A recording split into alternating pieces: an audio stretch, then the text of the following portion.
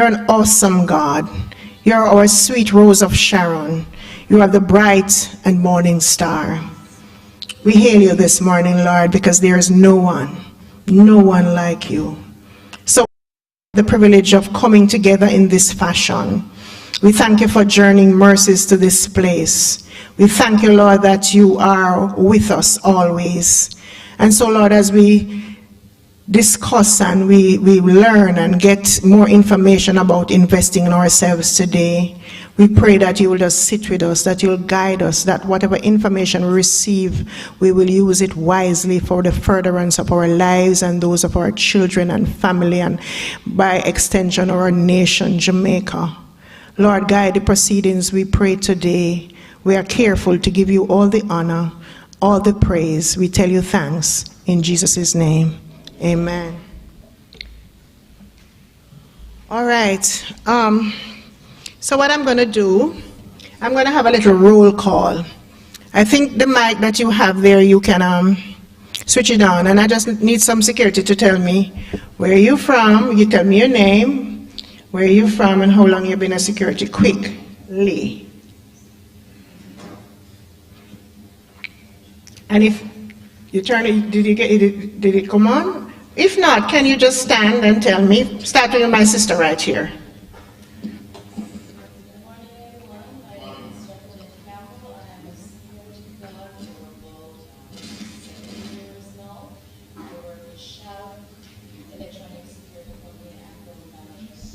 Woo! Let us clap her, my brother. Morning, everyone. Morning. I've been a security from 2016. I work with Marksman Limited, Guardsman, and in Spanish now.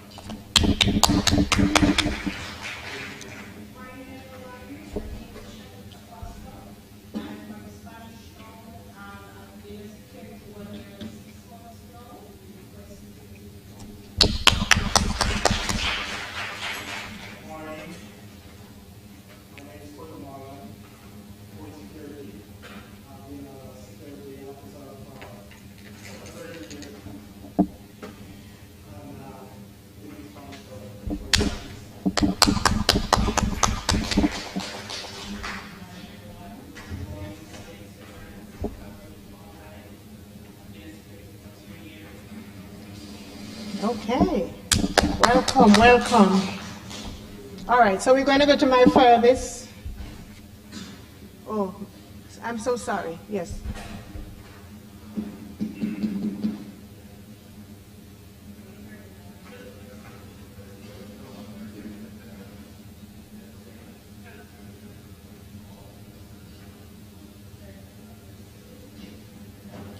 Okay, so see if you can project your voice for me, please. Good morning.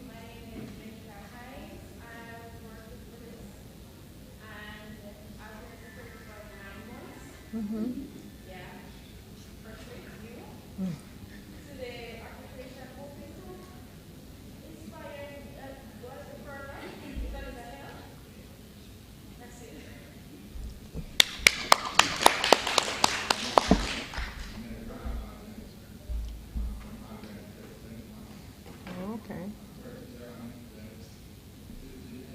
Wow.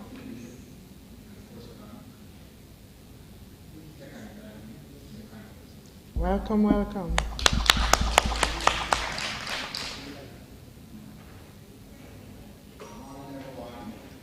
Morning. Wow.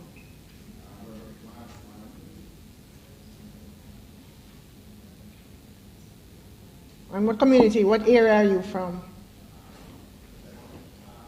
Kingston, okay. Welcome. Morning, sir. Okay, welcome. And you're from what community, what area are you, sir? Okay, you're Kingston. And who is next?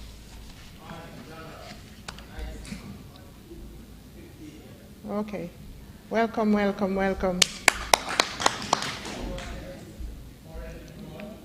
Morning.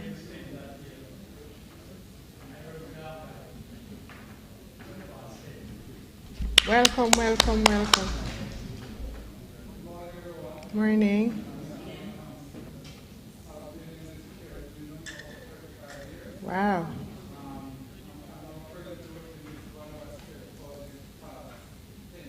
Wow. Okay. Welcome, welcome. Morning.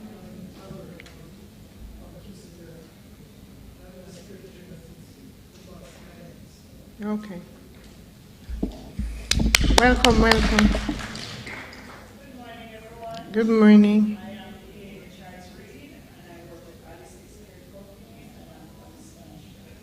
Welcome, welcome.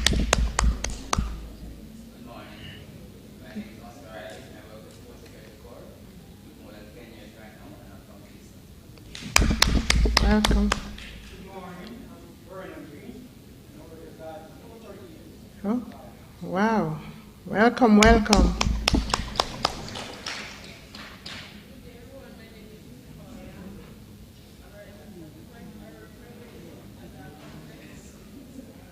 Welcome, welcome.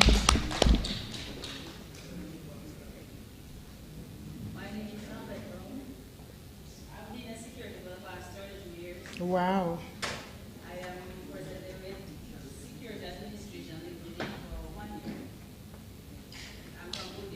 Welcome, welcome.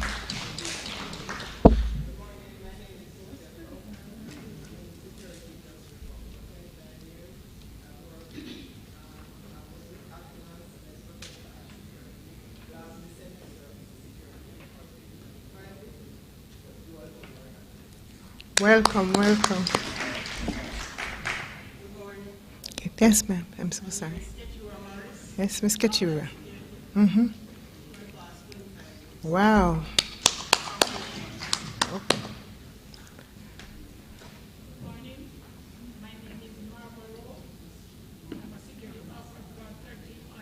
Wow. Okay. Good.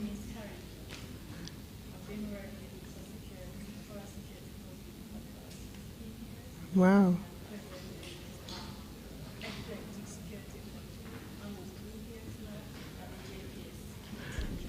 Okay. Welcome, welcome. Okay, the lady over there, yeah.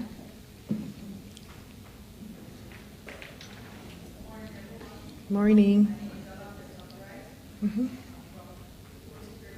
Mm-hmm. Oh, wow. Welcome.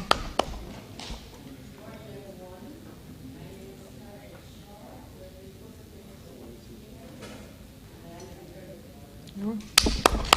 Welcome, welcome, welcome. Good morning to everyone.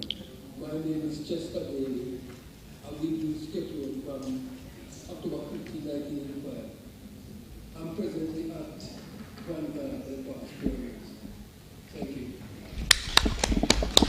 Good morning, everyone. My name is Esther Henry. I'm a security for 15 years. I'm Chris. I'm a member of security for 4 years. Welcome, welcome. Good morning, everyone. My name is Peter. I'm working in security fields 33 years now. Wow. I'm with a company that closed down for 29 years. I'm with the new archive for 4 years. Okay. Welcome, welcome.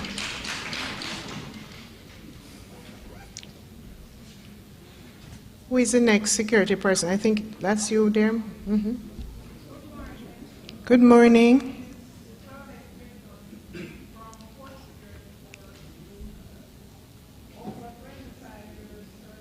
Wow. Good. Welcome. Good morning.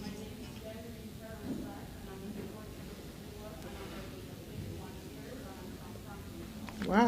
Welcome, welcome.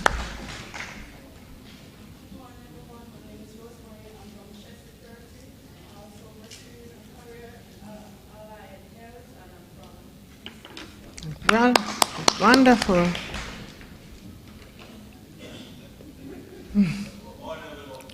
More.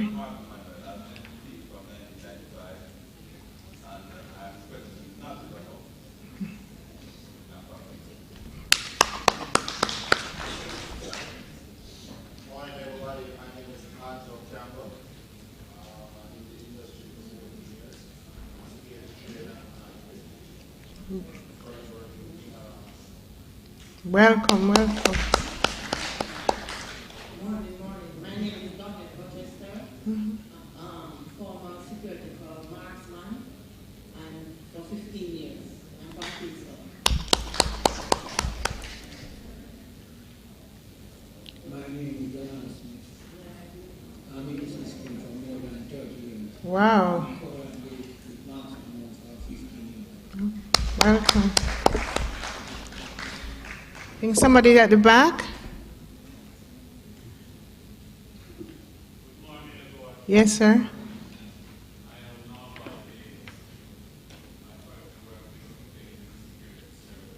Mm-hmm. Wow. Sir at the back?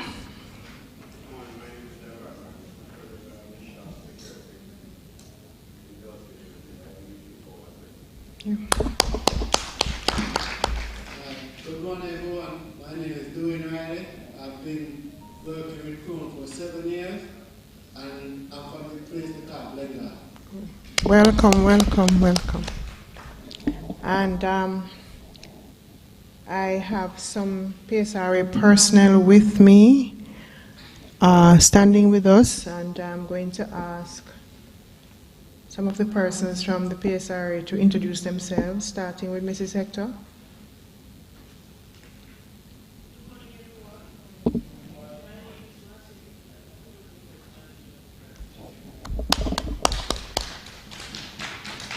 Mrs. Howiland, my praise and worship leader.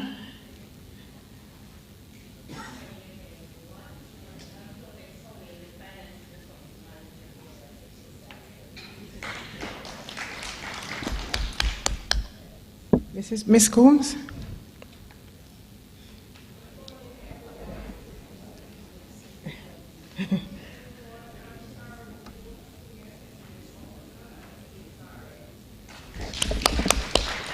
And may I add, Ms. Coombs has been with the authority from it was open.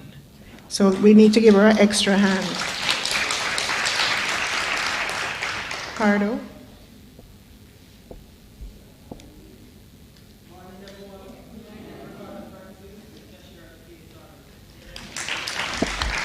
I'm sure quite a few of you have met Ricardo, because you have to give him the money, right? And there is somebody next to her that is a PSRA baby.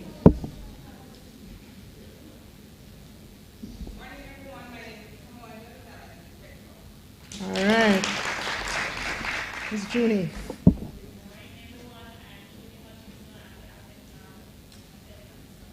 Yes. What am I missing? Everyone, I've been in and I own up the account.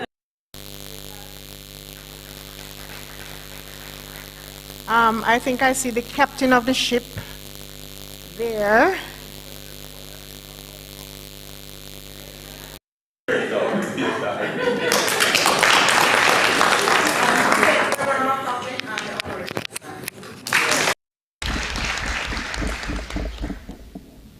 I know we have our chairman with us, Mr. Joseph Issa, so he's sitting right down there.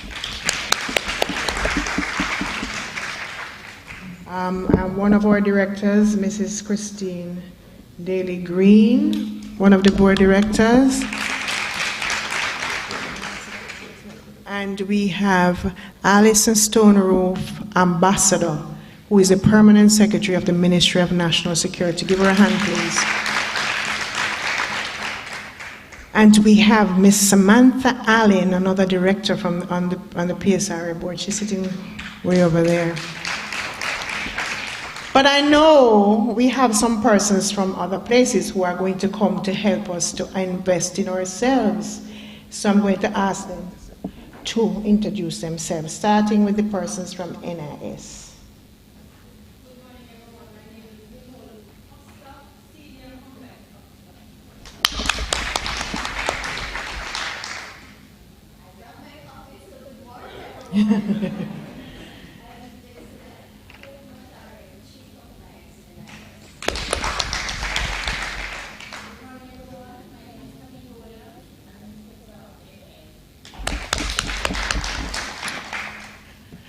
nurse. You're not going to get away. Good morning, everyone. My name is Norika Jackson. I'm a registered nurse in the Health Promotions and Public Relations Department of the National Health Board. And I look forward to engaging with you today. Yeah. Come on. Okay. Yeah. Mm-hmm. Good morning. My name is Hal Shanesworth, and I'm from Radio Jamaica. Oh. To whom, eh? Good morning, I'm Jadana Merkin and I'm from Jamaica Information Service. Wonderful. Who am I missing? Yes. Good morning, everyone. I'm Shani Johnson and I'm from the Ministry of National Security.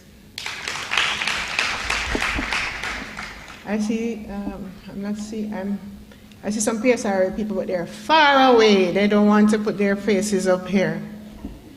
Oh, them all? Yes. Can you introduce yourself, please? Good morning, everyone. My name is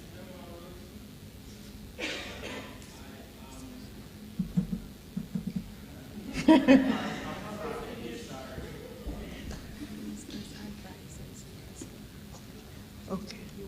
Okay. I gather the minister's advisor is here. Not seeing, probably not tall enough. Can you please introduce yourself for me? Good morning. My name is Julian Gigo.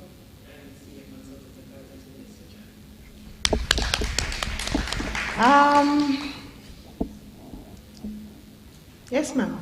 PSRA team member.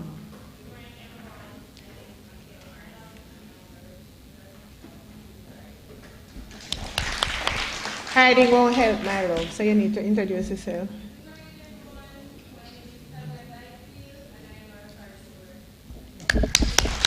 Ali Marie.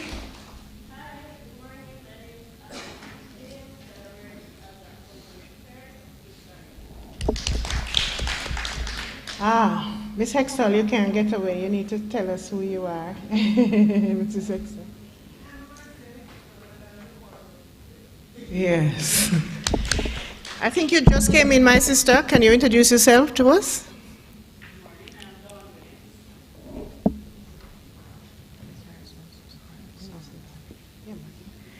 And you notice that I've left the best wine for last. My name is Sandra Dixon, and I work with the Private Security Regulation Authority.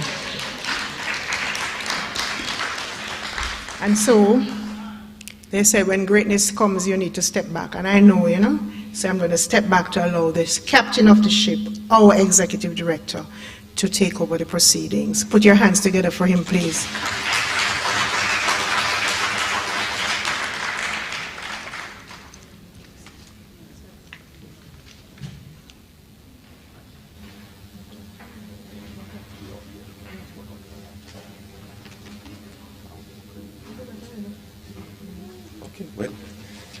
All right, good morning, everyone.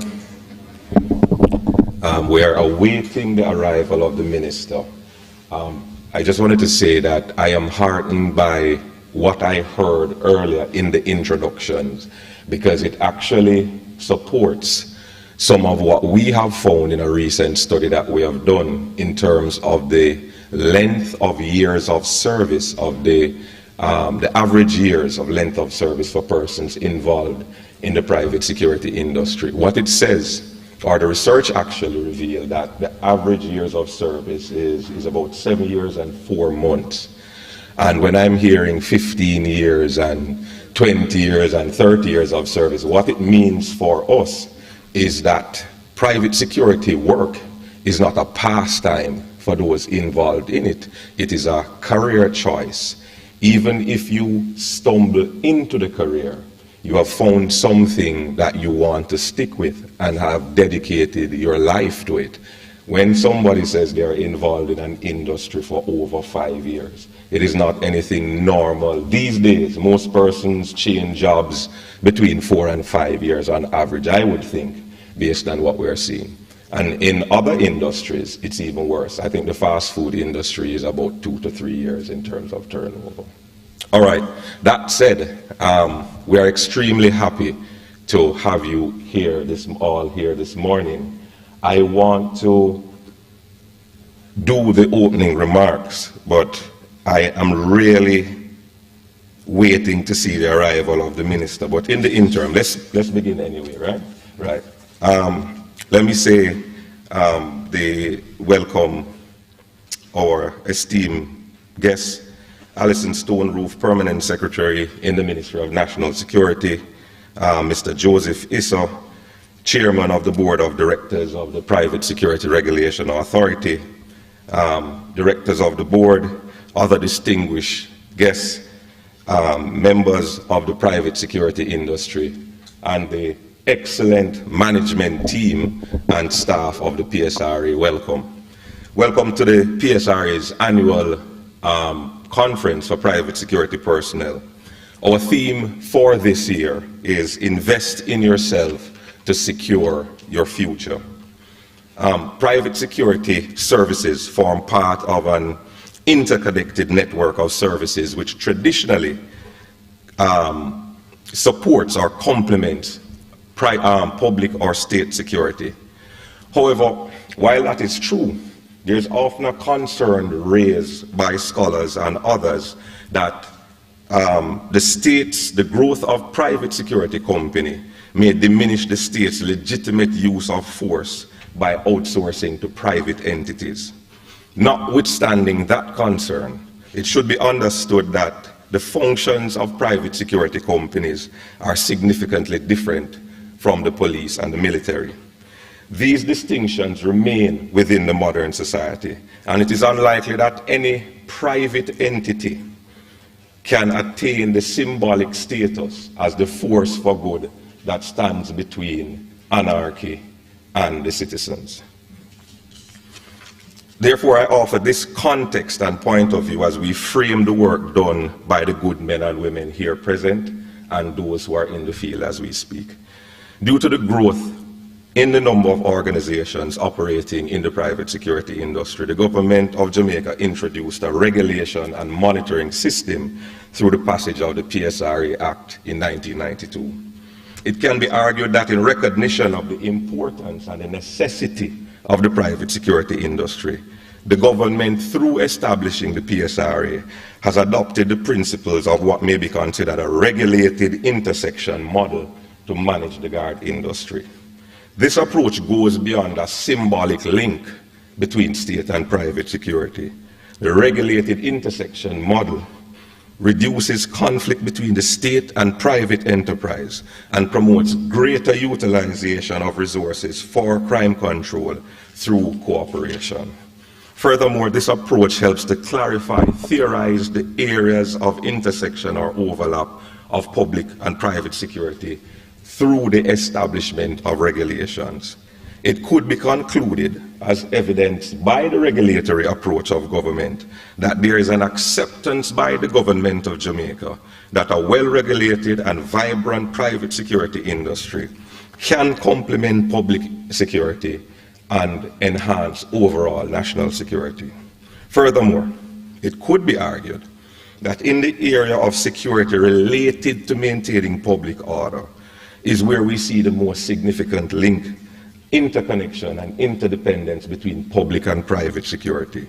An example of this would have been during the COVID-19 pandemic, when Jamaican private security guards were tasked with enforcing COVID prevention protocol in public spaces and in private enterprises.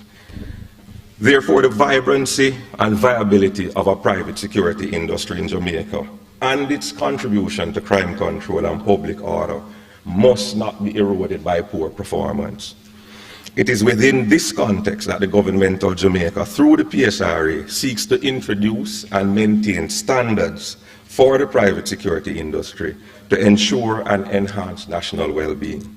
The work of the PSRA can therefore be seen as repeated and continuous investment by the government of Jamaica in order to secure the future of every citizen of this country.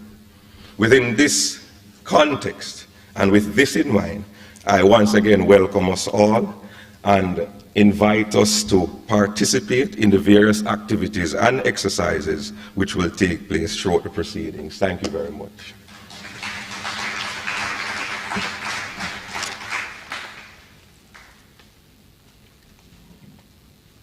Thank you, sir. So, presently I have 3 phone cards to give away. 2 digital and 1 flow. So, they call a thing called quick fingers, right? You know that? Know that game? So, I'm going to announce the card number, and whoever puts it on first, that's your card. Eh? No man, I'm going to give you the card number. Right? So you know how to add your credit, right? All right. No. Digicel. I'm going to go slowly, so whoever gets it first, the card that's your 200, and this is worth $200. So it's 3253871308.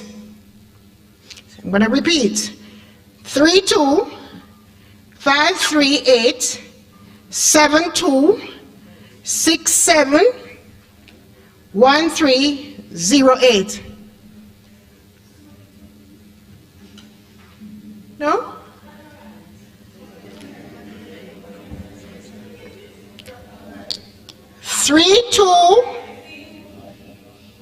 Sorry? 325387271308.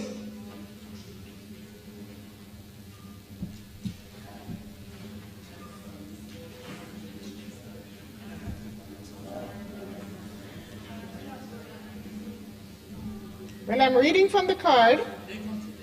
Somebody got it. You said somebody got it because the voucher is used.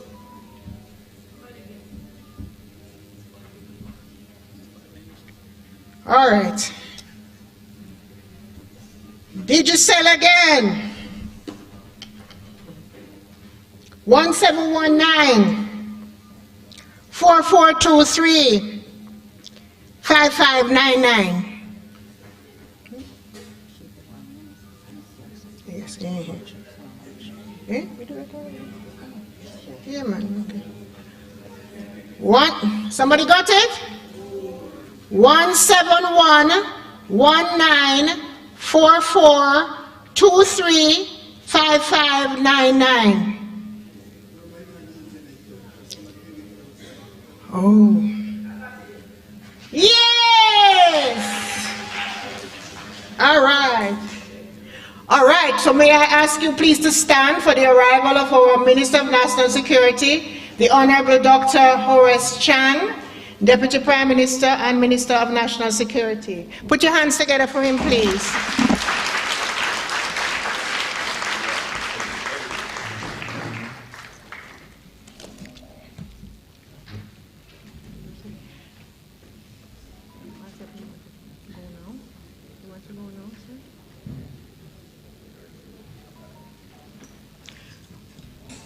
So I'll ask the Executive Director of the Private Security Regulation Authority to introduce our Minister.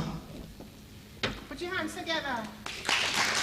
All right, colleagues, friends, the Minister really needs no introduction. The Minister is well versed in matters relating to national security and has been a big supporter and advocate for the establishment and continuation of the work of the Private Security Regulation Authority. As mentioned in my opening remarks, you will understand the intersection between public and private security is an important space, and it all goes together in terms of forming the national security architecture. I want you to put your hands together and welcome to the podium the Minister of National Security, the Honorable Minister, Dr. Horace Chan.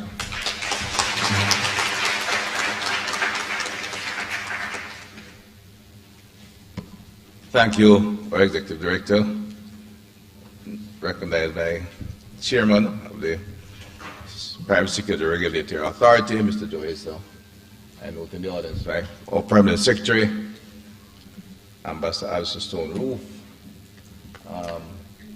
consultant with GEWA, a number of other members of the ministry, which oversees the private security industry. And to the members of the security industry here this morning, good morning to everyone.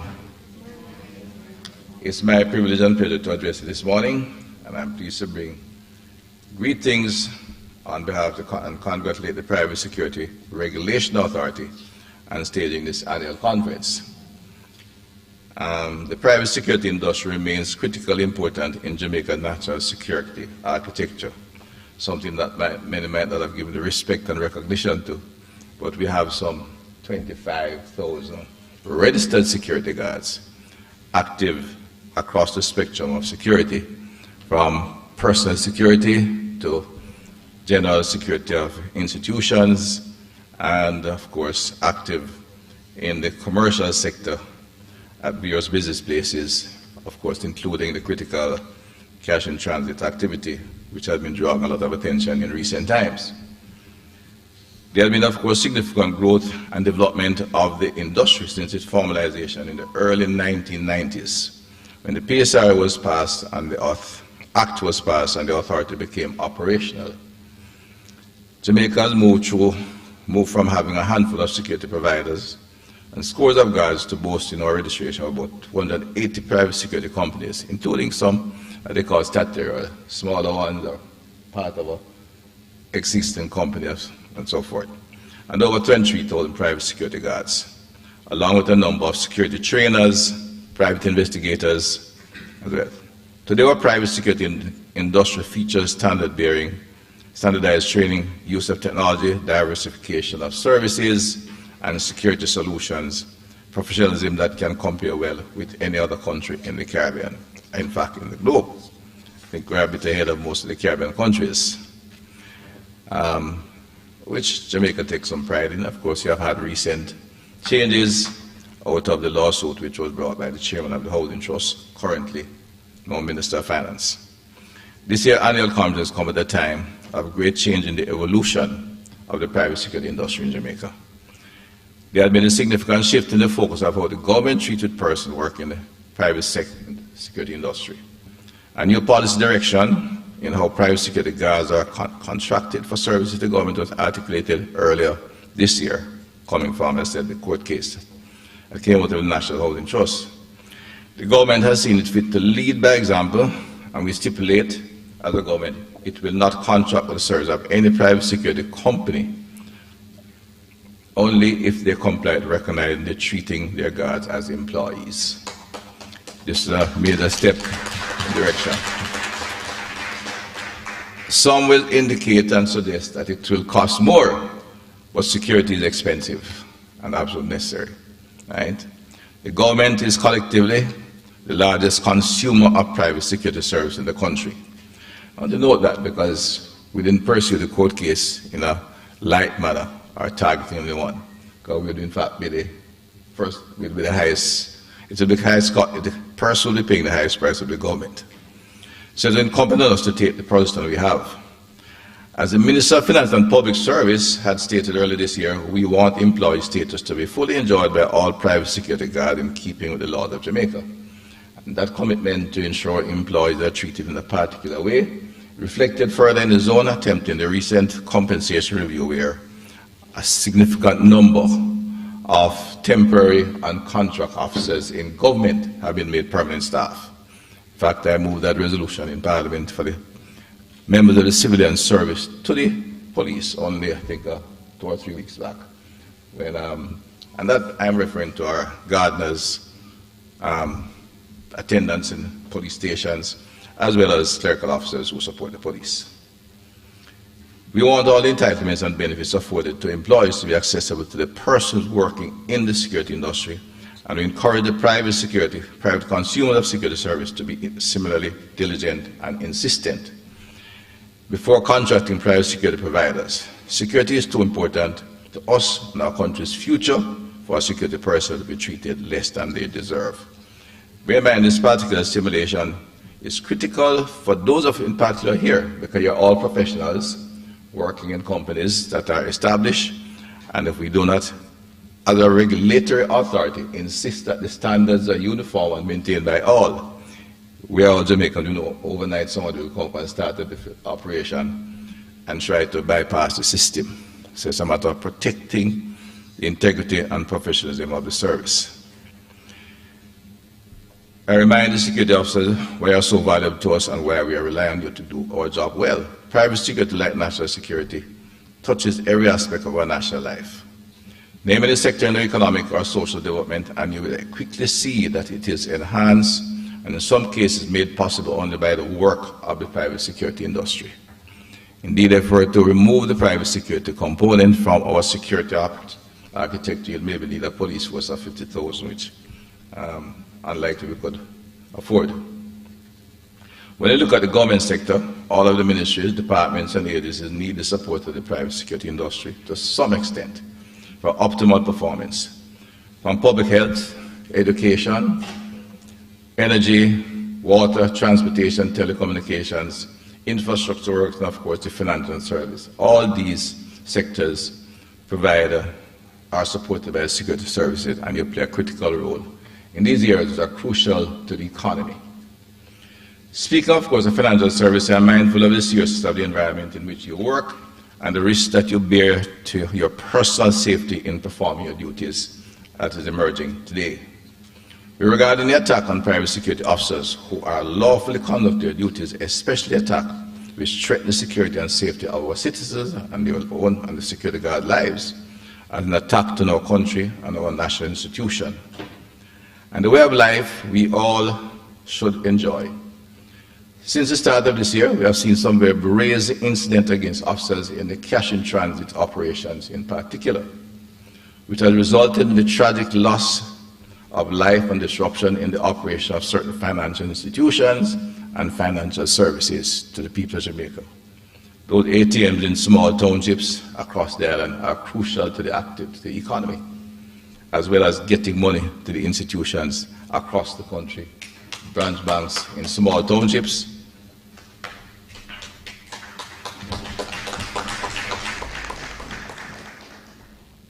these operations result in loss of life, loss of life as well. And I want to extend sympathy to the families and colleagues of all those who have been negatively affected by these unfortunate incidents. The Jamaica Constable Force has engaged dialogue with industry and offered technical advice on improving the measures used by private security providers in order to enhance the security of their operation with respect to the cash transfer. The PSRA, of course, has to take a look at this, and as a body that regulates the industry, look at what is evolving and take action to respond to ensure that the security industry service is prepared to deal with these new and evolving criminal activity, which puts individual guards at risk and put the country's economic activity at risk, and in fact render services some of our communities extremely difficult. So the PSRA is currently in the process of developing minimum training standards and minimum levels of equipment for the security guards directly involved in the transportation of cash. I repeat that. We'll be establishing for licensing minimum standards of training and equipment supply for security guards directly involved in the transportation of cash. This is an area of high risk for the guards and a critical service to the economy. Our action is a strategic response to maintain public confidence, as well as to ensure that the guards are prepared and equipped to protect themselves and the innocent bystanders in the immediate surroundings.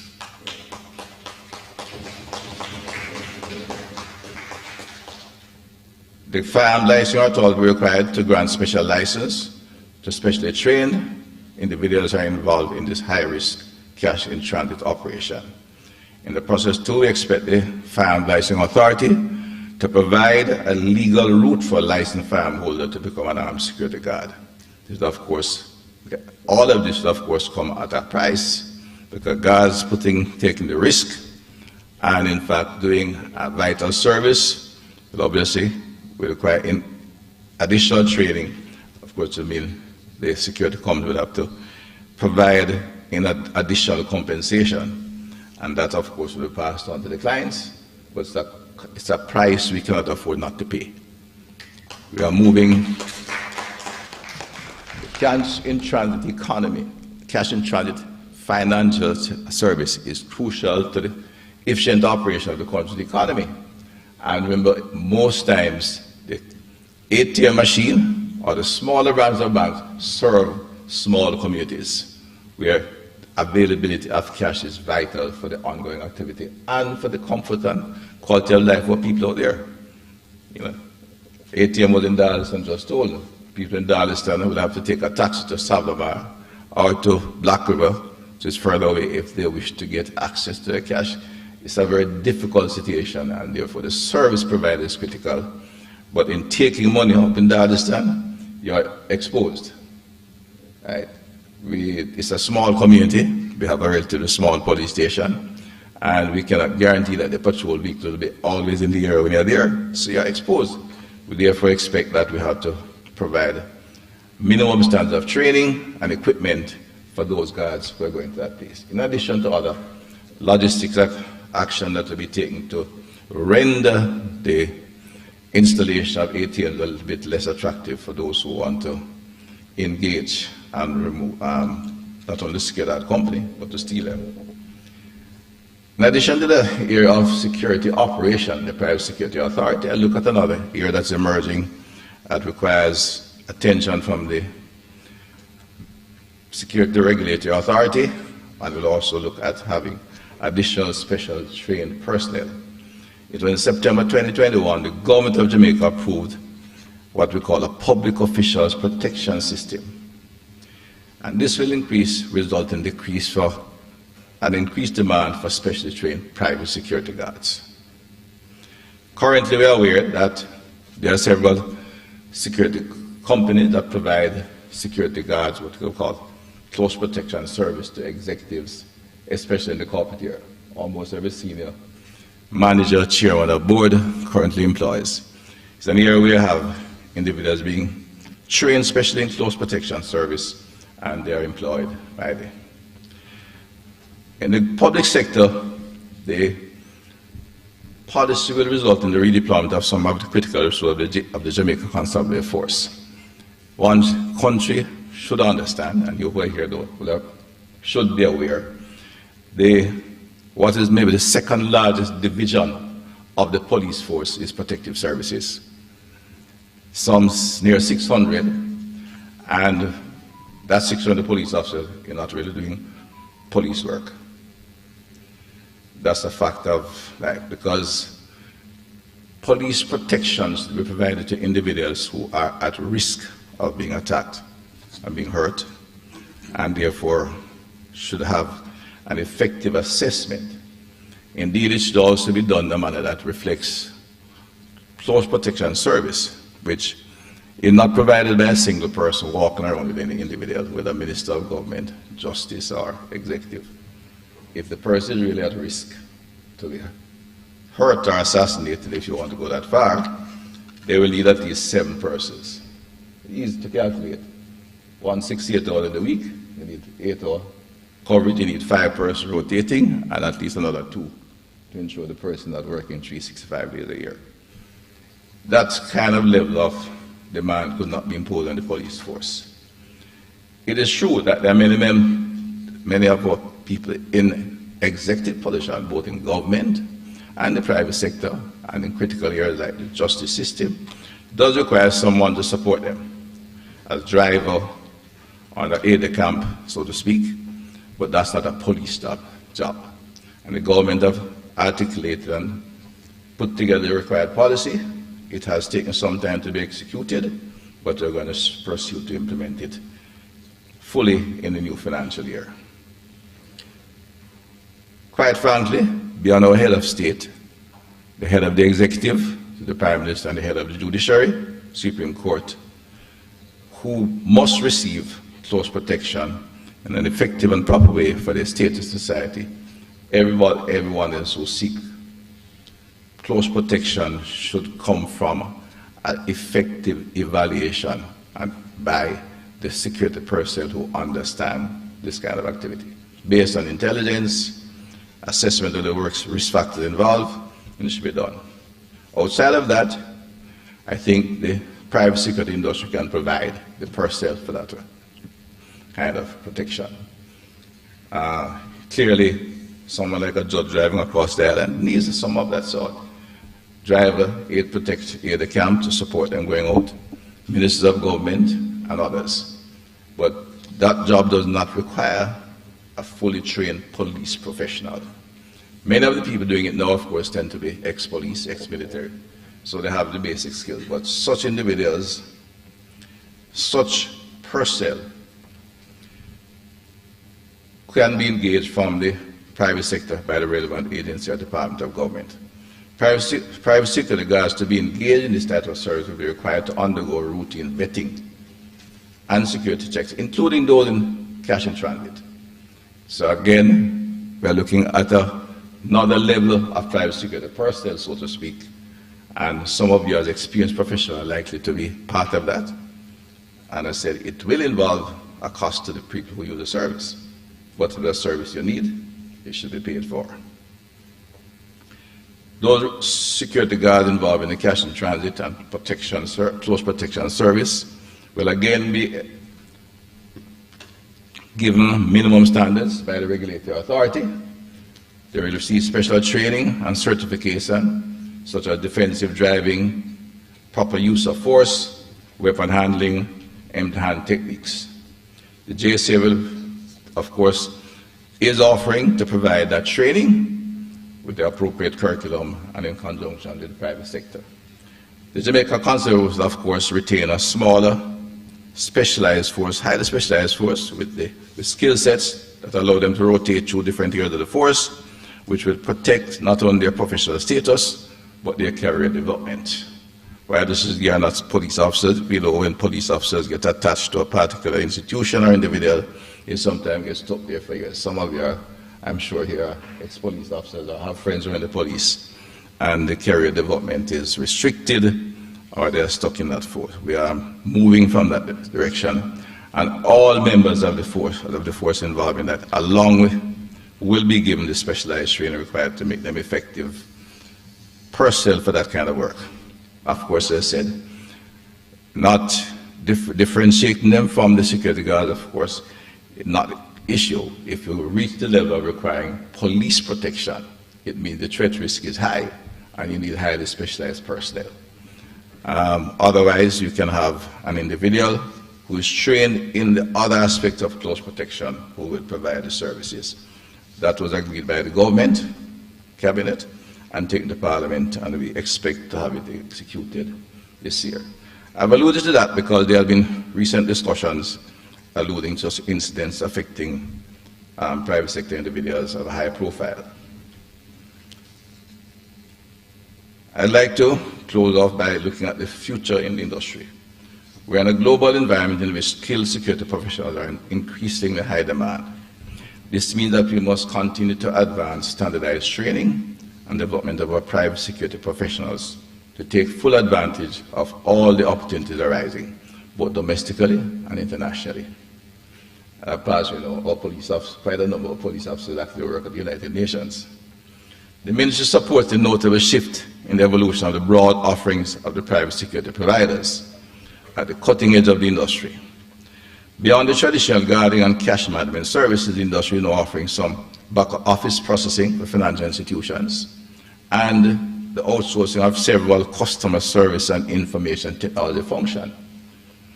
This demonstrates that the industry is innovating to meet the shifting demand of our landscape. And at the heart of all of this is the private security officers, you who are here and understand the industry and have been in the industry for some time and can see the evolution. As these services expand, it demands new skills and, as I said, additional skill sets to the cross-section of security guards that will be required to provide the service involved. You are the engine of that helps make this possible, and your work is the foundation of the quality of life that our society enjoys. Admittedly, sometimes we may take it for granted that our society's systems are just supposed to work. Today I commend all of you for making these systems work, which make Jamaica work. They do not happen by just happen. The cash in transit is a good one. Over the years, it's something we took for granted. Banks move money from bank to bank. Nobody thought about robbing in the bank transfer unit. They thought of a security guard being shot moving money from A to B. Was never even crossed the mind of most individuals. It was accepted that an ABM machine was put in a small community to serve the community. The small branch of the bank would remain in place, and your money will be safe. And if you go there, you'll be safe as well. That has changed, as many other things have. And the security industry, of which the private security sector is a major part, have to evolve, adjust, and adapt to the situation to be able to ensure public safety and good order. I want you to keep investing in yourselves and to take advantage of the various avenues to develop your skill set. Explore the opportunities of your company and see what opportunities are available outside of your normal routine and work functions. Perhaps it means additional specialized training, as I have indicated, for the evolving use of personnel in close security, the changing nature of cash in transit transfer, but perhaps it also means development in other directions, as I said, as larger companies have got into back office operations. Knowledge is power, and we're in a knowledge economy. Your investment in your knowledge and skills, as well as your personal and professional relationship, is the best platform for upward mobility in the society. Finally, I encourage you to invest in your health and well-being. Security in all sectors, private, public, specialized, high-risk, high-pressure job. Right? The fact is, as we move about, security guards are appointed in all kinds of institutions, and when many others, as my commissioner always said, when everybody is sleeping, my officers are at work. The same thing applies to security guards. You leave your home at 6 o'clock to arrive at a venue at 8 p.m. And the reality is, in today's Jamaica, your family remains alert not to hear a phone call until you get back in the morning, 8 o'clock, or whatever time you get home in the morning. Because in today's Jamaica, given the nature of the criminal actors, anything can happen. The fact is that there are increasing tendency by criminal actors to use violence, firearms. Today we have seen a moderate decline in number of homicides, but that process has shown that we have a more significant reduction in actual shootings because men are using high-powered weapons and they're shooting wildly. They go to a venue because our police now have, not yet fully equipped, but have more access to vehicles or motorbikes or other way, are able to arrive at reports on crime scene more rapidly. It means everybody who's at a crime scene is at greater risk, that the criminal is just looking at shooting and escaping. And the security guard is one of the first person in the line of fire. I know for many of you, their physical fitness and exercise is already a regular discipline. For others, it may not be so. It may be a real struggle. But I urge you, keeping yourself fit and ready is important in this job. Please take time to balance your work and personal life so that you can be your best self. Make it your duty to consistently check your physical and mental health, your relationship with the family and friends. I encourage you to feed your mind with the positive things and surround yourself with the positive people. You're in a critical job, but we accept it carries significant risk. In closing, on behalf of the ministry, let me express how proud we are of every one of you.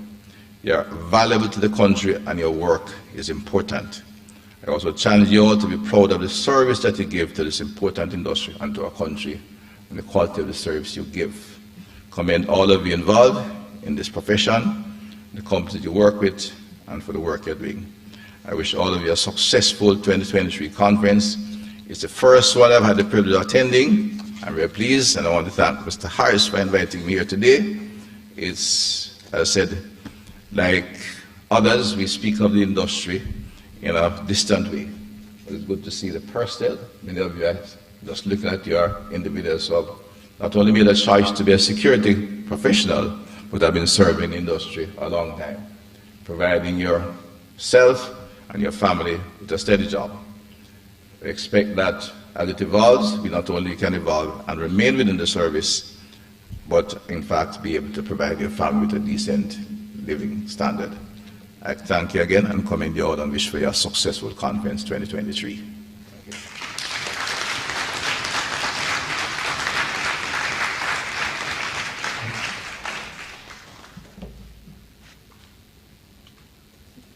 That clap, thank you, man. The minister has said that.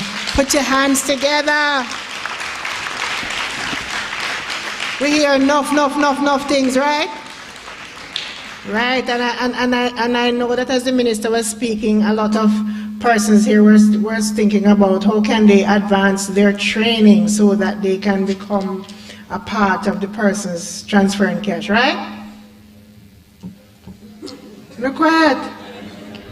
You don't want to step up in a life? Yeah, man. Yeah, yes, my sister, of course. Right, or to become a close protection officer. That's true. You man a step nicely with your briefcase, right? That's what the thing said, right? Yeah, man. Put your hands together again for the minister. We thank him because due to COVID we couldn't meet like this, and we are together again, and we're so happy that you are here. But I want to also inform you that we could not have done this conference without some kind sponsors. So you see, so we get enough things over there, so right? Anybody who would say you can peep over enough things, and some of our main sponsors are Cool Corp. They are giving us $5,000 certificate and a big TV, a big screen TV, you know. Big screen, 43 inch. So somebody is going to walk away with that today. So you're happy you're here? And Bulwark Insurance Agency, they gave us 3 fans. So you're going to cool down in the hot time, yeah. And we have gifts from COK. And we have phone cards for you, and I'm sure some of you have got your phone cards already. And we have gifts from the PSRA, of course. But because we want you to understand about investing in yourself, we have asked some persons to come to talk to us, to give you more information, not only for you, but to take away for family, for friends, for your fellow security who could not be here. All right? So I'm going to ask, I'm not sure if the lady from Hart, Mrs. Judith Edwards, is here. Not yet. Okay, I'm sure she'll join us later on.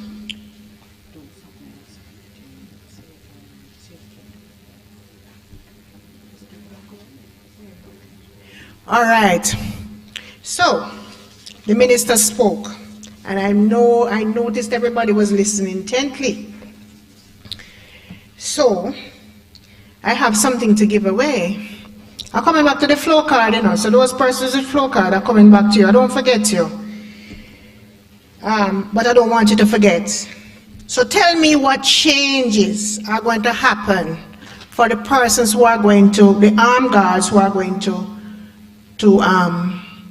transport cash. But you need to put up your hand and then properly identified, and then we will determine who. If your answer is correct, then you have one of our $5,000 gift certificate so that you can go to Cool Corp website and purchase something from there. And you notice they're outside and they have all sorts. They have electrical items, they have glasses at good prices. You know, I heard an advertisement some years ago that they can't, when you buy it in installment, it can't take it off your eye. But out there you can buy a nice frame for $3,000. Can you believe that? Burger money, not true? Yeah, man. Yeah, me want to buy it, but tell the ladies that 3 me want. And when you buy it in a quarter dozen, we can get 800, 8,000, not true? China man thing, right? All right, but yes, so I'm going to that question. So I'm asking persons to tell me Based on what the minister has said, what will happen for those persons who are transporting cash? Sir, you're not in it. Yes, sir. Tell me your name. Yes, sir. Yes.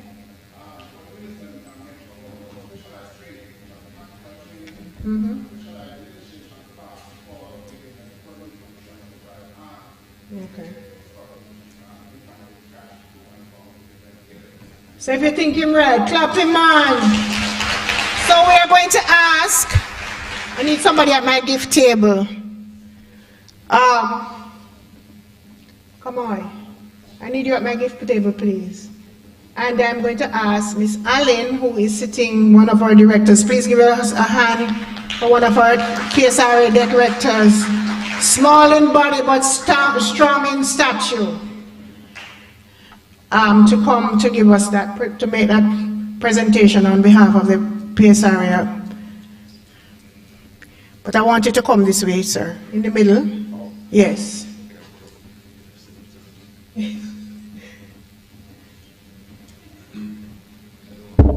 Come on, I'm going to give you things. Yeah. No, it's not she. It's come on, I'm going to give you. To that. Yes.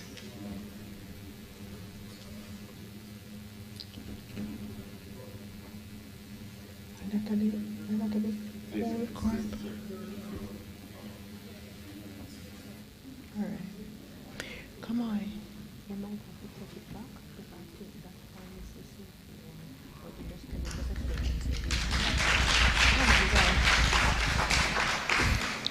All right. Okay. I'm going to ask another question pertaining to the minister's speech. He spoke about something called being close to a service being offered. I'm trying to, because I don't want you to get it, right?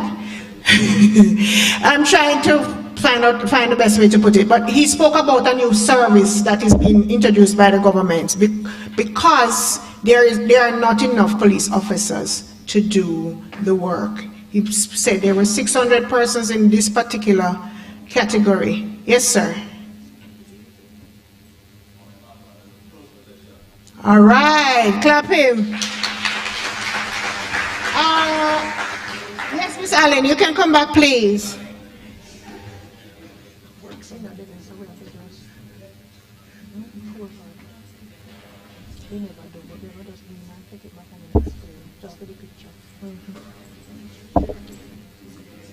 So, with the 5,000, you can go to Cool Co-op site and you can purchase something, and if the money don't enough, you can make it up here. All right.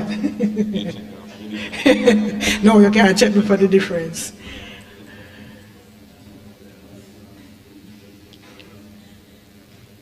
Come on.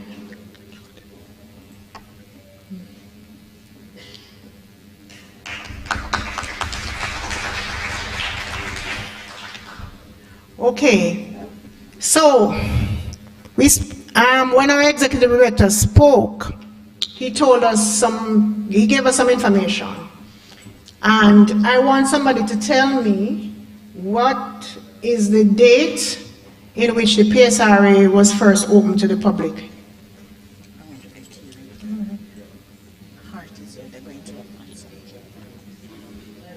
I'm so sorry. My apologies, my sister. Did you answering?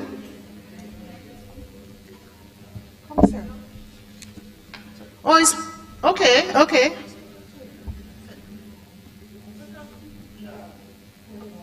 Yes, Mr. Morgan. Okay. Yes. Mr. Morgan, Miss Ma. Yes, October 1993. Yes, sir. Yeah, but we have to keep some small items. I'm not taking it away from you, my dear. No, man. Don't worry about it. We're okay. So you gave, and I'm so sorry. What was your answer? Oh, you go, girl. Put your hands together. All right. And I gather Hart is with us. Miss Ma'am? Miss Edwards is here. So, as I was telling you before, we have persons from the Hart NSTA, we have the NIS, we have people from the NHF, right? So, you will be well informed to be able to invest in yourself, okay? So, we want you to relax and just enjoy the information. But remember, you need to listen, because I'm going to come back with some goodies, plenty goodies we have over there to give away, and I do not intend to go away with them, okay? So, if you will listen. Is Miss Edwards? Put your hands together for her. So remember, listen, listen, listen, listen. All right.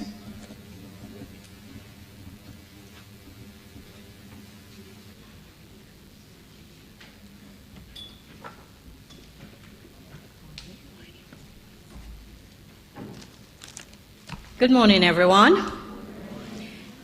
This morning when I came in the car park, I said to myself, you know, I think I'm at the safest place. So I just leave my car door open, I leave the windows down, and I leave my handbag in there. What better place to be than here, right? You agree with me? Where the people were supposed to secure me? Where them there? They're not in the audience. Minister? I'm secured, and we all are secured. I don't even need a bodyguard, because look at you. You all are my bodyguard, and I thank you very much for inviting Hart, the NSTA Trust. This morning, I don't know how many of you know about Hart Trust. There, show of hand. We're not dealing with the Hart this morning. It's Hart Trust, because everybody, when they see us on the road, they think, say, oh, miss, I come to get my heart tested. No. We're here to give you skills to invest in yourself. And we have been in the news over and over. Good things, though. Good things. I'm sure you heard good things about us, right? And I have one of the biggest prizes. Let's see them giving out some prizes, some little tokens. I have a prize to give you. All our programs are free. That's the biggest prize you could get, right? You're coming in at 17 and over. And when I say over, when persons come to us, they say, over, miss, my 55, me can still come. It is over. Don't it over 17, right? So all our programs, 17 and over, we have specific programs. We have the 17 to 23. We are not leaving out our disabled, 17 to 29. 2 or more CXCs, and that is the school leavers program. And that's fall on our traineeship. So they come into us, they're placed in jobs for 1 year, and they're assessed on the job. That now sound good? Yeah. But no, I'm not children who we can get for putting on the program. Only sit down, so. Miss Dixon? Where are the security guards with children who are at home not doing anything? We want them in a program. Skill is power. When they can take the job away from you, they can't take your skill away from you. And that is our motto. We have our programs. In the news recently, you heard about the LIFT program. And we're lifting up our young boys, our young girls, just leaving high school with CXCs and the MPs. They're the ones who select these persons, send them to us, and the training starts on Monday of this week, Monday of next week. And they'll be in training for 8 weeks, and after that they will be placed in jobs. We do have a question. 17. Anything over 17. They must have a TRN, must have NIS, and NIS is here. I saw them outside. Okay, another question.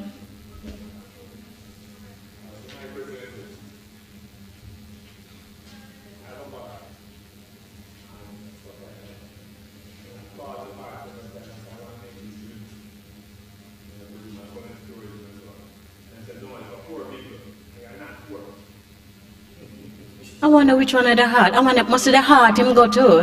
Him never go to heart NSTA. We train and certified people, and you going to tell me, so we tell you, say it's for poor people. Well, all programs, if you pass, even Rockford this afternoon, pass out there and you see all the poor people vehicle them. When you look on the vehicle them, it look like we keep dance out there at church. Saturdays and Sundays, we are full to capacity.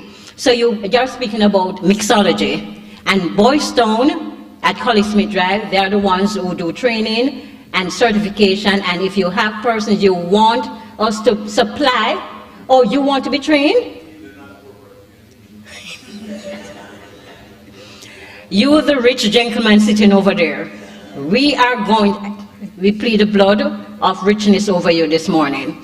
Okay? So the rich and the poor, the underdeserved persons, we ask that you come into heart. You have a skill and want to be assessed and certified, heart and estate is place to be. So you have the skill. You have mixology, you have a bar, and you want us to train you to mix the drinks so that your clients, your customers, when they come to the bar, them can say, oh, bossy, where you get this from? Just tell them, say you have been trained by heart and certified. Okay, another question? Any parish. We have 26 institutions all across the island. We are also attached to churches, so sometimes when you go about the places you see our sign at the churches, those are the CTI, the Community Training Interventions. So please come on at our booth if you have any other questions. We have persons 17 to 23, 2 or more CXCs, the School Leavers Program. We have the RAP, Registered Apprenticeship Program. We are 17 to 23, 17 to 29 if you're disabled. We have not left out anyone in our programs. We have the Empowerment Program, and that is mainly for our disabled persons. And we train, we certify them, and we also place those persons on jobs. For the disabled, person with disabled, it goes up to 29. 17 to 23, able-bodied. 17 and over. But 17 to 23 for that specific program, the traineeship program. Okay? Any other question? Okay.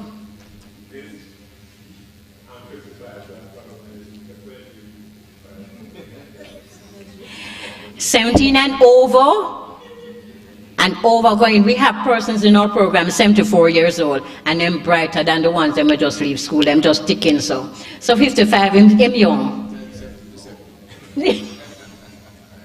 Go ahead.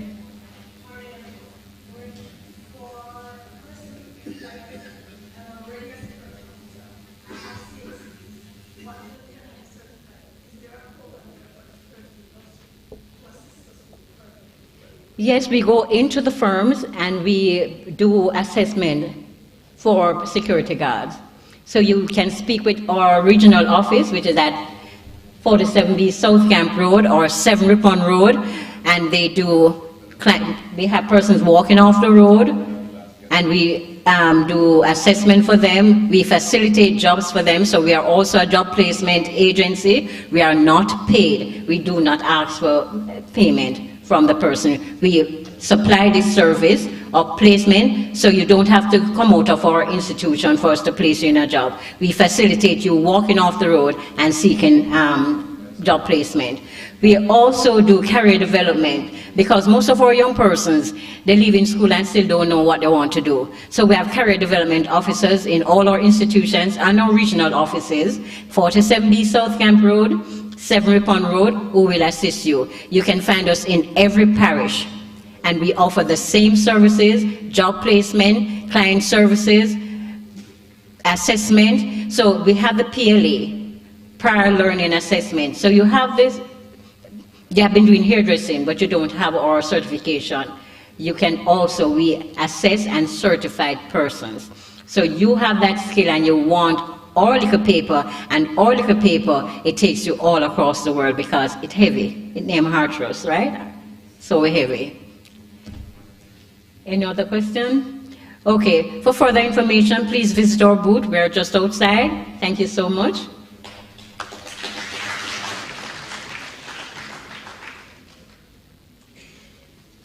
Thank you, Miss Edwards. Clap her again, man.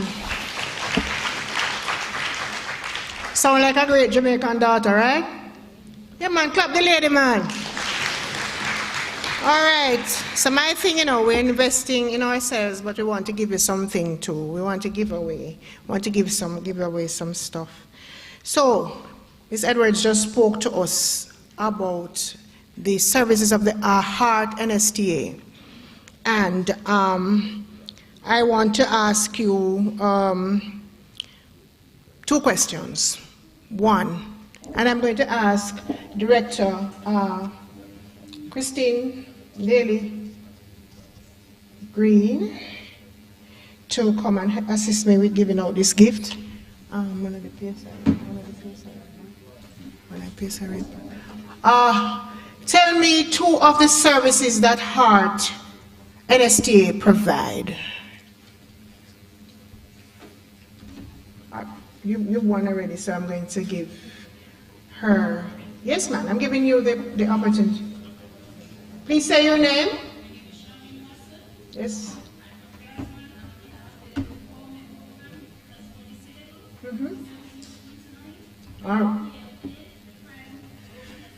All right, put your hands together for her.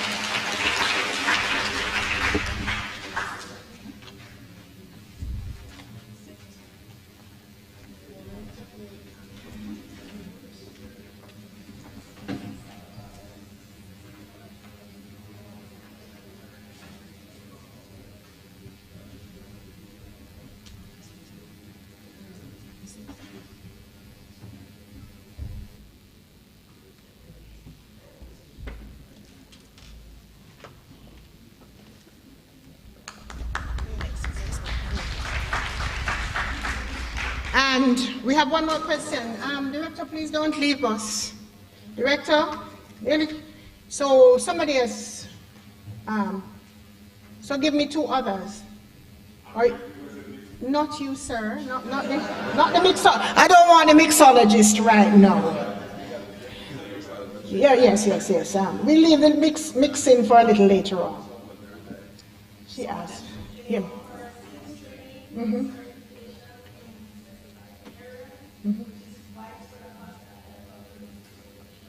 Wonderful.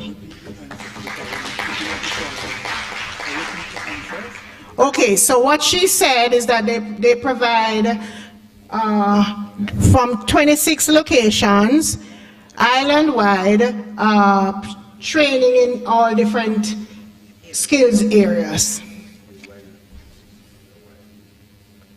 Wonderful. So, while we invest in ourselves, so give Miss Edwards another clap from Heart. Good information.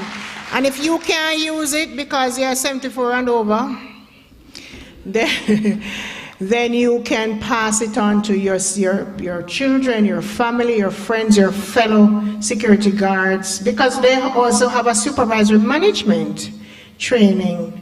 Yes, man, I know. So, you need to step up in your life. You don't need a $20 for pip. We just go to Heart, right? Investing in yourselves. All right, so we're moving on. The next person is coming to us is from the, is he okay? Is he okay here? I gather it is Mr. Donaldson.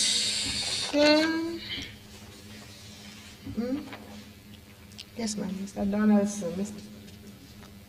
No, it's not Mr. Clark. Mr. Donaldson. Mr. Donaldson, you're coming, right? Oh, okay. I got another name. This is not Mr. Clark. Sorry. That's all right.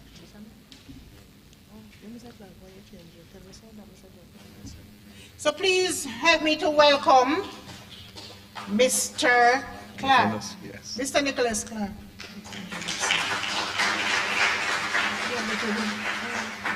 All right. Sometimes you make mix up, when you are too much, right?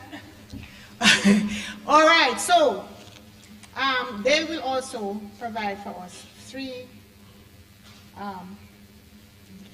gift certificates for your pension. So make sure you listen, because then you can't go home with it if you don't listen, right? So we're investing in ourselves. So that listening is one of the tools to be able to invest in yourself, right? Mr. Clark. Thank you very much. Good morning, everyone.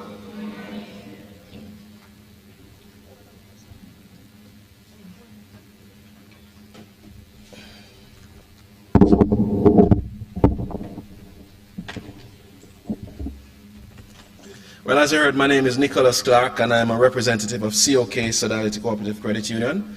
And I want to talk with you about a matter that we all should find to be as critical and important as us securing ourselves and our fellow men. Agreed? As Ms. Edwards demonstrated, the first idea that comes to mind when you talk about security and security officers is really about securing the well-being and the safety and the property of others. Isn't that true? Really, we don't think about securing our own interests and our own health and our own futures. That comes as an afterthought. I mean, people come to me because I deal with pension, and it's usually people in their 50s that come ready to deal with pension. But as she illustrated today, it is because the mindset that we have. So what we want to do is change the mindset. One of the things that we need to recognize is that we have goals, we have dreams, we have things that are important in life. And so we plan for our things, for many things. And one of the big things that we plan for is like your home,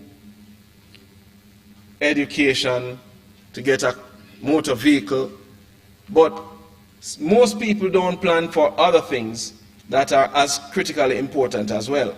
Things like illness, disasters, and retirement.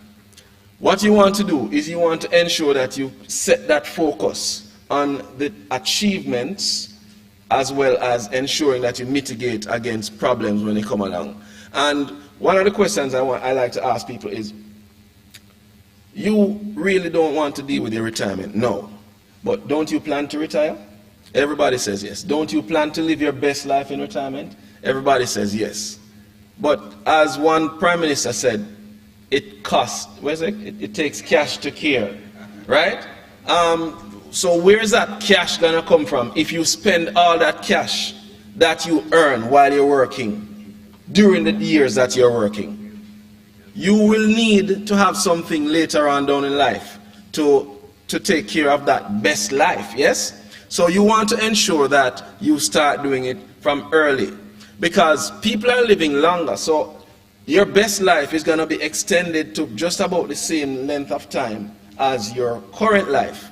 If you see on the graphic here that people are really living way beyond. If you look from 60 years ago, people were at the average age that people died at was 64. Now, if you look at the current date, you see people, because of several different things, are living into their 80s, and the average age is now in the 70s, getting closer to 80, yes?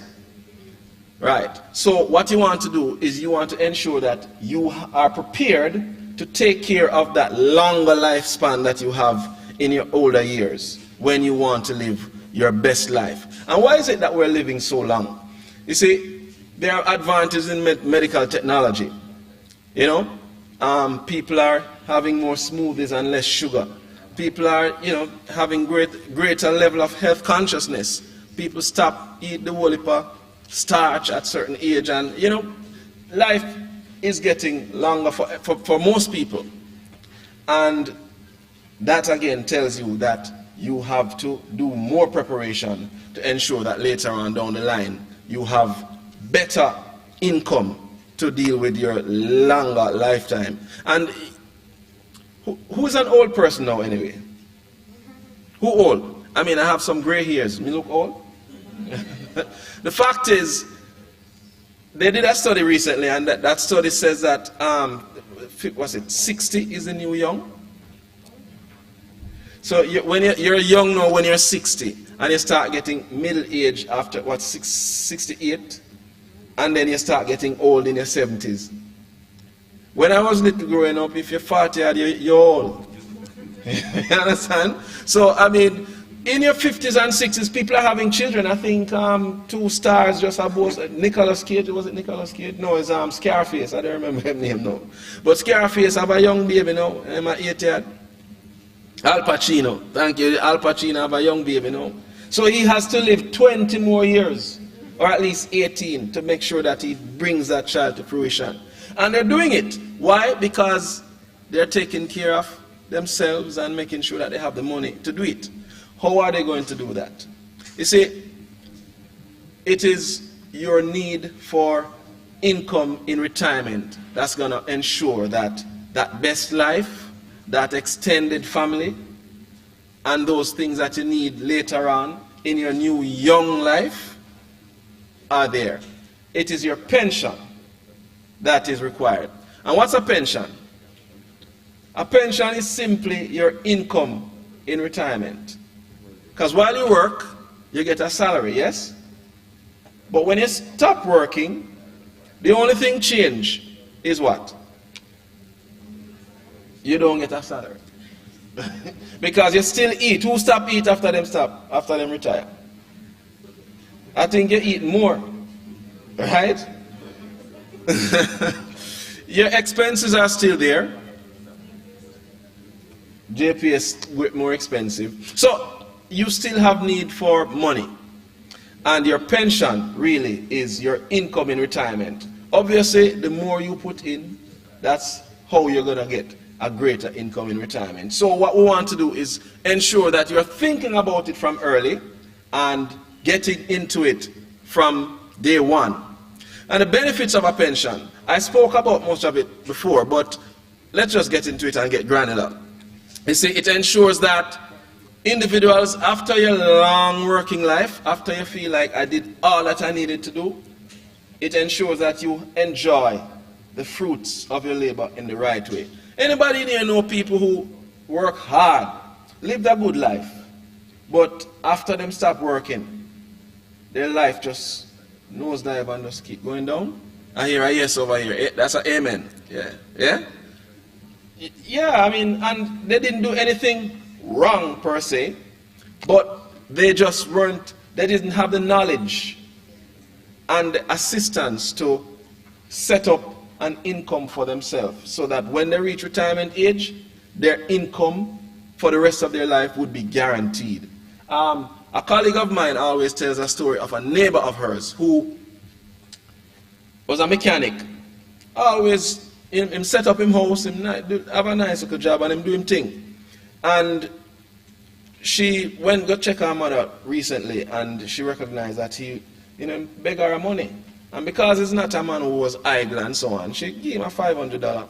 And next time she go, him beg her money again, and she asked her mother, what's going on with him? She said, well, as a mechanic, him use his body to do the work, and he had a stroke, and he's unable to work anymore. And him really don't have no more money, him not have the body to take care of him anymore. So him life basically running down. So it's not that you're lazy or you do some little unwise things with your money when you were working and when you had good, strong body that you end up in a bad situation. It is because you didn't use it as best as you could to ensure, to secure your future. So we're here talking about securing your future, yes? And securing yourself.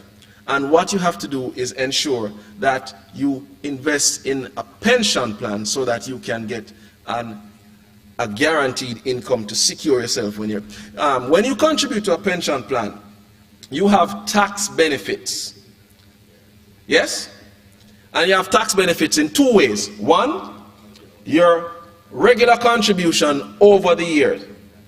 You can get a tax break from that or a tax refund. So if your company does not do a salary deduction for you and you make the contribution on your own, then at the end of the year when you receive your statement, you can go to TAJ and say, all right, I pay my taxes, but this amount was paid after tax. Please give me back the amount that I should not have paid, and you'd get a refund.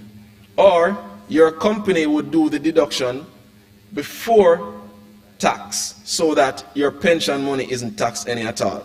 And so that's one way of benefiting from tax-free, from tax evasion. Well, not evasion, from tax relief, because the government allows you to do this, yes? So that's one. The next break that you get from it is this. When you reach retirement, there's a lump sum that you will collect. You have up to 25% of that. So let's say you save up to $10 million. You can get up to 25% of that tax-free as you start your retirement. Another benefit in there is that because you are reducing your income with your pension contribution, you're also reducing the amount of tax that is charged on your income. So depending on where you are on the scale, because you know there's a 1.5%, I mean a $1.5 million that is not taxable, the threshold.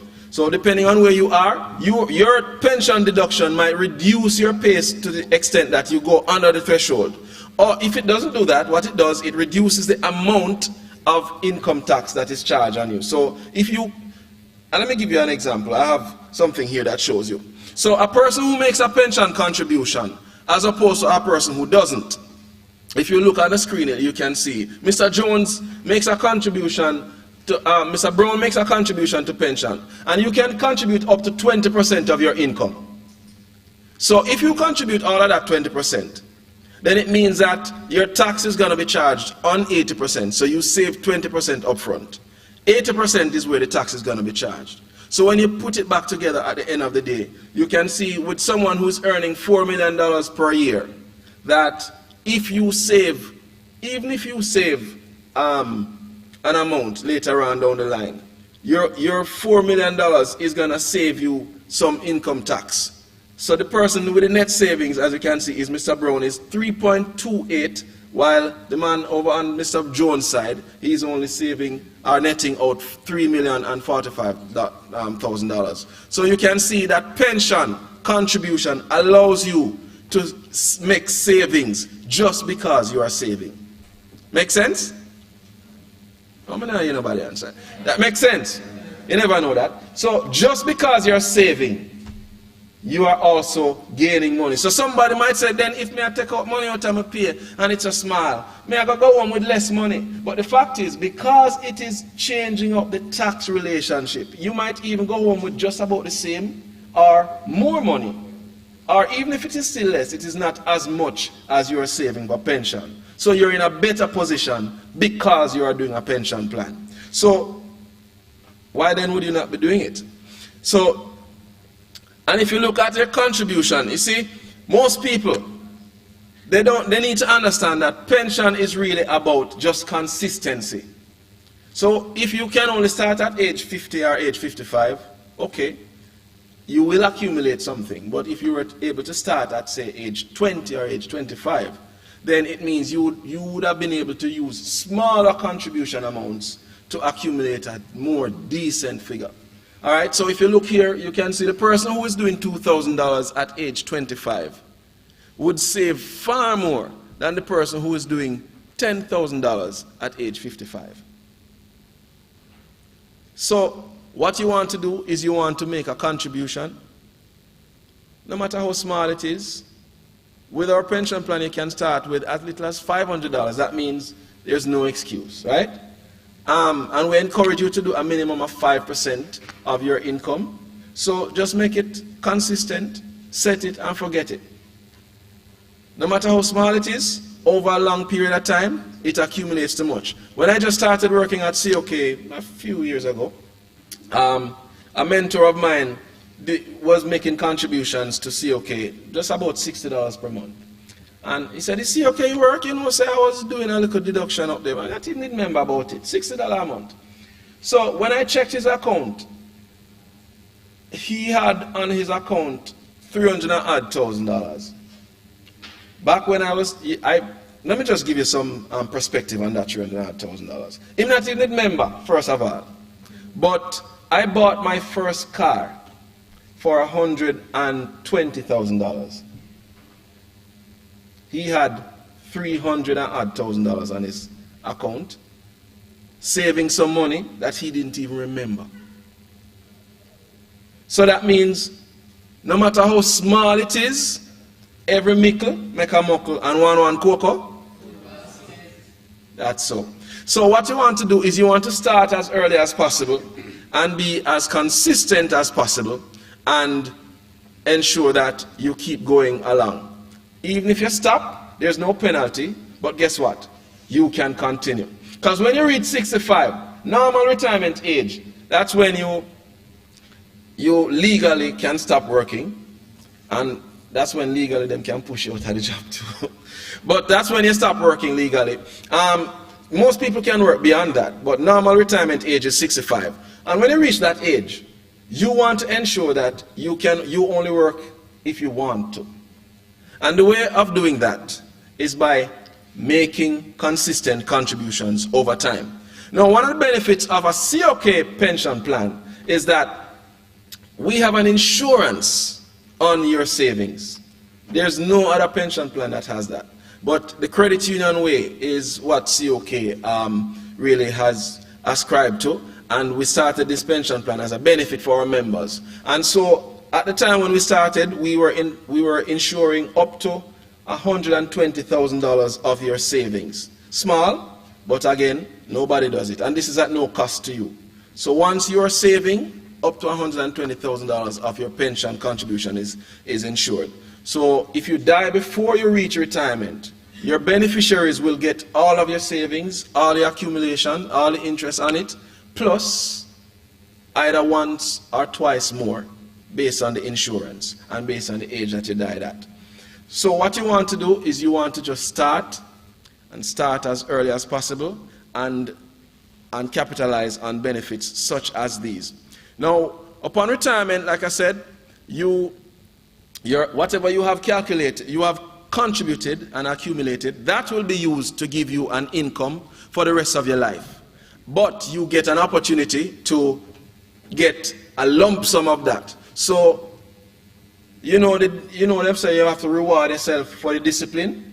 So when you reach that age and stage, after doing all of that continuous and disciplined contribution over that period of time, you get a lump sum where you can go on a little cruise, a Jamrock cruise or one of those cruises, enjoy yourself, or set up a little business that can help you with some money, or you have a little money where it can be a little fallback, so any little emergency you have it with you. You have up to 25% of that and you get that tax-free. So, what you need to do, just continue to make your contributions. And remember, pension don't start right now. You only use it when you reach retirement. But you have to start it from early.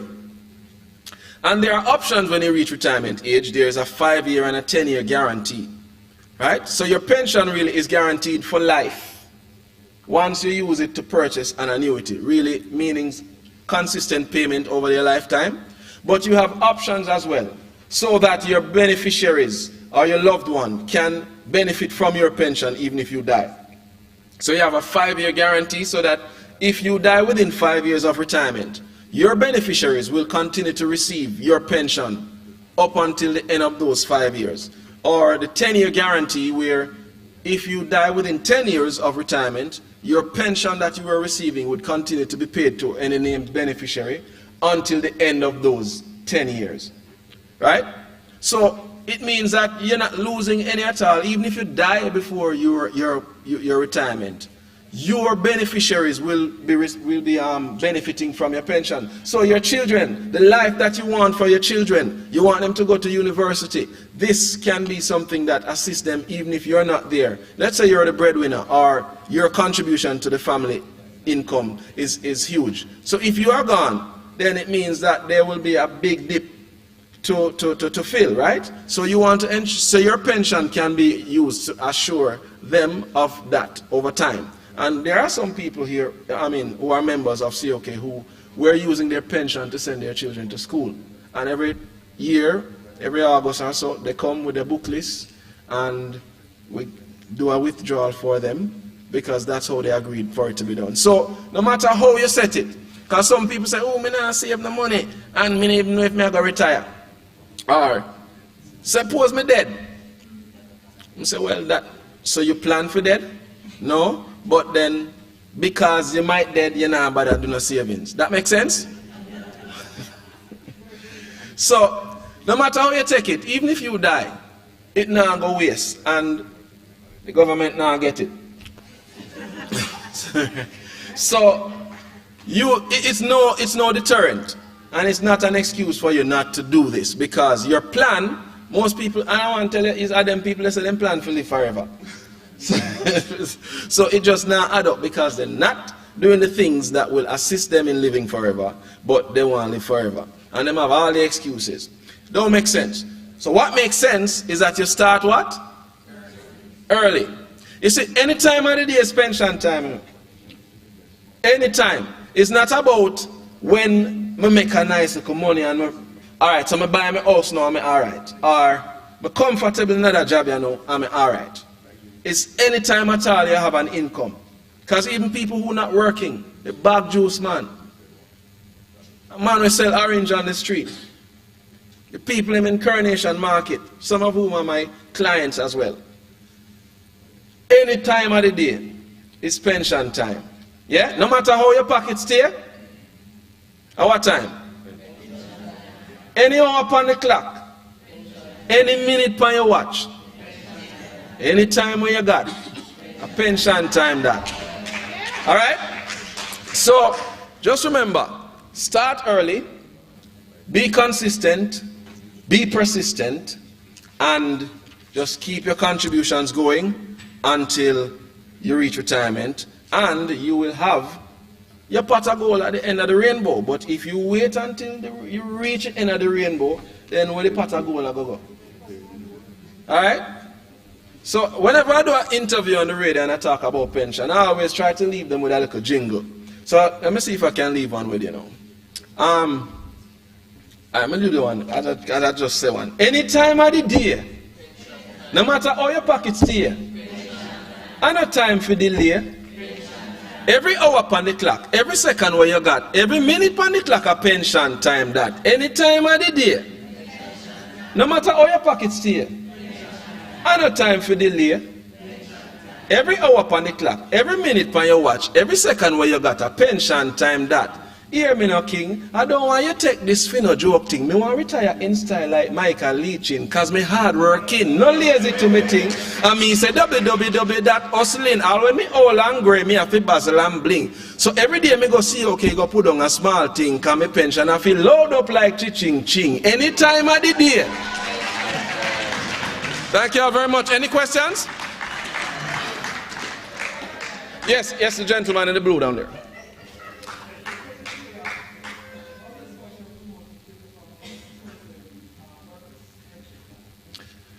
How does it differ from the tourism workers pension plan? The tourism workers pension plan is for, as it mentions, people who are working in the tourism sector. We had written to them when they started giving sound that they wanted to develop a pension plan for the people in that sector, and we offered ourselves as one of the retirement schemes that they could use, but they had other plans, and so they developed something comprehensive for them. But our retirement scheme is for people who didn't have the opportunity to save towards a guaranteed income for the rest of their lives. So when we started back in '88, if you weren't working with a company that was willing to set up a pension plan and sponsor it, then it means you would not have been able to have a pension plan for yourself. So we sponsored a pension plan for our members, so people can, anybody can save and say it's for them pension. But you heard the options here. You get the tax-free benefits, and you are able to also reduce your income tax. You're also able to get an income guaranteed for the rest of your life based on what you have saved up. Yes? So it is a retirement scheme and a pension plan that is approved by the FSC and TAJ and the government of Jamaica. So it's not different in that regard, but it is only for those people. So if you're not in that industry, then it's not available to you.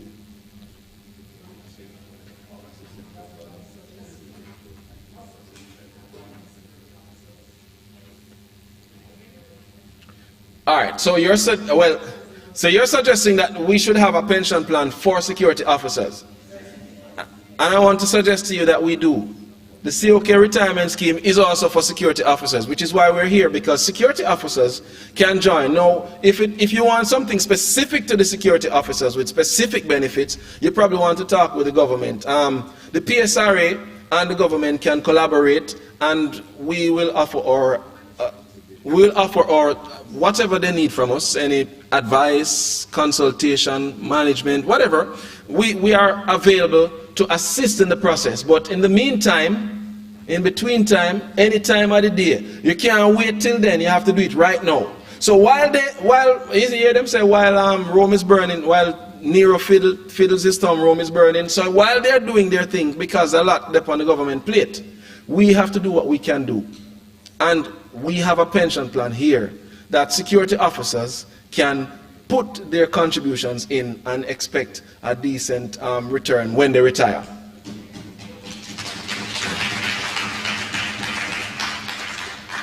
Any other question? All right, well, it doesn't seem so. It seems like I was sufficiently clear. Yes, sir.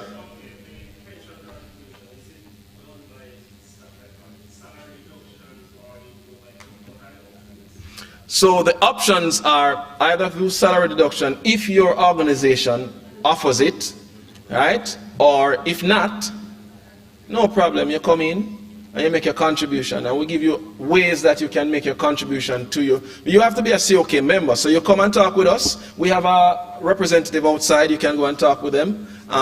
Sign you up right here, right on the spot. And your contributions can be made either by bank transfer or direct deposit to any of our branches, or if your company decides that they want to set up a retirement scheme plan for their staff, they can do the deductions before tax and do all the necessities, or they can just do the deduction after tax, send it to us, and you would still be able to claim your tax benefits later on from TAJ. So no matter how it go, the retirement, you see it. Yes.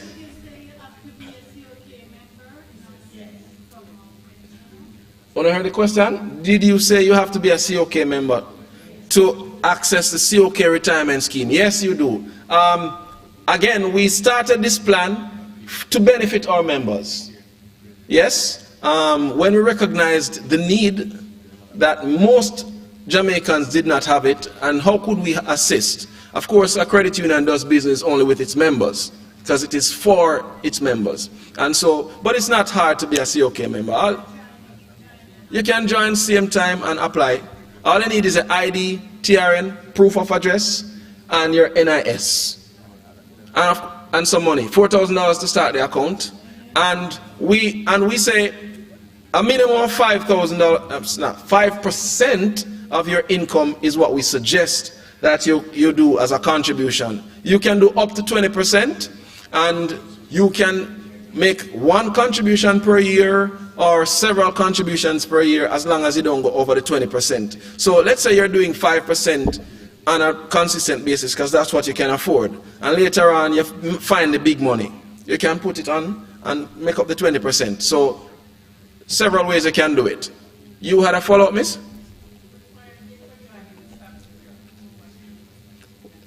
Up until what age can you join the pension plan? All right, 65 is when you cut off. So, I mean, I would say even 5 years before, because obviously at 5 years, I showed you that that graphic. It depends on where you're at and how much you're contributing. You would have to contribute far more when you reach that age and stage to get something significant. But guess what?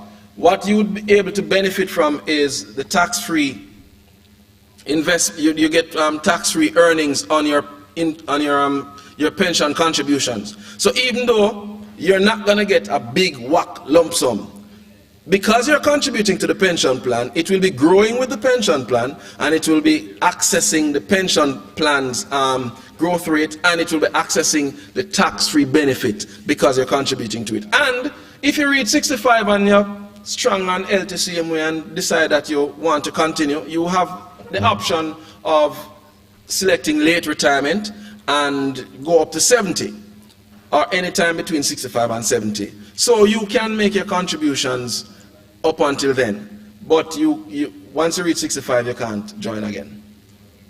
Yes, sir. Question again.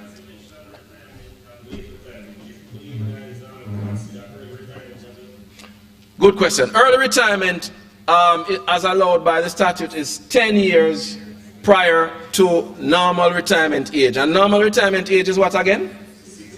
So, early retirement age, I used to be a primary school maths brain, but I kind of grew it out, so now help me out. So, early retirement is 65, so then normal retirement is 65, so you can start retiring at 55, right? Okay, any other question? All right, well, thank you all very much for your attention, your participation, and your informative and your deep questions, searching questions, and of course, like I said, we are outside available for questions if you so desire. If anything else come up that burner you never get to ask me now, you can come ask me outside. We're located all over the place. COK is in Half a Tree, Crossroads, Portmore, Mandeville, Montego Bay. We're not in Spanish Town, but I mean you can access us at the Portmore location. And like I said, you can make your contributions through bank transfers as well, so you don't actually have to come into the branch all the time. All right, so thanks once again, and remember, any time of the day, a pension time.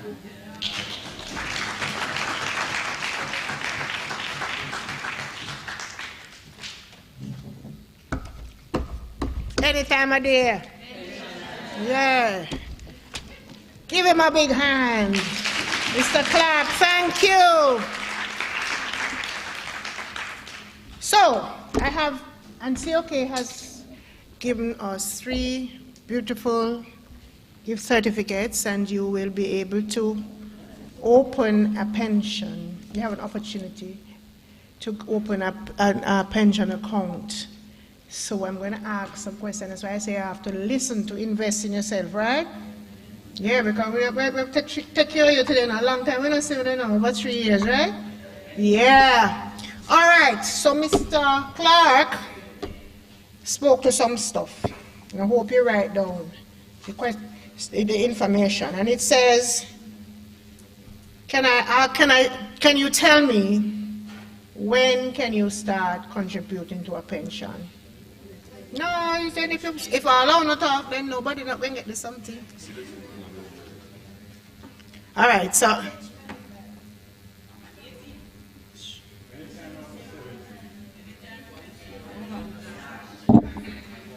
All right, hold on. No, too many people talk at one time.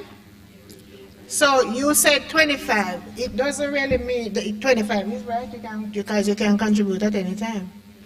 So she's not wrong, right? All right. So, sit here. All right. Mr. Clark? Oh, where is he? Oh, it's your turn, sir. So, courtesy of COK. So I'm coming into center now. I'm going to be fair. I'm going to try to divide it up, right? So put your hands together for your sister as she comes, man. And we thank COK for making this contribution to us as one of our sponsors.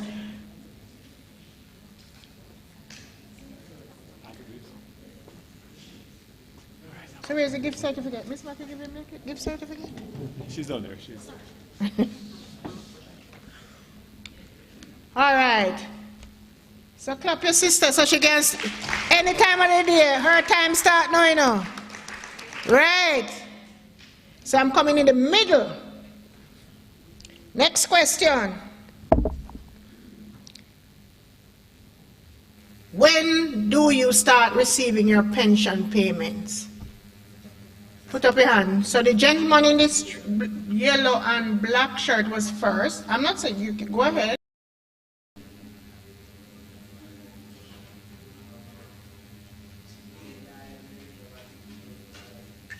Okay, good, wonderful. So come on, come. Okay, the answer is the answer he gave is at any time over 65. All right.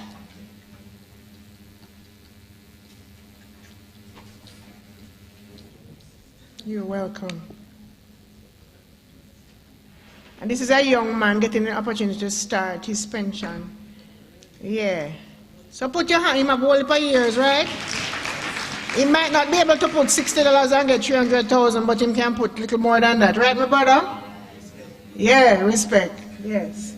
And I'm coming over this side now, and I'm going to ask a question. After 65, what can you do to extend your pension payment? What do you have to do? Keep on Robin. No, sir. No, you won something already, so I'm giving somebody else another chance. All right. He's right, Mr. Clark? Deferred. No, deferred. It's not deferred, you called it. Yeah, well, deferred. Oh, you're saying front right. It marks him. Right, so we'll work with that. All right, clap our brother.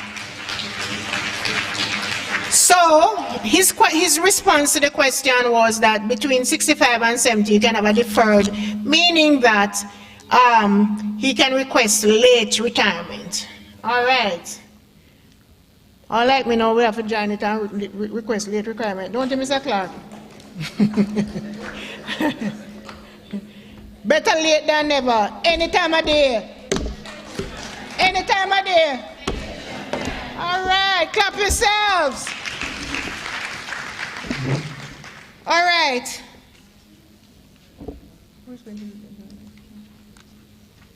Okay, it is my great pleasure to introduce to you our main speaker, our mixologist, our budding mixologist, Mr. Wayne Robinson, BSc Management Studies Marketing. Oh, that's why you say a bad thing, you mix up something, that's what you said. MBA Human Resource Management Distinction, PhD candidate. What? Not a candidate running election, you know, it's PhD, so you just have to say Dr. Robinson. All right. Wayne has extensive public and public sector experience in the areas of human resource management, industrial relations, organizational behavior, business negotiation, supervisory management. Right? And then you want me to go down about him, you don't want me to talk so much thing about him, because he have enough thing for me to talk about, right? But he says Wayne is a dynamic and engaging team player whose forte is transferring the best practice theory in tangible organizational improvement. It means if you stop. So it's my pleasure to welcome the candidate, the PhD candidate, Mr. Wayne Robinson, who is our mixologist, to give us his as our main speaker. Clap him, man, mix. That's okay. All right, thank you, my friends. Thank you. Wow. I was wondering who she was talking about. I was a mixologist at Roman Boom. I mean, I'm just teasing. All right, so colleagues, welcome. And when I say colleagues, I speak from the heart. In 1986, I joined the police force, coming out of Jamaica College, and so on. I realized that esprit de corps is a spirit of comradeship which exists amongst people like us. So all of us are supposed to be family, even if we don't know each other and so on, because of the work that we do. Against that background, I speak to you here today about the Sexual Harassment Prevention Act. And thank you for having me. Certainly, one of my mentors was also a former head of the PSRA, it's Samuel Leng, and so on. All right, so there's a new law on the ground, and as security professionals, you have to know all the laws, because you might be called upon to testify in matters that have to do with these laws. The law we speak about today is the Sexual Harassment Protection and Prevention Act of 2021. By the way, we have 3 questions later that will lead to giveaways. So then you hear me raise my voice, remember what I say. So we're talking about the Sexual Harassment and Protection and Prevention of 2021. All right. Having said that, in case you want a fan or a blender, 2021. All right. So having said that, we're here to talk about that and the implications for us as security professionals. By the way, I teach Team Jamaica, and within that I teach Patois. So I'm about to break into Patois. But don't believe that it's because I can't talk English, right? But you know, so everything as security get blamed. You know that as security get blamed, right? So if you know what's happening, because security get blamed. If you never see them, I say, shall see, and so on, right? So let us see what we shall see and what we're supposed to see. All right, so sexual harassment prevention. First of all, as a Team Jamaica trainer, which teach Patois, right now I have 3 people from Bahia and Principe, the hotel director, the financial controller, and the plant manager. They're all from Spain, and I'm teaching them everything about Jamaica, right? So I'm supposed to know about Jamaica. The other thing called the plantation model, which we used to be slave, right? So within that, when we were a slave, the man used to live over so as man slave, and the woman used to live over so as woman slave. So a long time we had jump fence. So we're a very sexist society, right? All right, so within that now, it's hard to tell a man, say, don't look for a woman, because when we are slave, we are jump fence when night come, and left before daylight. Anybody in here never left nowhere before daylight? Put up your hand. He's a hypocrite. Put up again. Not even whispers. No way never left before daylight. That's the end of daylight. All right, so we have that culture, right? Where in which we're very sexy, being the man say one woman can, and so on. So there's that. Also, before they carried us here from Africa, we used to have enough wife. If you watch African show, you're supposed to have much wife as you can pay for. A man like you in a Burgundy out there, a big chief like you, at least 4 wives you need to have, because otherwise it's like a scandal in the community guy. Oh, you have 1 wife, a big man like you see. So we have those things within us. So Jamaica is a very sexist society. So when we talk about sexual harassment prevention, people look at us and cast them the eye. But what it is that right now, there is no criminal law against sexual harassment. And senior managers who are in here, I'm about to get very broad, and if you can't manage it, just go by senior management section. But for me and the real people on the ground, I'm telling you right now, if a man look up on their skirt, every day you come and work and pose him, just look up on their skirt, so you can't do him nothing. Okay, if you come on a station and talk to me or none of my squad, them, we're going to say, did he touch you? And I said, no, touch me. And I said, lady, now come out to the station, man, go buy some longer skirt. Yeah. So there was no law before this against the push out tongue man them and the look up on the skirt man them and lick off tongue man them and so on. There was no crime against it. I never touch you. It's when I look up at you understand, so but you have a prison now.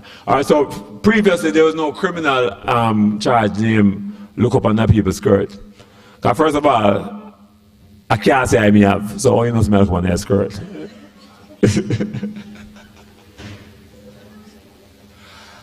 I lift tongue, but you know smell alright, so there was no so there was no law against it, colleagues. There was no law against this thing. You come and say, and if you come too regular, you know, if you come too regular, every minute you come down, but the man look on there, we'll lock you up, you know. Creating public mischief, man. Fool to take police for money. You know, lock your foot, man. And so on. So there was no law against it. Similarly, civil mean lawsuit. Couldn't sue him neither. What him do? When the can't say man do. Oh, you know, say you man look upon the beach, man look upon my girl and see beach hours, and so on. So there was nothing there, you know, before now. However, follow me now, I'm gonna get very real now. There's a thing we call named the plantation model at the University of West Indies, and it's that Jamaica have 3 classes. Who know one here, this was run to a room from now, because this is the tree of the knowledge of good and evil. Jamaica have 3 classes. There's the high class,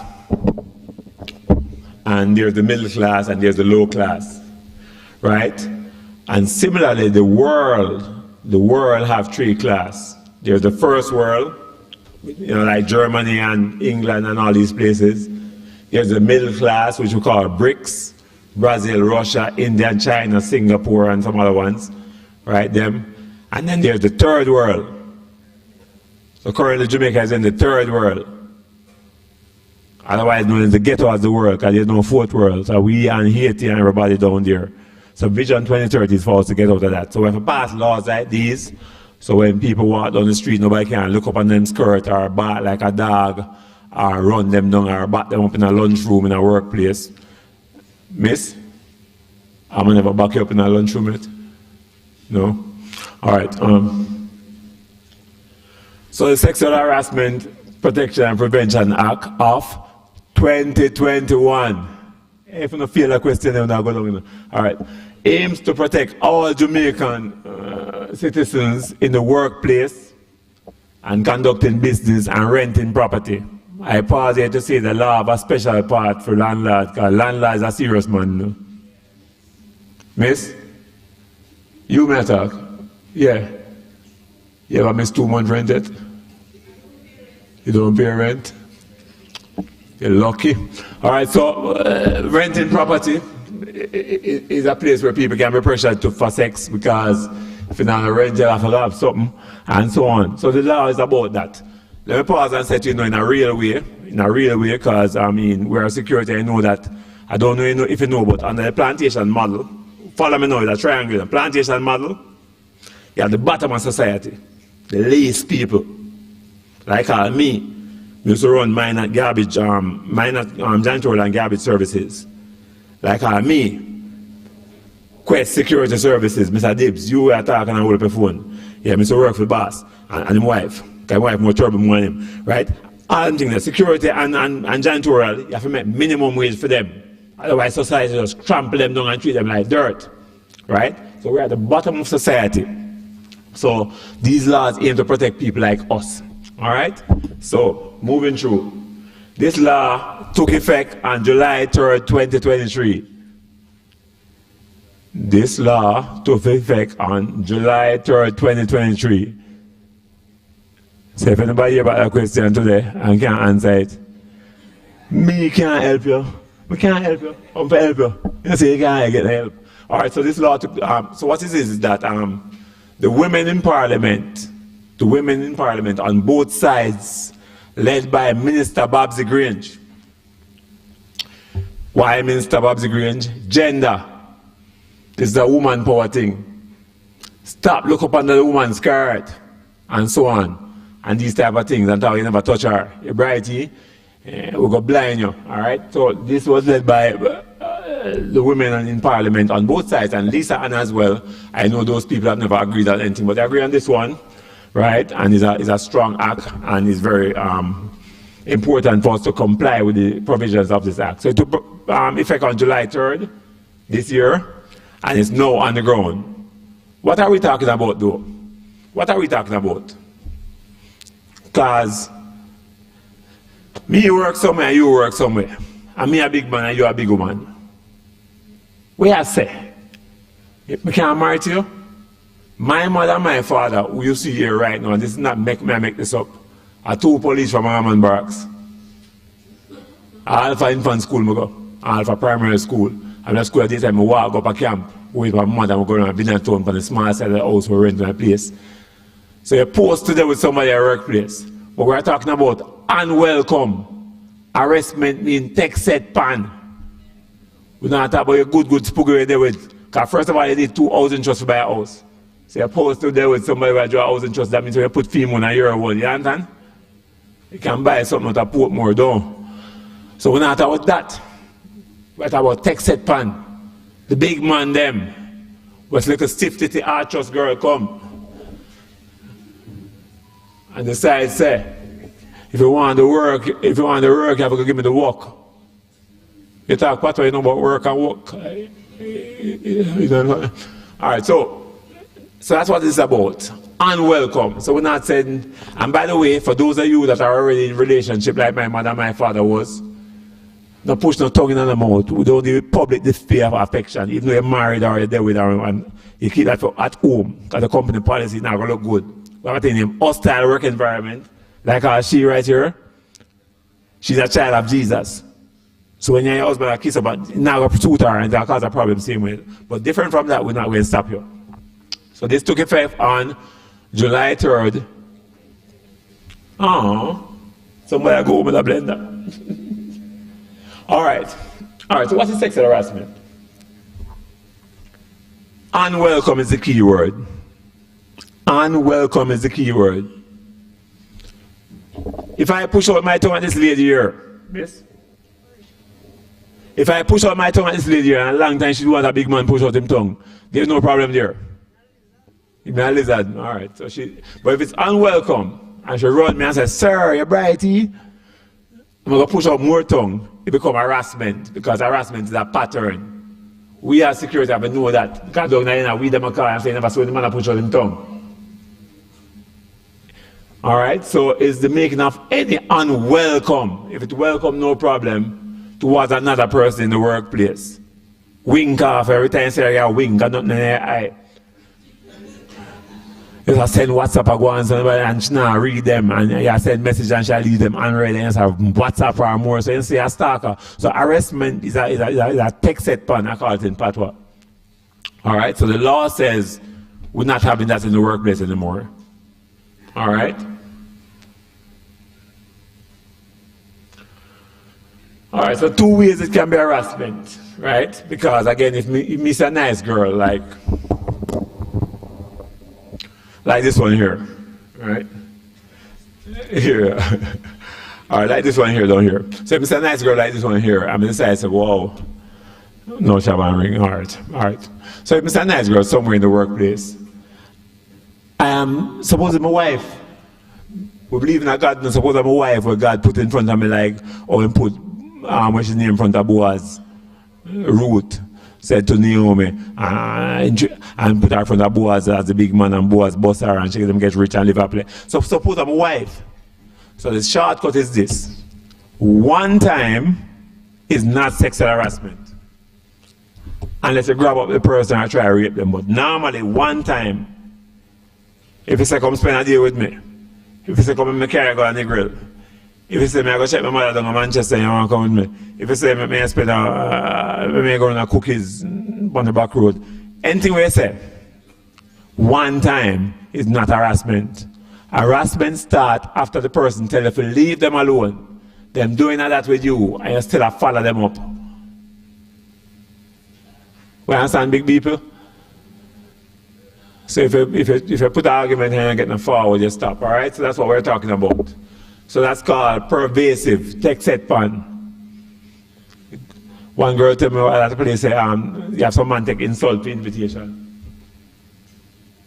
And so on and so forth, text set pan. And to be fair, maybe just be fair, because I can't be a hypocrite. I shouldn't be there to them a Sabbath. So I can't be a hypocrite. Man tell me, say, sir, you in a white shirt? When I look straight at my eye when I talk this, and if you lie, I tell you, I lie, I tell. Ready? Good woman hard forget you have to pressure them. If I lie, I tell you, no? Oh, no lie, I tell. So there's that balance that we have to strike between hard forget and impossible forget. So ladies, it comes to the point where you have a duty now. If you know say you don't want the man, don't take him things. Run the man.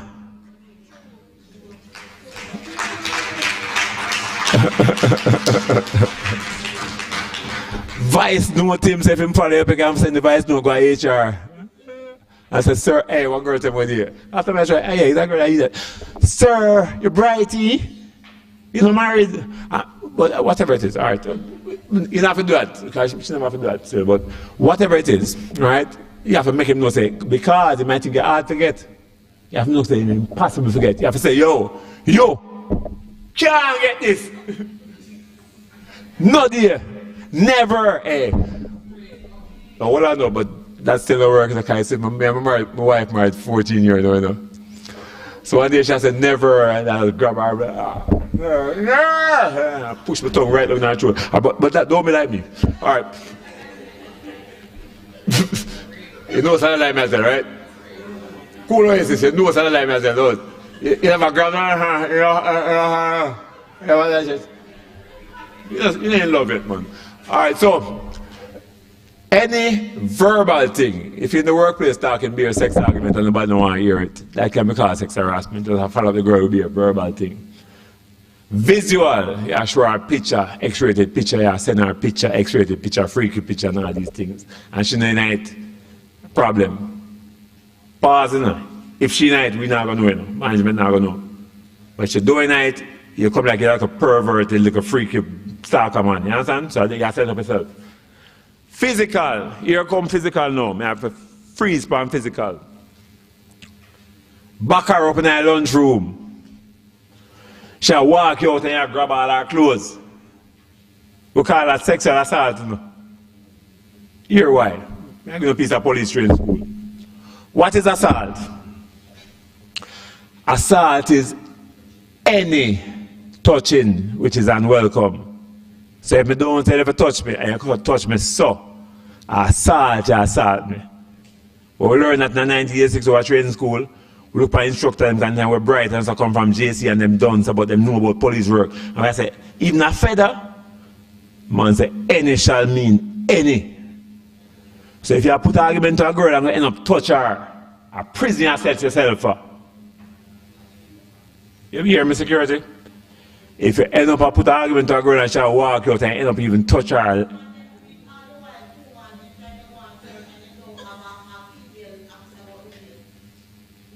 You know, supposed to roll. Hold on, man. Law police now. No, man. No, I go further. I go further.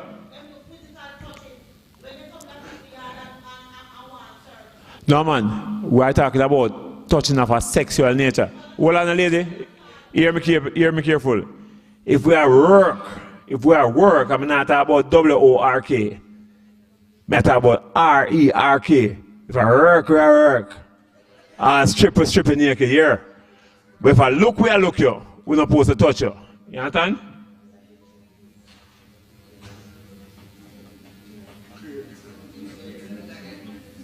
I say if I work where I work, I will feel like I have something crutches up under you. Go pop off all your J-string and tear you out. All right, hear me. Hold on, pause. Let me identify myself properly. I used to run port security and in charge at Norman International Airport, the wharves and Tinsipen and the whole thing. You're supposed to get strip search by my female officer, but not in the purpose of flirting with you. Where you talk about flirting with you and I look you. My face are coke you have up in here. Keynote and cough.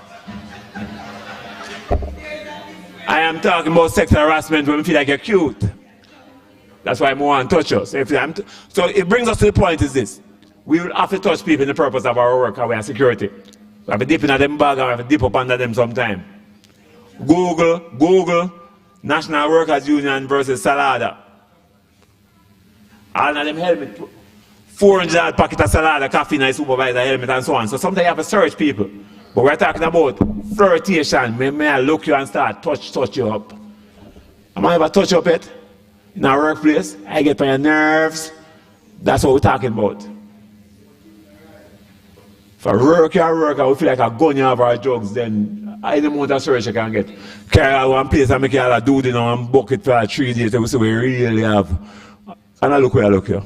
Prison, where I try prison you. But we're talking about now, the other one, sexual harassment. This one, where I'm saying if you keep on put sexy argument to you, or touch stuff, so we're in that context, I'm saying, suppose I'm working, every time I pass this lady here, I call it burp, because I see enough workplace. I rub her back. I burp my car, I say I burp her. I burp my car. I should never ask me for some burp. I pinch her. I pinch her, she have a dandy shandy and so on. If she don't like it, that is harassment. I take set on that. We're not talking about work circumstance where we have to strip people naked and look up in them. We're not talking about that. We're talking about workplace, assault. So if she don't tell me if I touch her, yeah, some people love hug. We used to do some work with actors love hug. And them love singing on my lively tune before them start the meeting and 2 chorus. But they love hug. For a reason, brothers start hug up everybody. I get free of them coming and say, So who me go hug you up now here, stiff to go press up in my chest, no man, a prison guy. So physical, assault, and so on. So we are saying that, let me tell you what I try to say. All man here, verily, verily I say unto you, don't touch no more woman in the workplace. Because them take it the wrong way, them go down a station and go say, so boy you touch off her shoulder, she turn around and you grab her breast. Because her shoulder you grab off her. We are going to explain yourself to Justice Pusey up halfway through the court because she'll wait for you. She don't like them something there.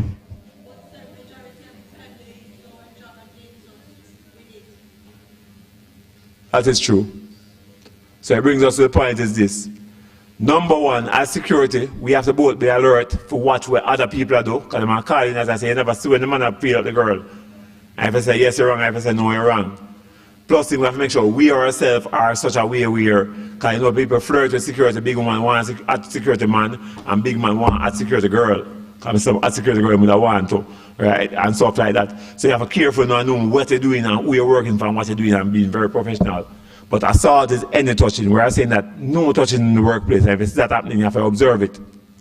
By the way, young police, observation, this is the police definition. Observation is the habit of making a habit of noticing what one sees with particular attention to detail. You understand this? You understand? What color time you have on?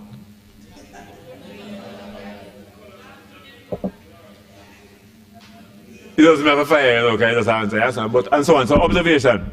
I have some police, by the way, see a license plate one time and I dead them in my license plate. Believe me or not believe me?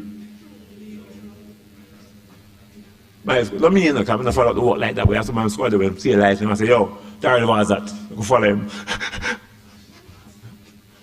Yeah, no need to get following. Alright, so what is the duty on persons like us? Both from the authority, which is the regulator, PSRA, as well as for you, each company. Mr. Dibs over at Quest, and Mr. Azar over at King Alarm, and all of us out there in the field. They have to make a reasonable effort. Mr. Dibs and Mr. Azar and these others. Mr. Guardsman Boss and so on, Mr. Benjamin and all these people. We have to make reasonable efforts to make sure we train with security for no one say, don't push on the tongue off on a client. Don't grab up on the client. Don't follow up the client if they don't want you. And stuff like that. Reasonable efforts. What reasonable effort mean? It means staff sensitization. We have to keep the training and Ms. Hector have to make sure she can show us, well, when we have the conference, we make somebody talk about it. That means that them have an idea, say, allow that, and stuff like that. Also, we have to put in policy, both at the authority level, PSRA, plus every company have to put in their own policy. This applies to every company in Jamaica who have more than 20 workers. We got to bring up the law and use some big words, but I tell you right now, it applies for who have more than 20 workers. So if a 2 taxi have or 2 bar or 1 gold seal, you're good right now, for now. If you have more than 20 workers, you have to have policy. If you say any push out tongue or any follow up or any grab up and so on. Reason for that is not everybody at that level can, because right now it's hard to pay your staff much as to go make policy and so on, but for more than 20 workers. So policy for people like us, Quest Security, Guardsman Security, King Alarm, the whole thing, Port Security, and so on. So we have to put in those policies. What do the policies say? Policy say, if you have a severe incident, what's a severe incident? Touching. Why touching? Touching equal assault. Why touching equal assault? Because assault is any touching, even light as a feather. Remember we just trained that a while ago. So if you look somebody in your workplace and end up touch them, and your work you can lose right now. Because that's sexual assault. You put sex to them and you assault them at the same time. You know, so 1 + 1 or 2 don't sexual assault, no common in it, and stuff like that. So those will be severe. So anybody here that like to touch and hug and grab and burp, stop right now. Very, very, I say unto you, you have eaten for it. Don't do it no more. Because number one, them don't even have to stop at the workplace. For you touch a lady in the workplace, you can go to the station right now and the police come lock you up, whether you HR like it or not. That's a one. on the top level.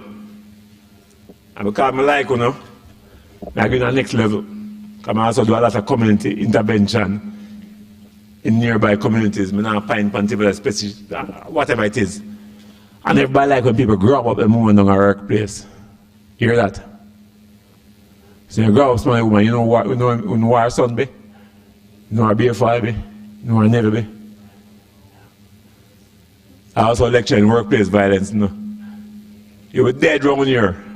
All right, well, don't put that on tape. All right, so we're saying here, stop touch people in the workplace and think they're cute. Okay, they're cute. All right? So we have policies against that to say no touching.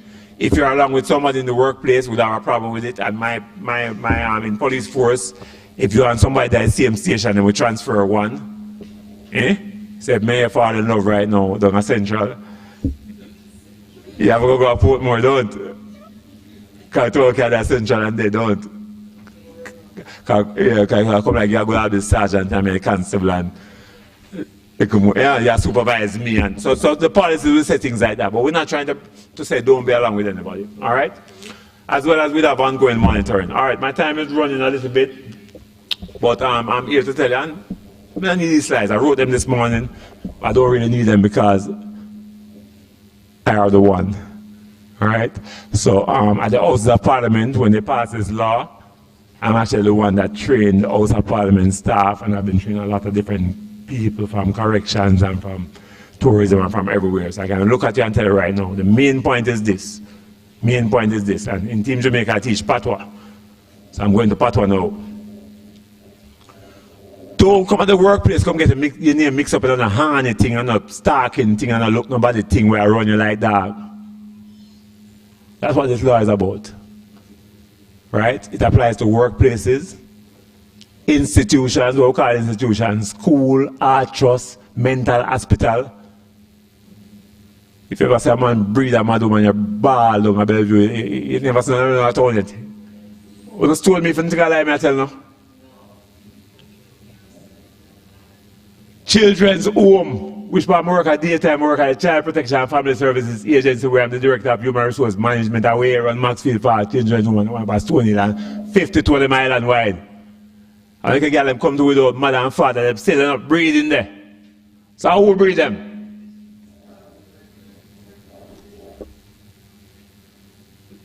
Sexual Harassment Prevention Act, that's what it's about. Don't pressure people to have power over them. You understand?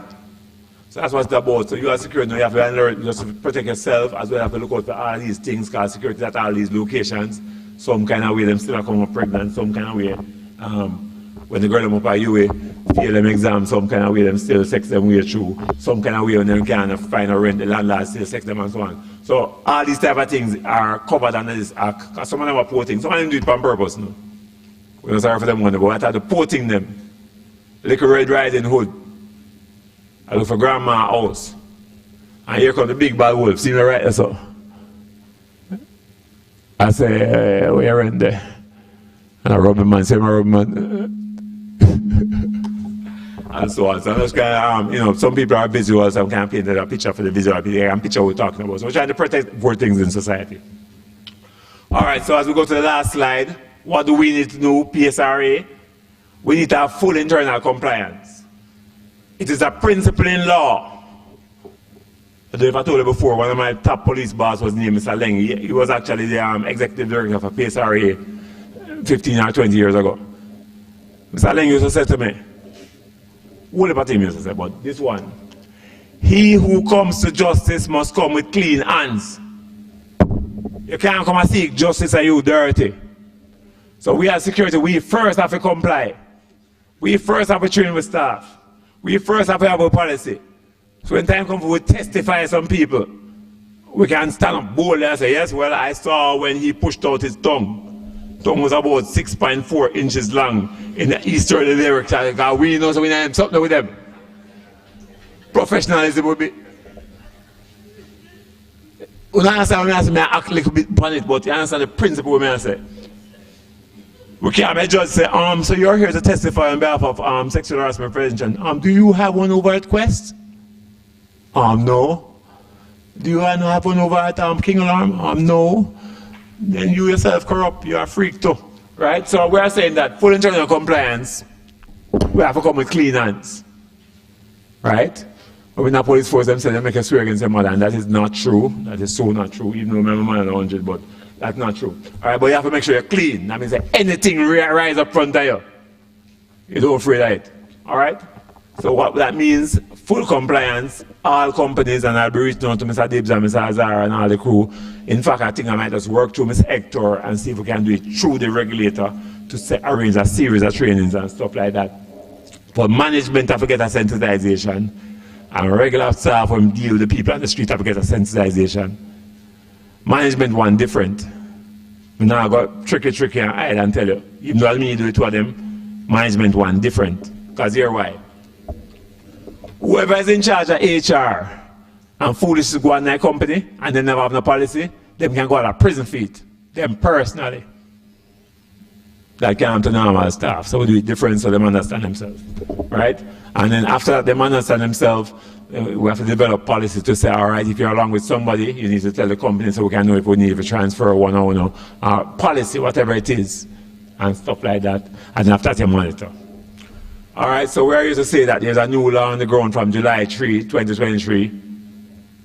Not a politics law. Yes, it was pushed through by Minister Bobsy Grange because she's running gender and it's supposed to strengthen woman. Oh, by the way, let me just pause before we finish. In Jamaica, it's mostly man harass woman. However, it's a big world. And this law recognizes that. So the bill is the law is gender neutral. So woman can harass man. Right now, this lady, I look for me with a dreamy eye. You see that? You see that? Right? So you're not like that a problem if she keep on following me up, you know. So there is that. So woman can harass man. And I pause here, I save the best one for last, no. Woman can harass woman. If you think I lie, me tell go up a Pally Royal tonight or cookies and try to go near the stage. A beer girl in a plaid shirt. For them boxers that show more than your one, because you know so we not drop down. Bad. As a matter of fact, I can tell some of you, I'm drinking man, I just tell them this before they embarrass themselves. Don't care a woman going to go club. Some girl will take her from you. Tell me that lie, I tell you.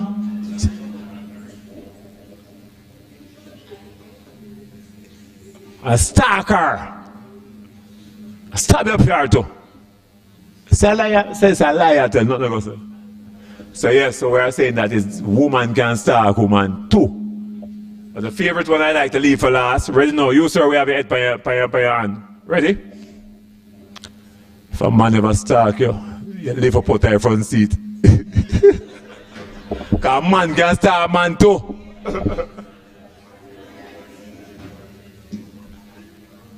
Oh my. All right, so it's action time now. Security professionals, we're on the front line because we are not just have to comply. This is a compliance-based act, so every business in Jamaica, we have more than 20 people have to comply. But different from that, we have a higher bar, because we're also enforcers. We have to see, and willing to testify. When the man grab me, you never see. Security, you never see. Me say, see, you never see. You say, don't. So we have to ready. And then when the judge said, then, like what you say, you have a sexual harassment policy at your workplace? You have to answer yes, don't. Otherwise, you have to go freak to me by you that grab her too. You understand? So we have to be ahead of the curve so we can maintain our integrity, just like how police have to get paid the day before, you know. So we can watch them down a bank door and make sure the boy don't rob, you know. Just like how we have to vote before, you know. Make sure if we don't vote, the boy can style, you know. Similarly, the security industry have to be ahead of this curve. So when it hit the ground, we can enforce it and testify to it and defend it. All right, so for those of you that have leader position here, this is my information. It's all about management workshop, management first, but most of them can go to prison if they know foolishness. And then the staff, make them know, say, all right, if you push out your tongue off a girl and she don't smile, nobody push out about no more tongue. Or if you know, whatever it is, 2 different levels. And we develop a policy and say, if you're along with somebody, tell away. Or if we find out we are going to transfer one or no, or we never, but we're not going to fire no. Whatever the law says and so on. So that's where we are on that. Thank you for having me today to talk about the Sexual Harassment Prevention Act. It is a law, by the way. You probably wondering, so how am I going to enforce it? All right, glad you asked me that. So very, very I say unto you, the Ministry of Labour currently have some people called labour officers. When I was the HR at Kingston Wharf, as I see the water, I remember the wharf, HR at Kingston Wharf, if you have an accident, labour officers come and interview the staff and make sure the management never careless and so on and so forth. So apart from that now, those same labour officers will also be coming to your workplace, coming to Quest, coming to King Alarm, coming to PSRA, coming to every workplace in Jamaica over time to say, do you have a policy? Have you had a management workshop? Have you had a staff sensitization? And so on and so forth. And if you don't have one, calm down. You get 30 days or 60 days or 90 days and then we'll come back again, Ministry of Labour. And if you still don't have one, realize we have to deal with your case. But it's coming, it's a thing that's coming, and we don't want to wait for it. We as security don't want to wait for it, because more likely we'll be called to testify in these matters when they arise, and want to be ahead of the curve and come in clean hands. So say, we clean. So then we say, go so. Like when a police stand in front of the judge, and the judge said, tell me the bad word where you hear him say. I'm saying, no, Your Honor. He said, bumble ras, pussy rascal, because I'm clean, I'm clean. You understand him saying, you move your bumble ras, pussy rascal. So we want to be in that position where we can speak from a position of cleanliness, even though the topic is grimy. The girl saying that junior staff, you have to make up a face, and you might have a man testify it. You know, upon approaching the scene, we saw them and they fled in various directions. You know, they opened fire on us and we had to return fire, and they were found in nearby bushes clutching firearms, and you just come and walk. All right, so we're saying right now, we have to clean up ourselves. We can tell you right now for sure, none of you has a policy, none of you has a training, none of you has ready to go testify in front of nobody.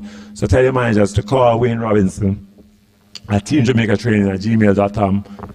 Obviously, as you will see by now, but I can tell you right now, in a real life, a top trainer in Jamaica in this area and many other areas. And you can't lose, and have a great day. And if you push out your tongue off of somebody, or if you ask them to go out and they say, no, stop, because harassment is a pattern. Take set pan. So we're here to tell you that there's a law on the ground now, and if you follow up people, you will get into trouble and get your company into trouble. All right, so on that note, you know, we go to the break. However, questions. No, man, we have 10 minutes for questions. Mrs. Marcia Hector, she's very structured. In fact, we have 3 questions that we'll be asking you, which will give you prizes. But first, your questions for me.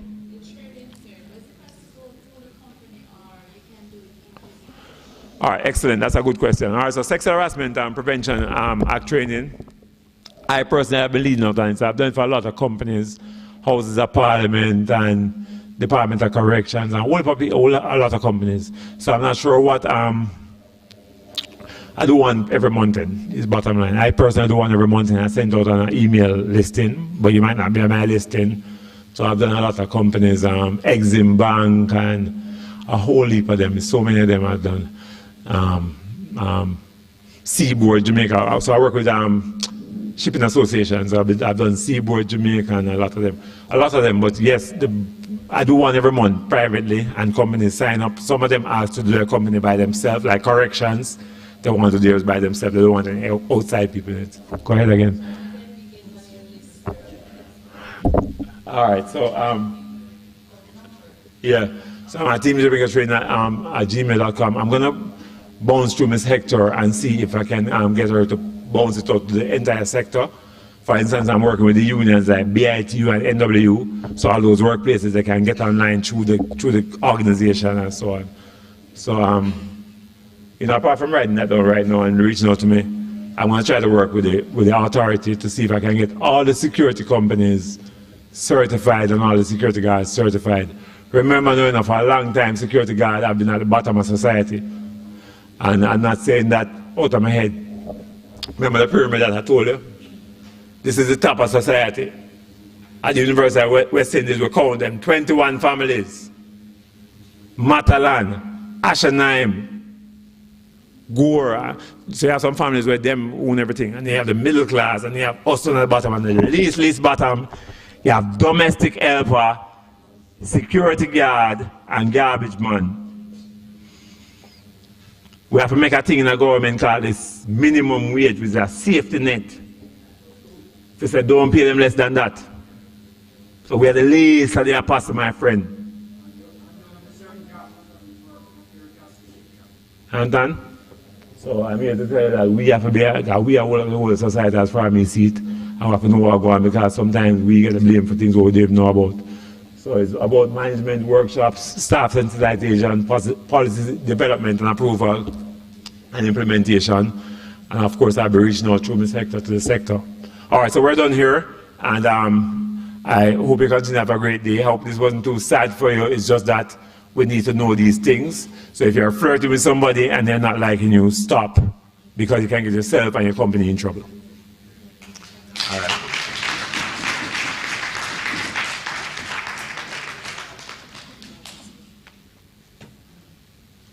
So we are going to thank the mixologist, Wayne Robinson, for his information.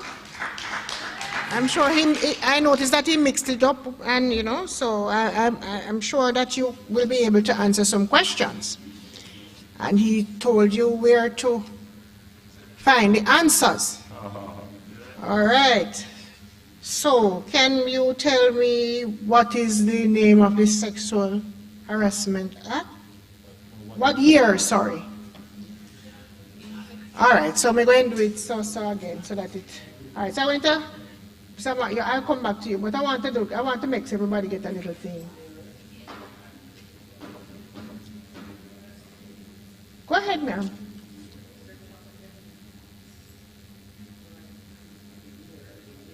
Exactly, she said a year, 2021. So her answer was July 3, 2021. Yes, you can come up.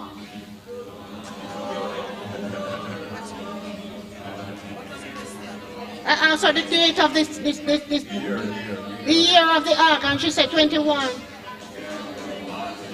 The act, yeah man, the act I said, act. 2021, yes.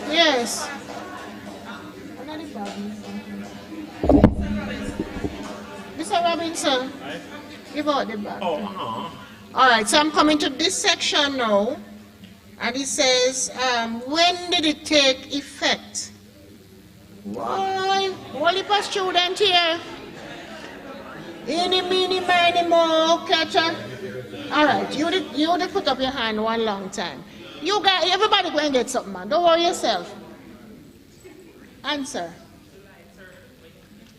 Wonderful. Give her a hand. She said July 3, 2023.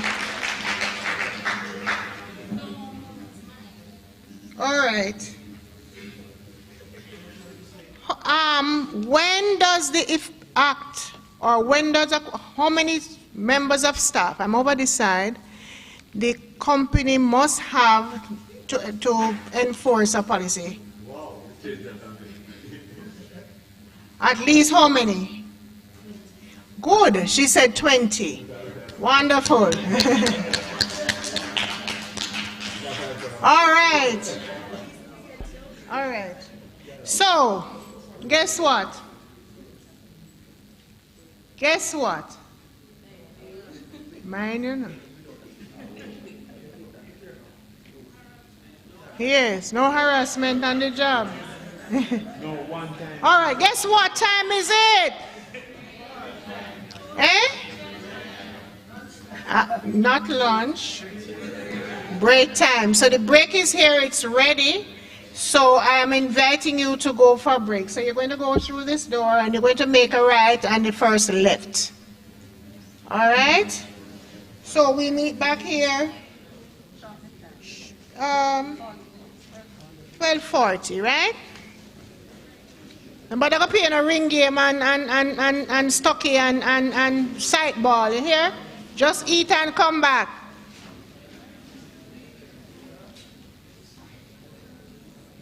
So are you having a good time? Yes. All right. When you go out of break time, right, when you're at school, right? And you go back in, what teacher do? Right. right, so we're going to say a part together today. A long time we don't do something there, you know. So we're going to put up a hand, right? Come on. Get up, man. Up, up, up, up. So we're going to get up. Hands up. To the side. Down. So we just practice again. So hands up. Hands out. To the side. And down. So we're going to do a part together now, you know. A long time we do not do that. A part together. We never go.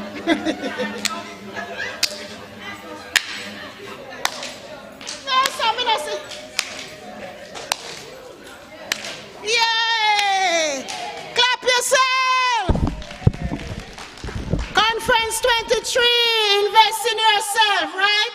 So we're talking about exercise and we're talking about if, God forbid, and you have any of those diseases that we don't like to mention, the diabetes and the hypertension and all of those things, we have a wonderful nurse, Jackson, who has come from the National Health Fund to explain to us the benefits of the National Health Fund. So you're investing in yourself. So if you, God forbid, and you have the disease and you have to be paying high prescription bills, she's here to tell us about this wonderful card and the benefits of using the card. And so without further ado, I invite Nurse Jackson from the NHF to come to speak to us. Put your hands together for her, man. Good afternoon, everyone. It don't sound like you just come from lunch and you sound active. No, break. It doesn't sound like you have just come from a break. You sound active and ready. Right, everybody? All right, good afternoon. So it is my pleasure to present to you information on the National Health Fund. Anybody ever hear about the National Health Fund before? Oh, so like people who are well knowledgeable. That's so nice that that means I can just step my seat and no worry, right? All right, but I'm here to share with you. So the National Health Fund really is an agency of the Ministry of Health and Wellness, right? We were established to reduce the financial burden on health care. So, what do we do here at the National Health Fund? So we do many things. We have an arm called the Institutional Benefits Arm, where you will see the ambulances driving around and it's funded by the National Health Fund. That's some of the work that we do. Or if there's a hospital that needs some expansion or upgrading or the changing of some elevators, those are some things that we do from the Institutional Benefits Arm. But today, we're going to focus on the individual benefits, the benefits for you, me, and everybody. All right? So it's the NHF card program. Anybody here have an NHF card? Wow, yes. And we know that there are great benefits to be had with the NHF card. So some of the benefits are the prescription drugs. The subsidy is just excellent. We cover respiratory devices, diabetic supplies, diagnostic tests. We provide double subsidy for children, and it can become private health insurance. So if your company gives out health insurance, you can use it along with your NHF card to get greater benefits. All right, please pay close attention. This is very important information. So how many conditions do we cover? So as of today, we cover 17 illnesses. Note 17, and I'll go through the list for you.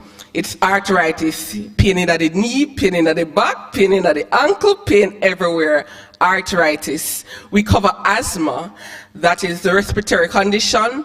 We cover benign prostatic hyperplasia. Only men can get this, so women don't even think about it. And we cover breast cancer, we cover diabetes, the same thing we then call sugar, or a tubes of sugar, diabetes. We cover epilepsy, the same thing that they call fits, or dropping down, fraud, all of those things, yes. We cover glaucoma, high cholesterol, hypertension, the same thing we then call pressure or high pressure. right? Hypertension, ischemic heart disease, major depression, prostate cancer, and on a side note, this month is recognized as Prostate Awareness Month. I'll give you some more details as we go on. Psychosis, rheumatic fever, heart disease, sickle cell, vascular disease, systemic lupus. Those are the 17 conditions that we cover. So, previously we used to have 3 cards. We have the card for the regular NHF card, we used to have the GOJ card, and the drug for the Jamaica Drug for the Elderly program. Well, we realized that in life nowadays, everybody having a whole heap of cards. So we decided to simplify the process. So as of September 2020, what we did was we merged all 3 cards. So now we only have one card, with different levels of benefit. All right? So for those over 60 years old, we have the Jamaica Drug for the Elderly program. What is it called? Yes, bright students. All right, so what that program does is cover certain conditions, 10 conditions in fact, for persons who are 60 years and older. And people refer to it as elderly, and we take good care of them. All right, for our children, that's another group that is near and dear to our hearts. So if, for example, we cover $80 for a particular medication for the adults, for the children, we will cover $160. That's double subsidy for children. And this is for persons under the age of 18 years, in case we're not sure. All right, so we also cover for persons who are enrolled in the program for diabetes, we cover diabetic supplies such as test strips, lancets, and syringes. And did I tell you that everything, it is totally free of cost to sign up for this card? Let me continue. All right, so we also, for persons who are enrolled for diabetes, they can get a free glucometer every 2 years. So once every 2 years, they can get a free machine. For persons enrolled for asthma, we cover respiratory device. If you know about asthma and they take in the pump, when they take it, some of it just ooze out into the air. So the mask helps them to get maximum amount of the medication. And that's what we want for our patients, to get maximum amount of the medication. For the diabetics, at NHF, we just love the diabetics. We provide a special test for them. This is called the HbA1c, or in medical terms, glycosylated hemoglobin. So what this test does is it actually shows the blood sugar, a summary of the blood sugar reading over the last 3 months.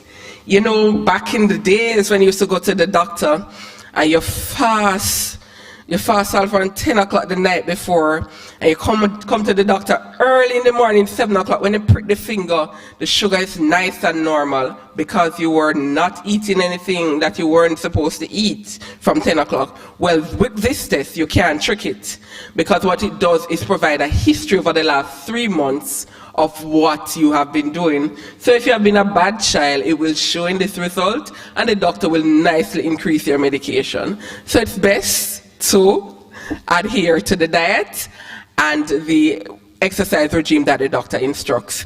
So for this test, we cover it 3 times of the year for persons who are diabetic, because we want to monitor them and ensure that they're getting what they need to take the best care of themselves.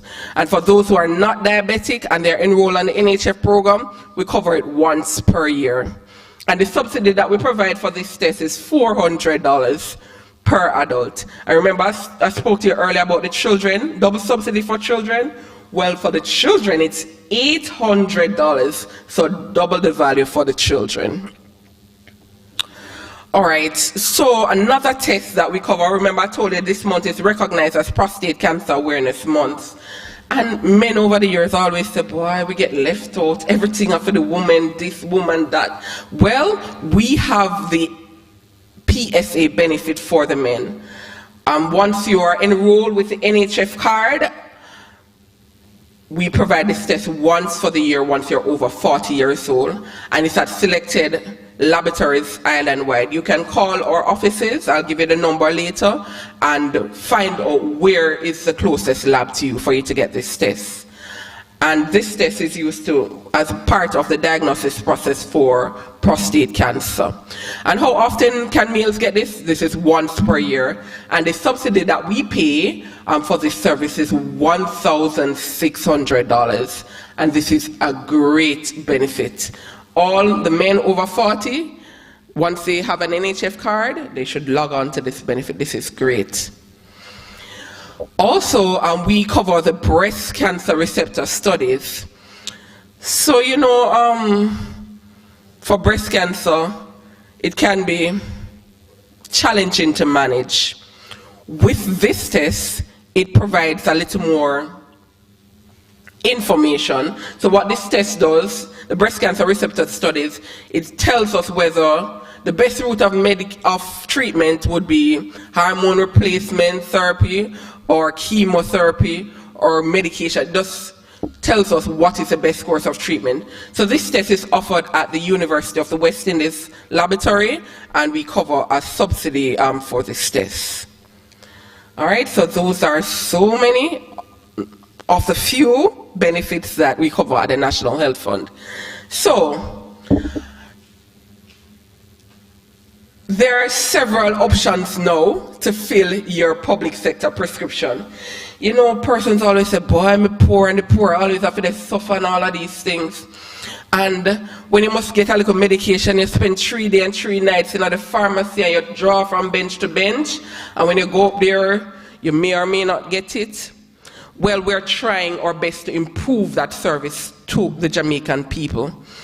What we have now is several options to fill your public sector prescription. So once you get the prescription from a health center or a hospital, you now have the option of filling the prescription different ways. We have the schedule refill service. So with the schedule refill service, how this works is, we know that you take medication every month, for example, for hypertension.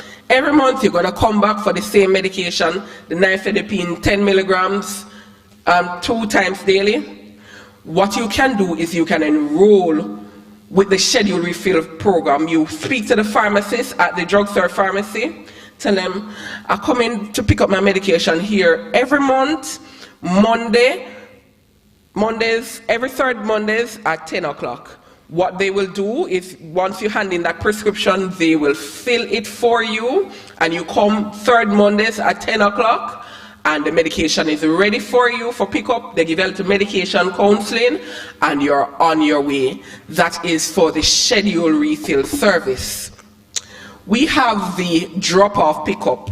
How this works is, we're all living busy lives these days. We have the children, we have church, we have party, we have the other business to run, we have our regular job to go to, all of that. So we have several pharmacies island-wide, but you still don't have the time to sit and wait in the pharmacy.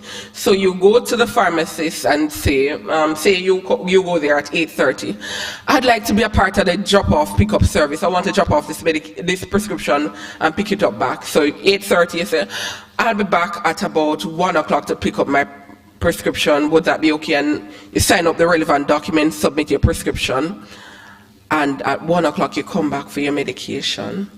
You pick up your medication, you get your little medication counseling, and you're on your way. That's a drop-off pickup service. And trust me, these services work. You need to try it. We have the quick prescription service. Almost everybody and their children and grandchildren and their friends and their enemies have a smartphone. So what we are doing now, we are encouraging you, once you have a public prescription, to use the quick prescription service. It's an app, you download it, and you fill out the relevant information that the app requires, select the location, date, time, and all the relevant information in the app. You select the location that you'd like to pick up the prescription, you upload the actual prescription to the NHF, to the portal, the quick prescription portal, and the a rep will advise you of the time and date to pick up the prescription. You go, you wait a little, probably 10 to 20 minutes. You pick up your prescription, get your counseling, and you're on your way. That's a quick prescript app. So the process starts at home, and you go and pick up your prescription, and you're on your way. That's a quick prescript service. So having said all that I have said, how do I apply for all of these great benefits? Well, you just need an NHF form, and guess what? I got you. I happen to have a lot of forms today. So what you need to do is fill out section A with all the relevant information, including your TRN. Section C would be if you're the parent. Remember I said it's for all ages, you know. So if the baby, God forbid, born with a condition, asthma, sickle cell, so on, the baby can get it as well. All right, so the parent would fill up section B. Section B is also for, say for example, you're a caregiver and the person is, you know, not able to read, write, you're the caregiver, person has gone old, you would fill out section B as well. Section C is reserved for the medical doctor. The doctor fills out section C, verifies that yes, this person has hypertension, this person has diabetes, this person has heart condition, this person has breast cancer, whatever the condition may be. The doctor fills out section C, signs their name and stamps their ID and the completed form. Now that you have the completed form, what do you do with it? Well, we have several locations. We got you like that. So the NHF card locations are located island-wide. So if you name a parish, we are there. We are in Montego Bay. Let us start from way out there. We are right at the Cornwall Regional Hospital, so you can visit our NHF card center there. And once you have that completed application form, you take it there within 15 minutes. What I say, 15 minutes guaranteed, you will receive your NHF card ready to access your benefits. So it's right away. All right, and this is free of cost to you. All right, so please access it. I have seen so many persons accessing this. It doesn't matter if you are rich, poor, or in between. The service is for all Jamaican residents. All Jamaican residents, no matter your socio-economic status. And if you're in Mapen, we're in Mapen as well. We are at the Mapen Hospital. We have an NHF card center there. And if you're in Portmore, we are at the Greater Portmore Health Center. And if you're in Spanish Town, we are there at the Spanish Town Hospital. And if you are in Crossroads, we are there at the Union Square Drugstore Pharmacy. If you're downtown, we are at the KPH Hospital, Kingston Public Hospital.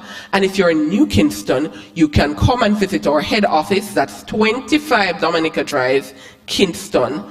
The excellent service that I speak of, it is guaranteed. Within 15 minutes of bringing your completed application form, you will get your card and ready with your benefits. So don't sit on it. If you or anyone you know needs this card to assist with their medication, come grab a form, fill it out, have your doctor fill out the section C and bring it into us. We are only too happy to process and allow you to access these great benefits. So in case you have any additional questions, and you don't remember today, you can visit us on web chat. That's our website is NHF. That's www.nhf.org.jm. And we are open Monday through to Friday, 8 a.m. to 4 p.m.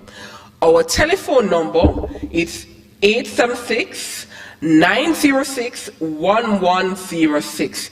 Just speak to any of our customer care representative and they will be only too happy to hear from you. As I said, our head office location is at 25 Dominica Drive, Kingston. Reach out to us, reach out to us. We are always happy to hear from you and to help you and guide you along the process. Thank you all so much for listening. Are there any questions or comments? Go ahead.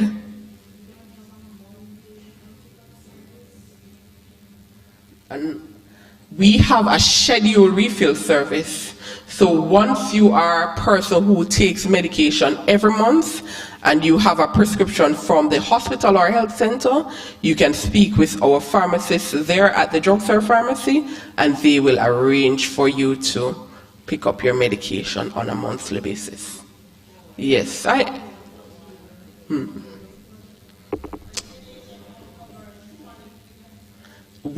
we cover 17 illnesses as I listed earlier.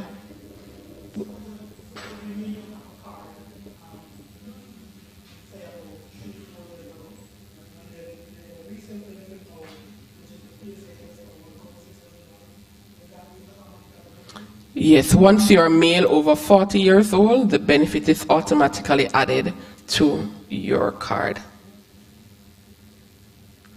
Go ahead.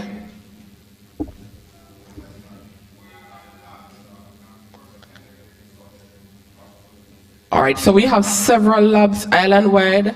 Right off the bat, I can tell you Caledonia Medical and Biomed Labs. Those are two labs that I'm sure that are on the program. But for the specific locations, you can call our customer care line at 876-906-1106, and they'll be happy to advise you of the lab that is closest to you or most convenient to you. You're welcome. Go ahead. Good afternoon.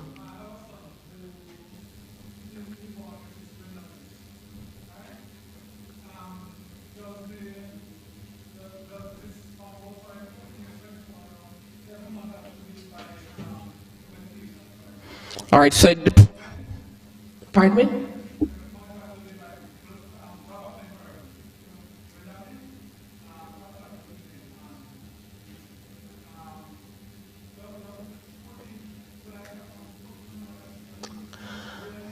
All right, thank you for that question, and I'm so sorry about what happened to your son. We have several conditions that we cover. I'm not sure, based on his condition, if he has been diagnosed with any of these conditions, because we do cover psychosis, major depression, and other brain-related disorders. So I'm not sure which condition he's diagnosed with. But once you have the diagnosis, you can call us and we'll be able to discuss with you if he does qualify for an NHF card.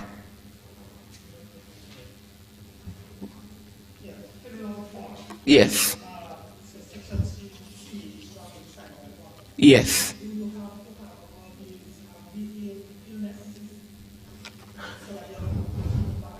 No, you can have any one or any two or any three or any 5 of the conditions.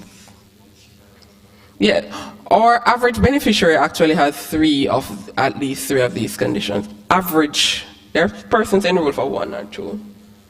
Yes, go ahead.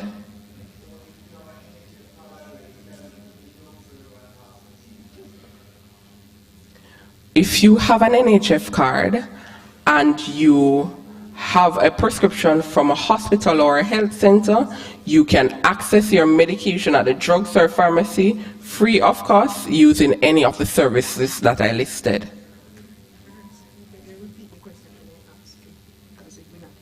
Oh, okay. Go ahead. Thank you for that question. He's asking if there is an expiration date on the card. The NHF card never expires.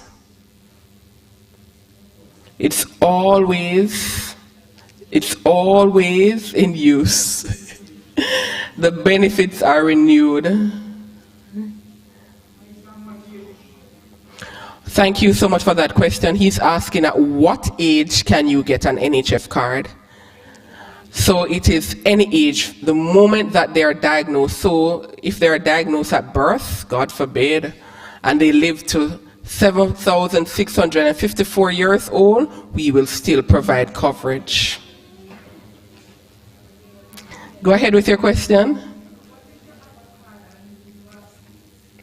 All right, thank you for that question. So she's asking, suppose you have a card and you lose it. Please keep your card safe, thank you. But in case you lose it, because the people at the National Health Fund are so nice, you can come and fill out one of the forms, fill out section A, bring it in to us, explain the situation, and within 15 minutes you'll get your new card. Oh my, I'm so sorry to hear that. Go ahead, sir. Ma'am.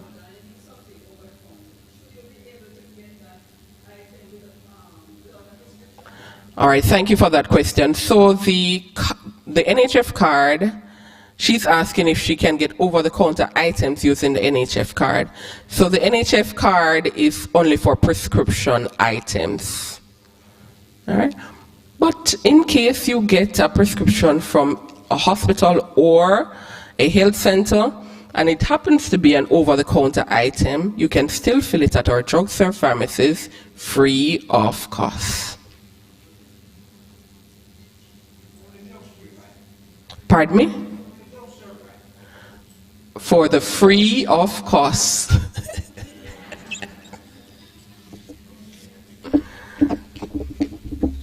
Go ahead.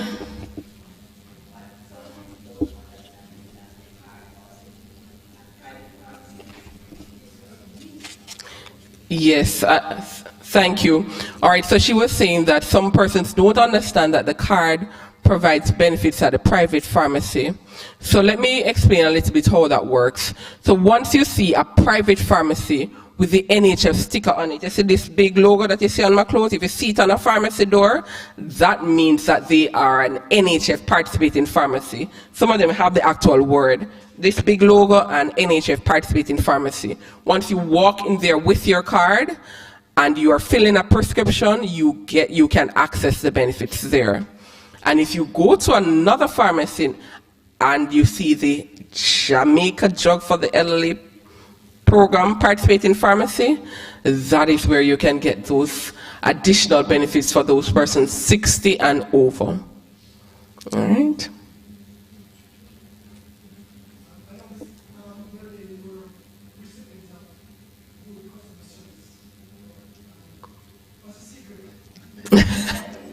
All right, thank you for that question. So he's asking what makes us a good customer service agency.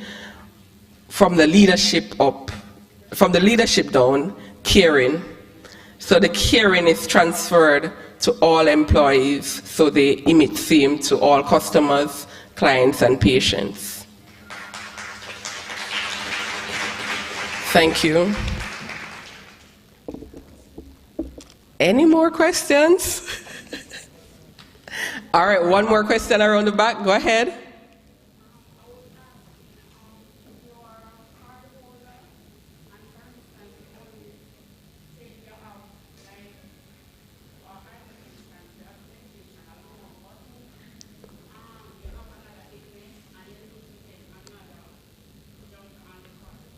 All right, thank you for that information. So she's asking, say you are diagnosed with hypertension and you're taking your medication for that condition, and God forbid you are now diagnosed with diabetes and you need to take medication for it. What is the procedure to get that condition added to your card? All right, so the process is simple.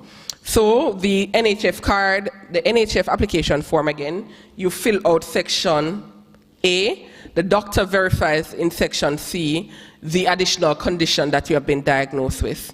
You take this to the NHF card center nearest to you, as I stated earlier, and they will add the condition for you, and immediately you will start getting the benefits for that condition. All right. One more question.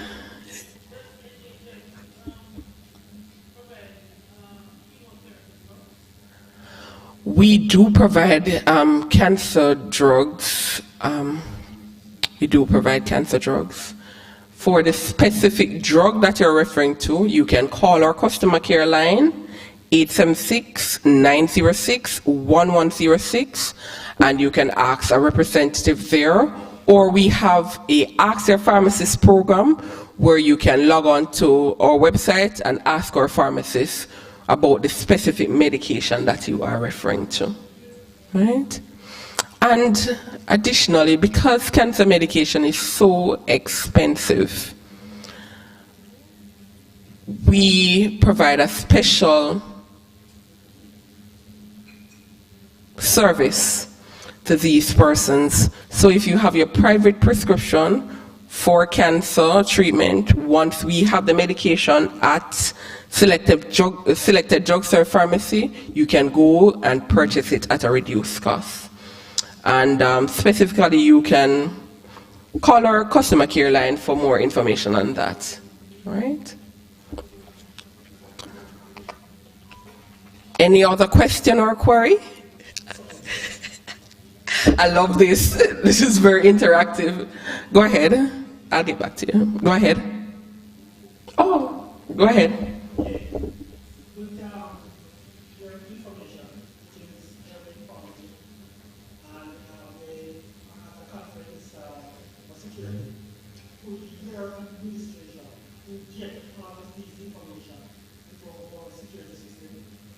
Sure.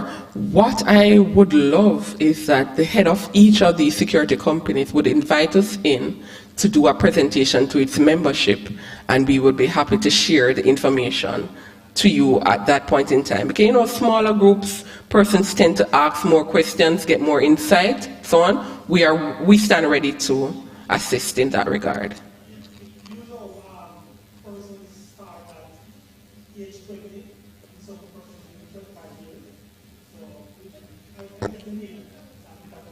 Yes, all right, thank you.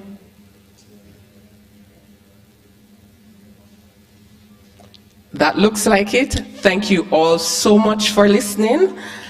Oh, hold on, one more. Go ahead.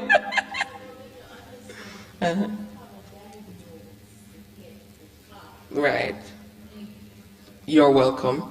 All right, thank you all so much for listening. My name is Narika Jackson, registered nurse, Health Promotions and Public Relations Department, and it was my pleasure sharing this information with you. Have a wonderful rest of the day.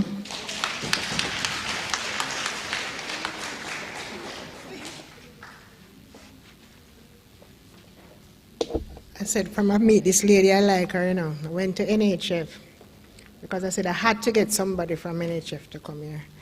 And she was so, and what you're talking, Mr. Morgan, is that she came out, she asked me what I was about. Could you wait a little bit for me? She went back and she searched for the invitation, and she said, why did you have to invite me on a Saturday? But I am coming. So put your hands together for Nurse Jackson.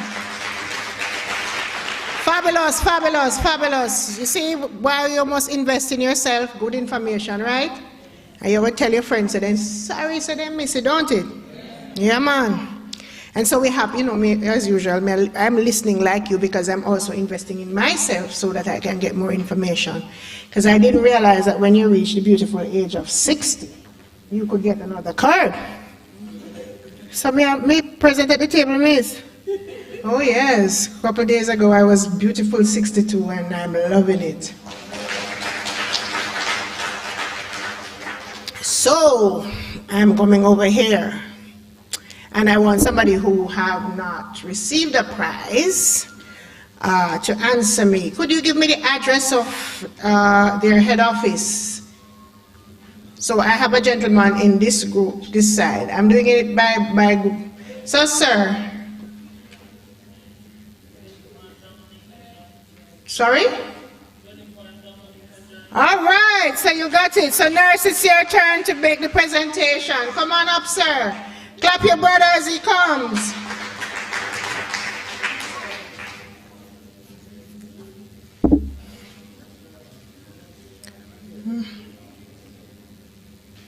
All right, congratulations. Wonderful. Nurse, stay right there, please. Can you please, I'm in the middle, and I'm looking for somebody who has not received the prize yet. Can you tell me how many chronic diseases the card cover? I'm looking straight, no, if you shout at me. All right, because I don't want to beat me, tell me. Not you, that is that lady. You're going to get something, man, don't worry yourself. Come on up, my friend in the red blouse. She promised me a beating from morning, you know. So I have run away from the beating, right? You understand, right? You see her? She beating coming on up. Now she was here very early this morning to man. Congratulations, congratulations. And I want you to, one more person from this side who have not received a prize. Tell me about the drop-off services that the NHF have. All right, I'm going around there. You're going to be all right. Youth. What? What? You're gonna lead, man! Woo! Nice! Make sure you write it down. Nice. Okay, so he told me the different ones, and when he comes, I want him to tell us what again, because he really go and go, don't it?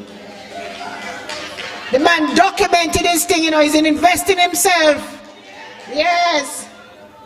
You go, sir, had his notes. Nice, my brother. Clap him again. So you come tell nurse what type of services she has.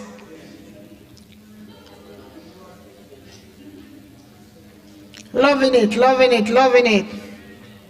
Very nice, very nice. So you're going to tell us slowly, let me repeat it for Mr. Russell.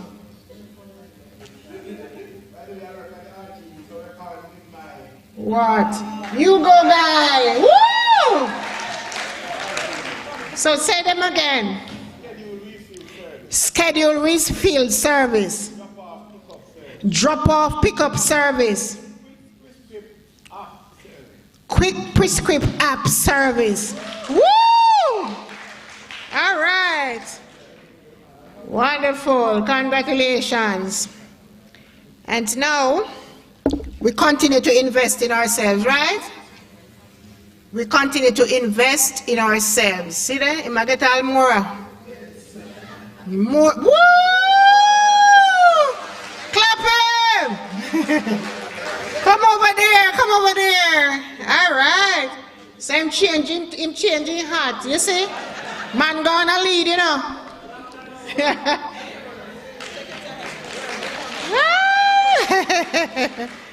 Turn around. Take your picture, John. Nice. See there, you're coming already. You're going, man, I don't know you when you go home, you know. When dog bite him when he reach a door.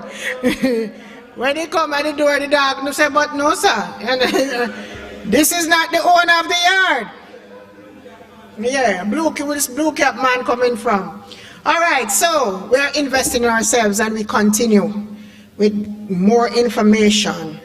And we are now asking the National Insurance Scheme. Often we call it NIS, and we have a lady called Mrs. My name again? Oh, I don't want to pronounce it. Her name is Vincent. Yeah, help me call it what? So Vincent. All right, Coke McLean, and she's the Chief Compliance Officer of the NIS. Help me welcome her, please.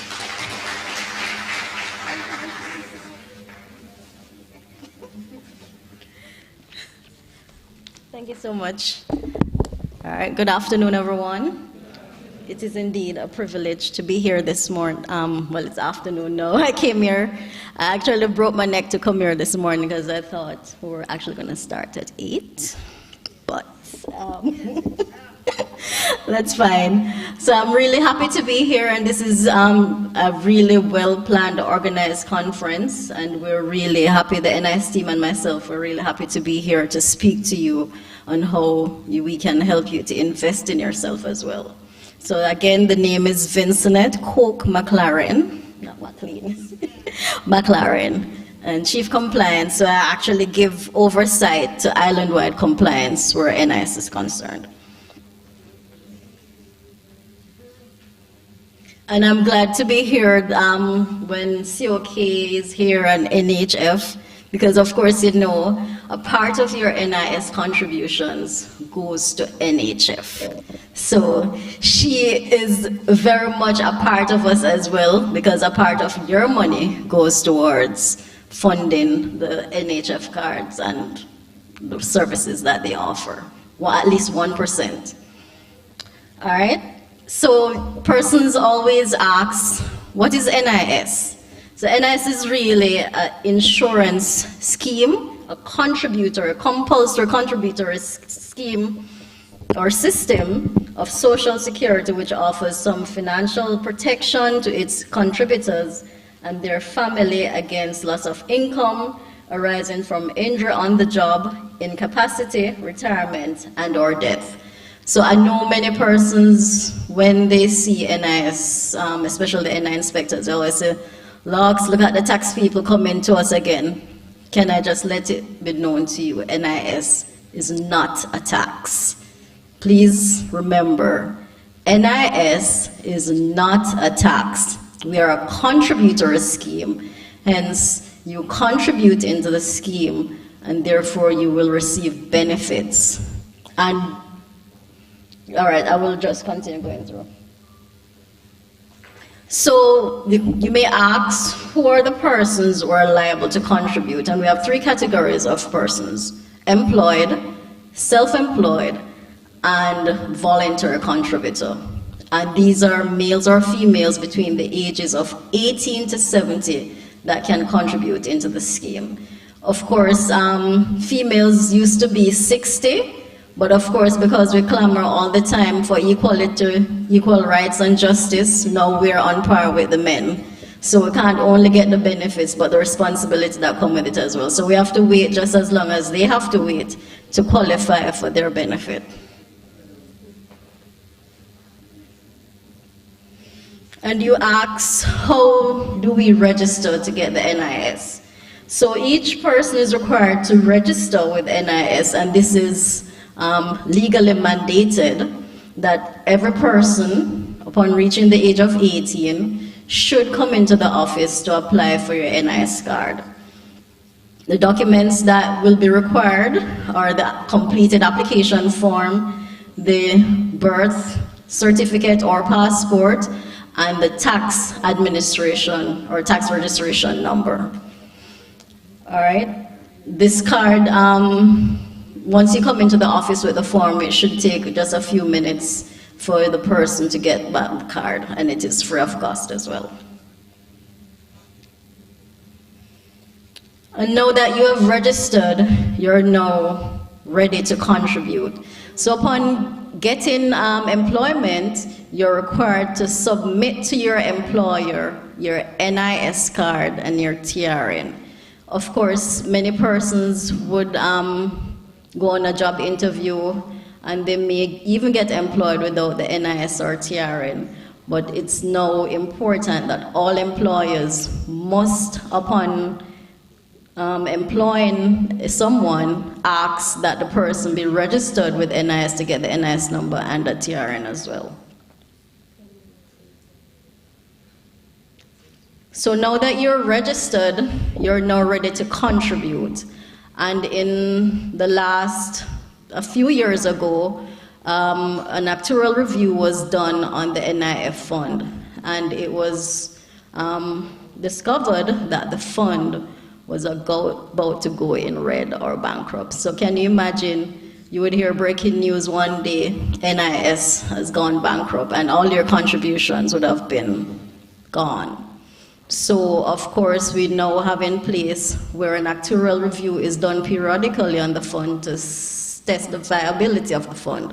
So, a review was done in 2016, and recommendations were made to Parliament, and it was passed that some increases be done. not just in the contribution rate, but the maximum insurable wage ceiling as well. So in 2019, effective April 1, the NIS contributions rate increased from 5% to 5.5%. And we know the increases would have been too much, so we phased it in to ease the burden, so you wouldn't have this massive shock in your salary. So it moved from 5.5% to 5.5, which is just 0.5%. So you wouldn't see that much of an impact on your salary.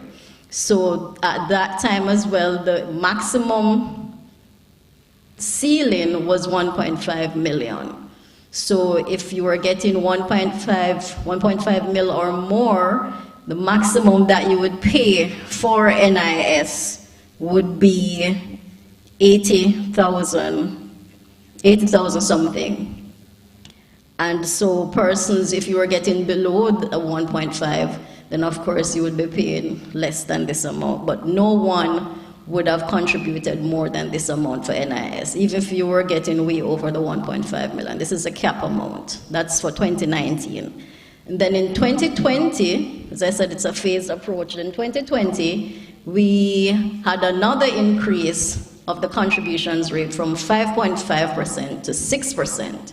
And the contribution ceiling also remained the same at 1.5. However, because the contributions rate has increased to 6%, though, the maximum that any contributor could pay into the scheme was 88,000 something. Then in 2021, again, there was another increase, but it wasn't on the contributions rate. This was now the insurable wage ceiling, moving from 1.5 million to 3 million. Therefore, persons who would have been getting 3 million or more, the most that they would have contributed into the scheme is 157 something. And then in 2022, April again, there was another increase of the insurable wage ceiling from 3 million to 5 million.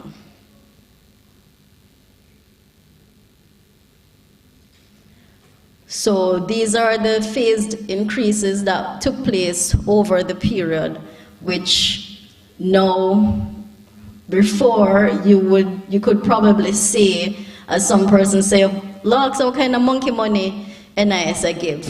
We don't want them little bit of money that NIS is giving, but you have to remember that to put this into context, in the 60s to the early 70s, only $78 used to be the most that could have been contributed into the scheme for the year. Then in the 80s, it went to 364. Then in the 90s, it went to 750 something. In the late 90s, it went up to 12,000 something. Then in the early 2000s, it went to 25,000. And it was really 2011 that we really saw any financial amount being contributed into the scheme for NIS per year. And this is when it was at 50,000 something. So when persons come in to apply for their pension, retirement pension that is, and they get a small amount, they say this is monkey change, or persons who are contributing and don't reach the age yet to apply, say them don't want the monkey change that NIS is giving.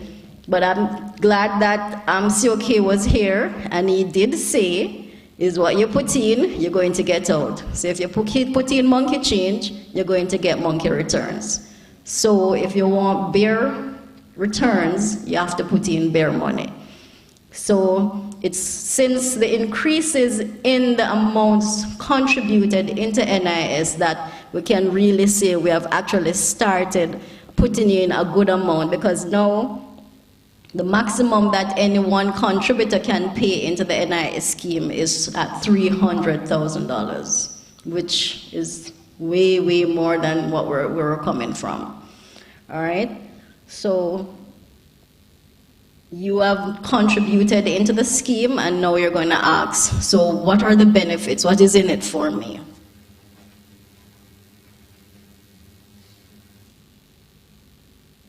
So the first one is a retirement benefit. And of course, this age is in relation, the same age that Mr. Clark from COK mentioned, 65, because this is the legal age for retirement. And as he said, this is the age that the employer have all right to kick you out of the employment, or you have all right to get up and say, okay, I'm finished.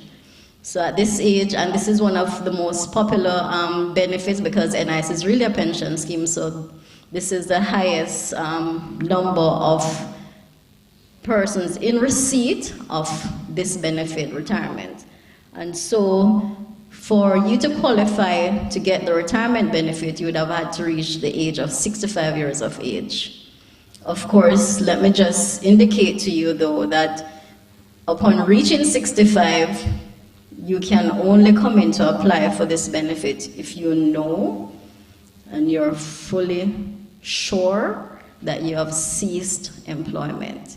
Because if you are under 70 and you continue to work after 65, the law stipulates that the employer is required to continue deducting NIS from your salary as long as you're under 70. 70 is a deemed retirement age or the cap age. All right? So you can come in and apply at that age. And when we were outside, I believe two of the gentlemen said that that they would soon be reaching 65. So my advice to you is this is the time that you should now be visiting the office, checking on your contributions, and ensuring that the system is up to date with your information. And you can apply 4 months prior to your 65th birthday. If you apply and you start receiving the pension, and just, let's say an opportunity come up and you have to, you regain employment, you cannot receive the benefit and be gainfully employed while under 70 at the same time. The proper thing to do is to visit the office to indicate to them that you have regained employment. So you're asking us to stop the pension, then you can continue to do your thing. When you're ready again, you have to reapply though because you would have contributed additional years and then your pension would have to be recalculated. Do not let the NIS have to find out that you're working and receiving an NIS pension, because once the returns are filed, your name will pop up on the return, as well as the pension system will also indicate that you're in receipt of a pension, and we will have to recover every single dime from you. All right, so, and also for the retirement benefit, as I was saying, you can come in 3 to 4 months before your birthday. We ask that you apply as soon as you retire. Do not wait, because persons say they're not in need of it right now, so they're waiting. If you wait too long, you may lose some of the benefit because we don't go more than 3 years back. So if you wait 10 years, you would have lost 7 years of your pension because we will only pay you 3 years arrears. So the next benefit is the invalidity benefit, and this benefit is where you have not yet reached retirement age and God forbid something happens and you're permanently ill. You can, once the doctor has made your medical board, you can visit the office and apply for this benefit. And you must have a minimum of 156 weeks of contributions. The next is the widow or the widower's benefit. So the widow is where the husband has passed and she is now entitled to a widow's benefit. And of course, the husband would have had to be a contributor to NIS for her to qualify for the widow's benefit. And the same for the widower. The wife has passed and the husband now can apply for a widower's benefit. But there are certain qualifying conditions. If the wife, for the widow's benefit, is under 55, she will get this benefit for only 1 year. However, if there are children involved, she will get this until the child or the last child is 18 years of age. You also have where the widow or widower is over 55 years. These persons would get it until death. If the widow or the widower remarries, this must be communicated to NIS and the benefits stop, because now NIS is no longer responsible for you. Your new husband or wife is now your responsibility.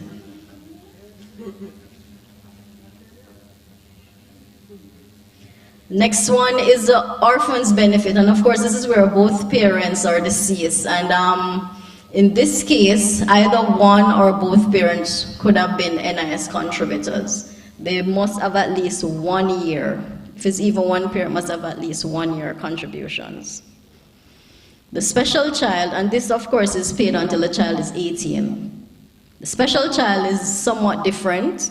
And please do not chastise us to say discrimination, as many persons have done. But this is where the mother is deceased and the father is unknown or deceased. We don't know if the father is dead or alive. We don't know who he is. Nobody can point him out and say, that's the father. So this child now becomes a special child because the mother is deceased.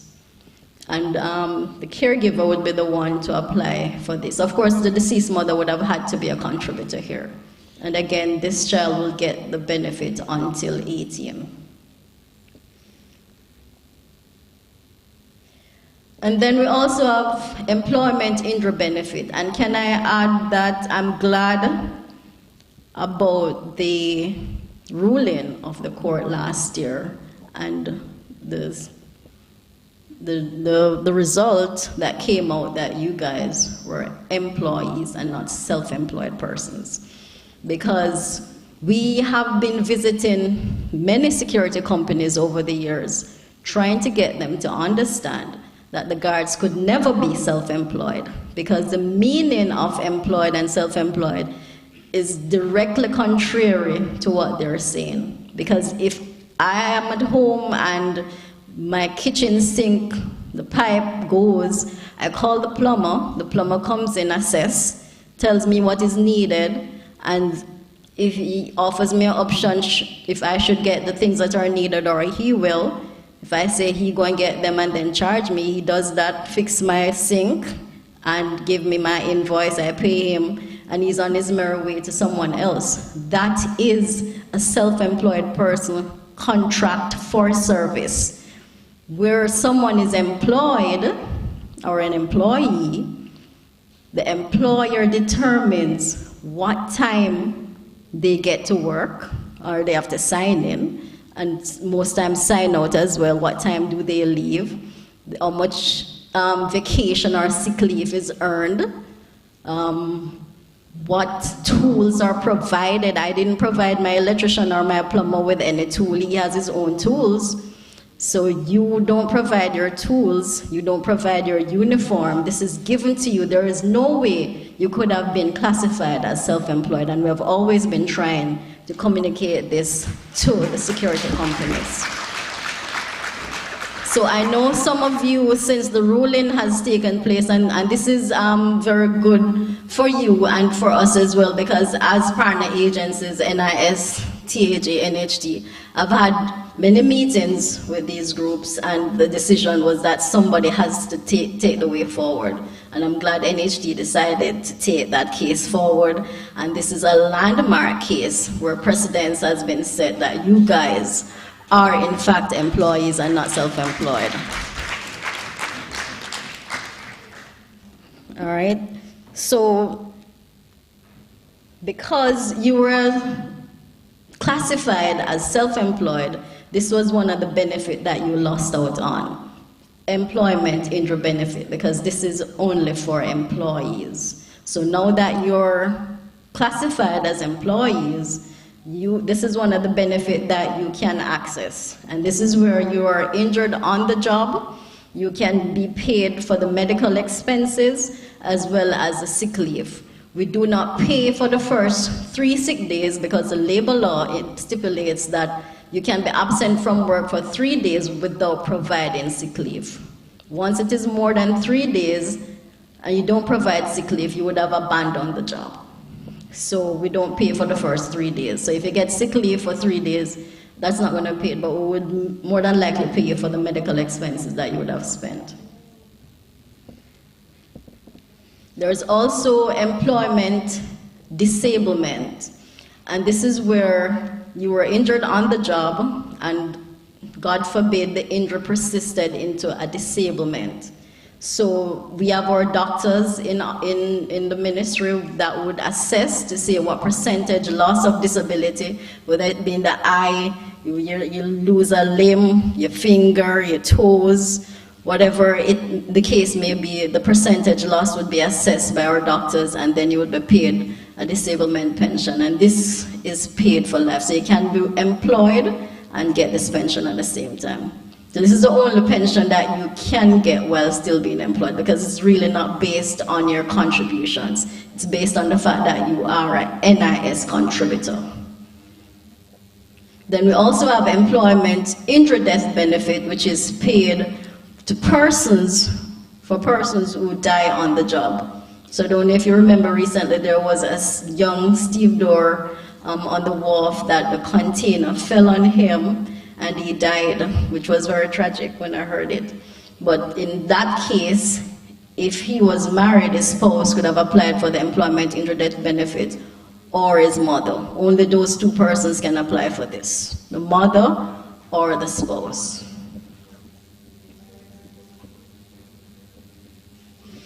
And we also have a health benefit. So it's not NHF alone have a health benefit. We too have health benefit. Once you are in receipt of a NIS pension, there's also a health benefit attached to it. So whatever period in which you receive this pension for, you get the health benefit along with it. So for the retirement pension, you will get it. You'll get the health benefit ongoing until for life. For the invalidity, it would be the same thing. However, for the widower, if it's 1 year that you would have gotten the widower's benefit, the health benefit would only be given to you for 1 year as well. And the same for the orphan and the special child, it will only be accessible for up to the period when the child is 18. And this benefit is administered by Sagicor. So the health benefit, the name is dubbed Sagicor NI Gold Card. So it's on a Sagicor card, and sometimes persons mix it up with the ordinary Sagicor health card.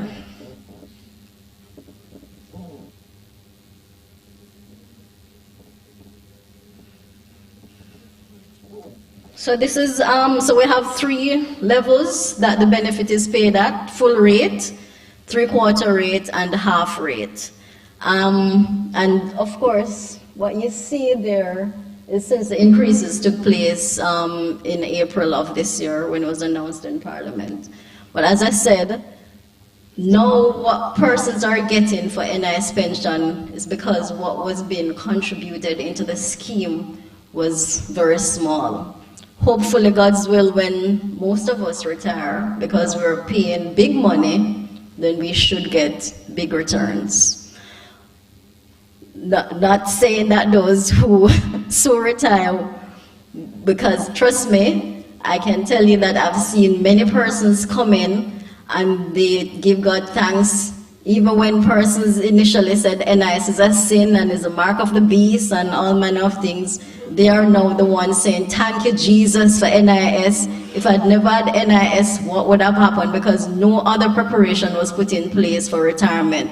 So I'm glad, again, Mr. Clark, that you're here to encourage persons to look about, because NIS, if you have a high standard of living, NIS, I can tell you the truth, is not going to maintain that standard of living. You need additional savings when you retire. So I hope you would have taken Mr. Clark's advice, go into COK or whichever other financial institution and make preparation for your nest egg. NIS alone is not going to do it, but some persons say that NIS pay the rent, light, water, and buy food, and I don't know how they do it, but they do it. Because if it is late for a day, they come and they quarrel and they say we're incompetent and we're not having a customer service and all of that. So we know it's very, very important. And most of the times it's the persons who you think have it that run it down. They apply last week and 2 weeks time they're calling, is my pension ready? But we don't have a perfect system, so it's going to take some time for us to process the benefits. So it's not going to be ready in 2 weeks or a month. So which is why we say to you, before you retire, visit the office, check that the system is updated with your contributions, and make sure you apply it 3 to 4 months before, because that would have given us a head start. So by the time you reach the age, then it shouldn't take any long time for you to start getting the benefit when you retire.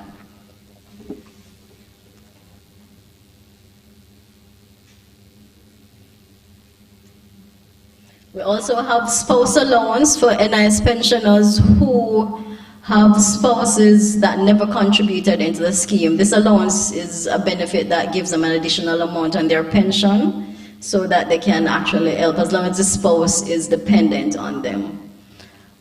For persons who would have contributed into the scheme and for some reason or the other, when they come to apply for the benefit and we check on the system, there are no contributions on the system for them. We normally advise them to check with the PATH, because NIS is not a standalone department. We fall within the Ministry of Labor and Social Security, and we're a department, so we're a part of the Social Security section of the ministry. So there is also PATH. So NIS deals with those who contribute. PATH deals with those who didn't contribute or didn't have enough contributions to get a pension. Then you can visit the PATH office at 72 Harbour Street to see if you can get a benefit. Well, the social pension is for persons 75 years or over, or the PATH benefit, as long as a social worker visit and assess your situation, then you can get a PATH benefit. And some of the legal implications that you should be aware of, because I know, as I said earlier, since the ruling on the case, persons have now signed new contracts with their employers, and many have visited the office crying, saying that they would have lost 10 years, 15 years, because the employer is now saying, you just start working with them when you were working with them years ago. So what we say is that employers would have already signed agreements with us. We have had taken employers to court, and so those employers would continue the arrangement that is in place with them.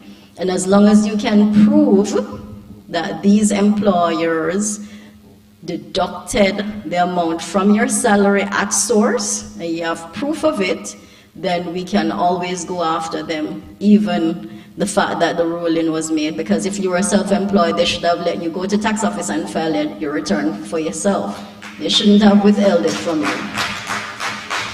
So as long as you have the evidence that it was deducted, then we can pursue them. Because by right, as long as they withheld it, they're supposed to remit it, file it, remit it through TAJ, for us to get it at NIS. So if they didn't do that, then they are in fault. So their employer can be liable or is liable for not paying your contributions as well as filing your annual returns. And it is important that all members have their NIS, as I said, and their TRN, because what we see happening is that employers leave employees off the return because they said that they want to miss the due, they don't want to miss the due date, and the employee's NIS or TRN number is missing. So I implore you, if you have not yet done so, make sure that your employer have your NIS and your TRN number, so there will be no excuse to leave your name off the return. You're also expected, it's a part of your responsibility, to visit the office at least once a year to confirm that whatever is being deducted is being filed and remitted.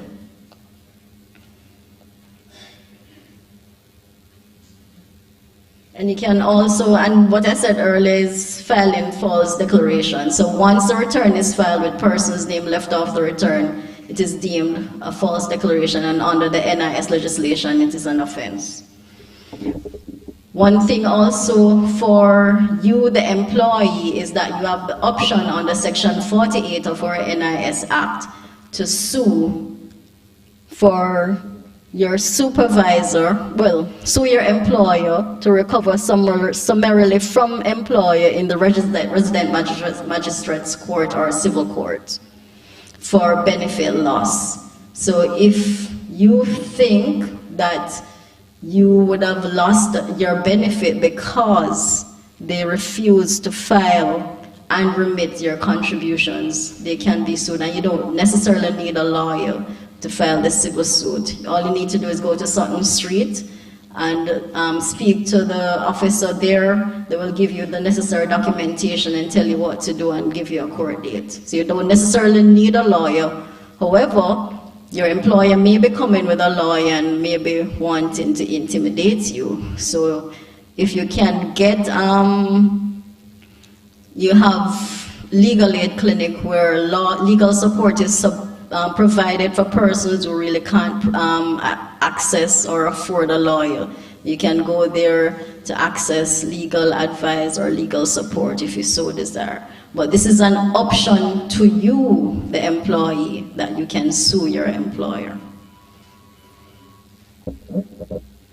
I'm not advising you to take the aggressive route. Of course, the best way is to try dialogue first. But if you feel that there is no way you can move forward, then by all means, you have been empowered under this section of the NIS Act to pursue this. We also have where inspectors would have visited your places of employment. So this is also an offense under the NIS Act, where NI inspectors visit the places of employment and they're prevented or blocked from actually performing their duties. So I've had many experiences where when I was an NI inspector, I visited places, and I don't know why these security companies have to have these massive everlasting iron gate. And most times there is not even a tree outside to shade, so you're born up in the sun just a pelt to your head, and you can't get inside because the security at the gate is saying, "What do you want, ma'am?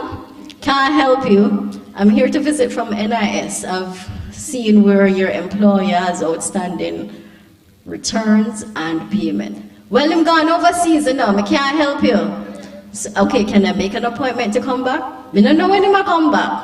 And can I tell you that it so happened that there was one incident where the lady literally spoke to me like trash, because I felt really bad, like I was doing something bad.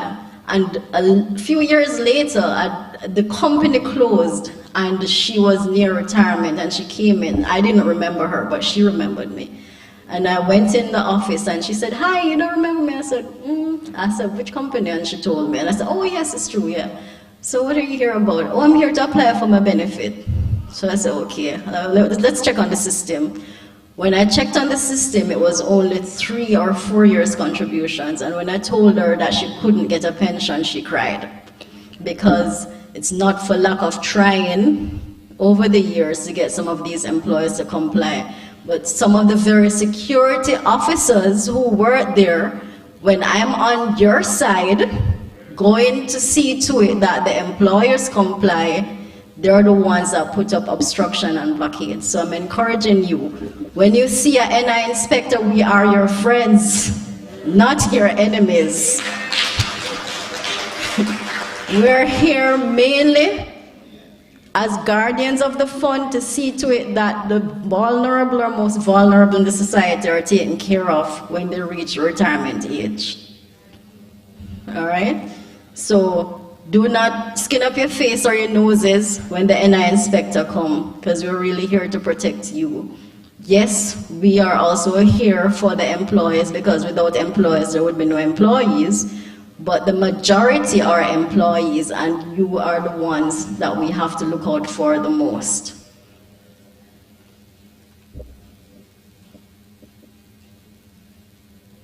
And these are some of the implications when your employer is non-compliant. First one, loss of benefit, which I just explained to you. The lady didn't have anything to get. She could only get a grant, and she cried. She cried, and it really touched my heart, because it's not that I didn't try to help, but it was too late at that time. NIS could not have pursued any legal action because the director could not have been found. He was up and gone, and no way could we recover anything from this employer. There's also loss of time and resources or productivity.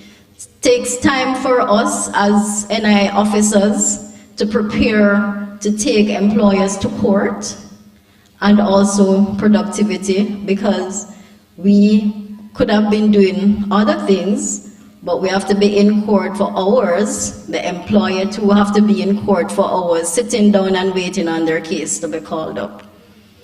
There's also the cost incurred in legal process. The employer, some of the times, come with their legal personnel, and I'm sure they have to pay for these. So it's costing them, so the time that they could have been paying for the outstanding contributions instead of paying lawyers, then it would have been more beneficial to the employees. There's also the restriction to transact business. When the employer is non-compliant or delinquent, we cannot give a clearance letter for that person to get, or employer to get TCC. So if there is a contract to bid on, or what you would say renewal of license, because I know a lot of the security companies, they have to renew their licenses. I'm not sure if it's annually to continue operating. That is important as well, so they have to come to the various partner agencies, NIS, NHT, to get clearance so that they can get the TCC. Or if they have a contract to bid on, they need TCC as well. Or if they have something on the wharf to clear, they also need TCC. So when the employer is delinquent, it impacts the business, because it then prevents the employer from actually executing or doing the necessary job that he or she needs to do. There's also a cost incurred, because when the payments are made late, interest is accrued, and interest for NIS is 20% per annum, and this is calculated daily. And there's also the possibility of imprisonment. Once we go to court and orders are made, we're no longer hearing in default distress, we're now hearing in default imprisonment, whether it be 5, 10, 15, 30, up to 60 days. So this is important for us. And also, we try not to be aggressive at the beginning. We try to work with our employers. So it's not all aggression. We try to speak with them, talk with them, and put forward the various options available to them. So even in making payments, there are now a number of available options for them to make their payments, whether it be through direct fund transfer, online or inline.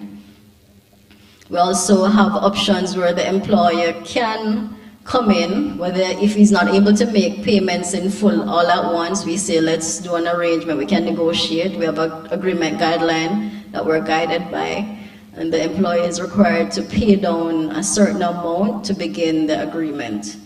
And there's also the option for interest waiver, and this is only considered on the premise that all principal amounts are paid in full. So once principal is paid in full, and the application with the supporting documents are submitted, an assessment is done, and we use a matrix to determine what percentage of the outstanding interest should or can be waived. All right, so NIS, as I said before, is not a tax. This is a contribution, and we're here for you. NIS is always working for you. So when you have retired and you're ready now to put up your feet, NIS is now at work, giving you your income. And don't laugh at the monkey money. All right, so you can contact us. The information is on the slide. Toll free at 1-888-991-2089, or email nisnu@mlss.gov.jm, or you can visit our website at mlss.gov. Thank you so much for having me. Any questions?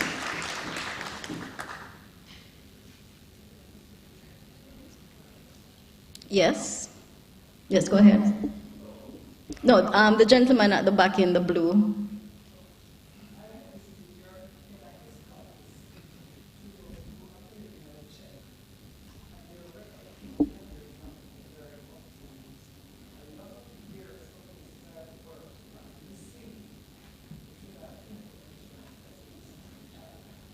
Okay. So how far are you from applying? You have a couple of years before you reach the age? So what you can do, are these employers still know they're closed?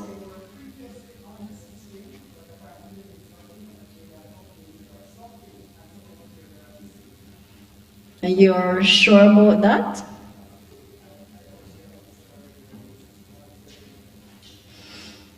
All right, well, what you can do is there's a desk outside. What you can do is when we leave, you can give your name to the officers and you leave your contact number and we'll have to do a check and get back to you. All right? Yes?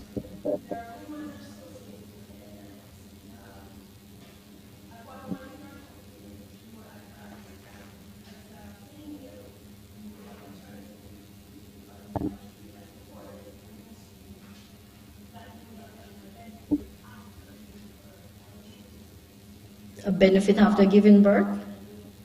The only benefit that we have are for domestic employers where maternity is concerned. Only domestic helpers, no other contributor, no other category.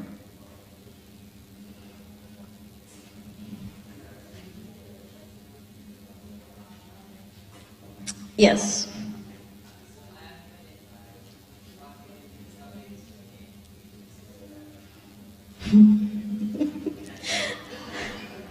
Well, I hope that there will be none because the only other one is injury on the job or invalidity. And I don't want you to be sick that you have to apply before you retire. And I don't want you to get injured on the job either. As I said, NIS is a pension scheme, but these are the additional benefits that we offer. And I don't want you to die and your spouse get the benefit. I forgot to mention that there's also a funeral grant. At last increase took place, it's now at 150,000, and this is paid to NIS contributors, deceased NIS contributors or NIS pensioners to their next of, well, not next of kin, the person who would have been responsible for the funeral expenses.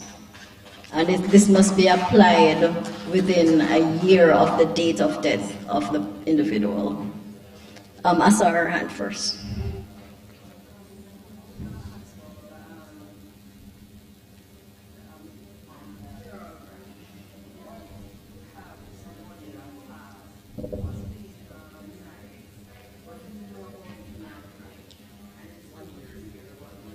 No, once the year has passed, then it's too late. If there is a child, then is it the mother or the father who passed? So the mother can apply for a widow's benefit, and she will get the benefit until the child is 18. Wait, there was... as long as they were cohabiting before death for at least 5 years, then that's common law union.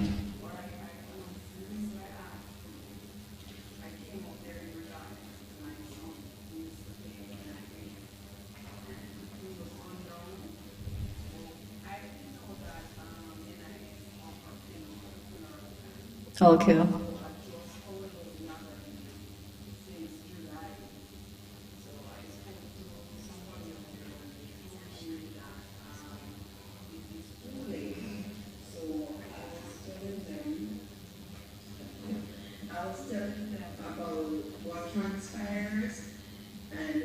Wanted to know if there's any benefit for his daughter. His daughter is 5. It's just 3 years old since he has passed. So I was checking to see, because I know I have all his documents, and I know he was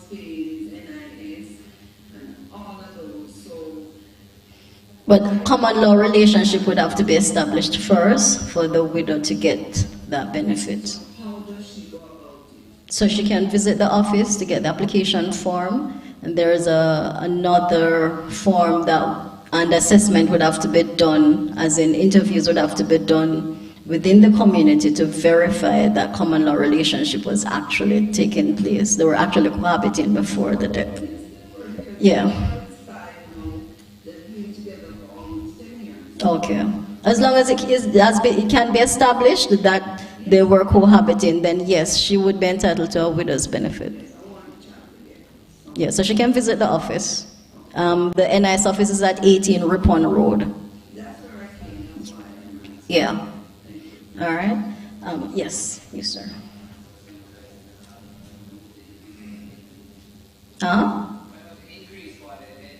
So effective April 1, it moved from 90,000 to 150,000. So only persons who would have died after April 1 would get the increased funeral grant. So if you die before April 1, you would get only the 90,000.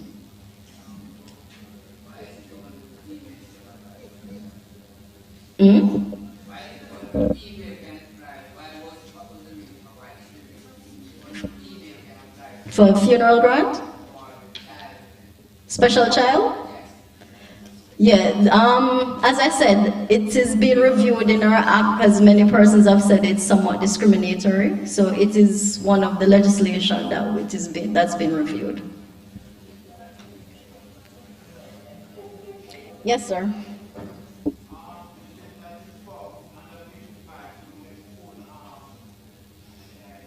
You'll get everything, it's just that you'll get it in 1 year.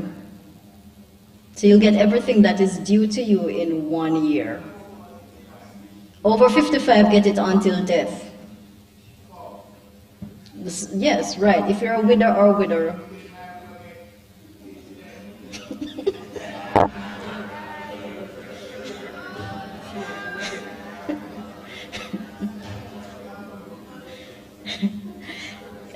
Wait, did you have your hand up? You got the answer, okay. Who has the hand up first? You or the gentleman there? You had it first?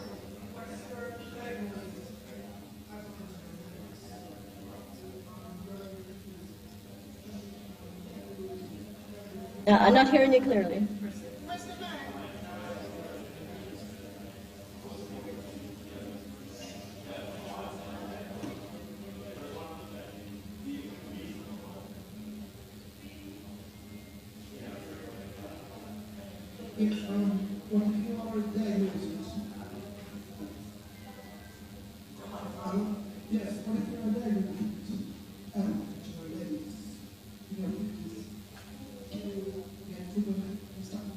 For NIS? No, as I said, to get the invalidity benefit if you're under the retirement age, you would have had to be permanently ill and unable to work. So the doctor would have to make you medical board.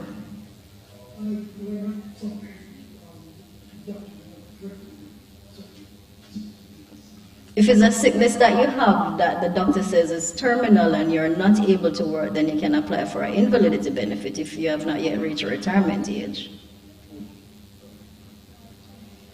Yes, sir. Oh, the gentleman over that side that had his hand up? Okay. All right, that's it? Yes, go ahead, sir. Yes, I'm hearing you.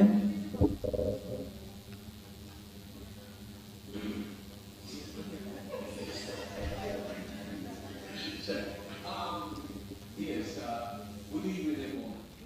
Yeah, I used to work in a company, right? And which the name of the company is Mova, as a security officer. One of the problems we used to have is that we wasn't getting paid on time. There were many security who complained. I remember I went to the income tax and made complaints. The only the only agency who really tried to help us was PSRA. And thank God to PSRA.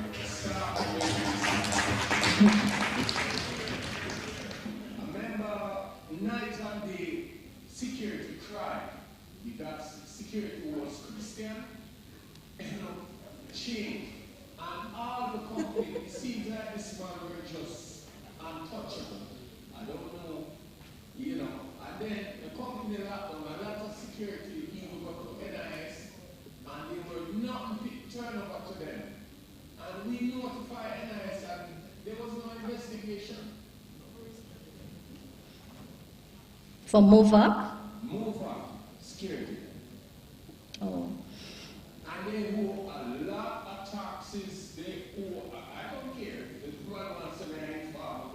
They owe a lot of taxes, a lot of security, here, a job, a lot of benefits for security.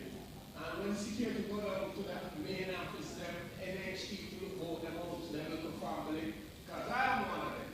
Just that I am smart to move on to bigger, better things. But there was nothing there. And even when we complained to NHT, NHT never sent out no investigator. And this man get away with millions. It's 2 months ago I was on a location and I see a tax officer come searching for a company mover. And I'm saying this, that company closed down. God, she said, wait, God. So I don't know, closed down. So I think, what I'm saying, I think NIS and all these other agencies should combine together and enforce a certain policy that as soon as one year,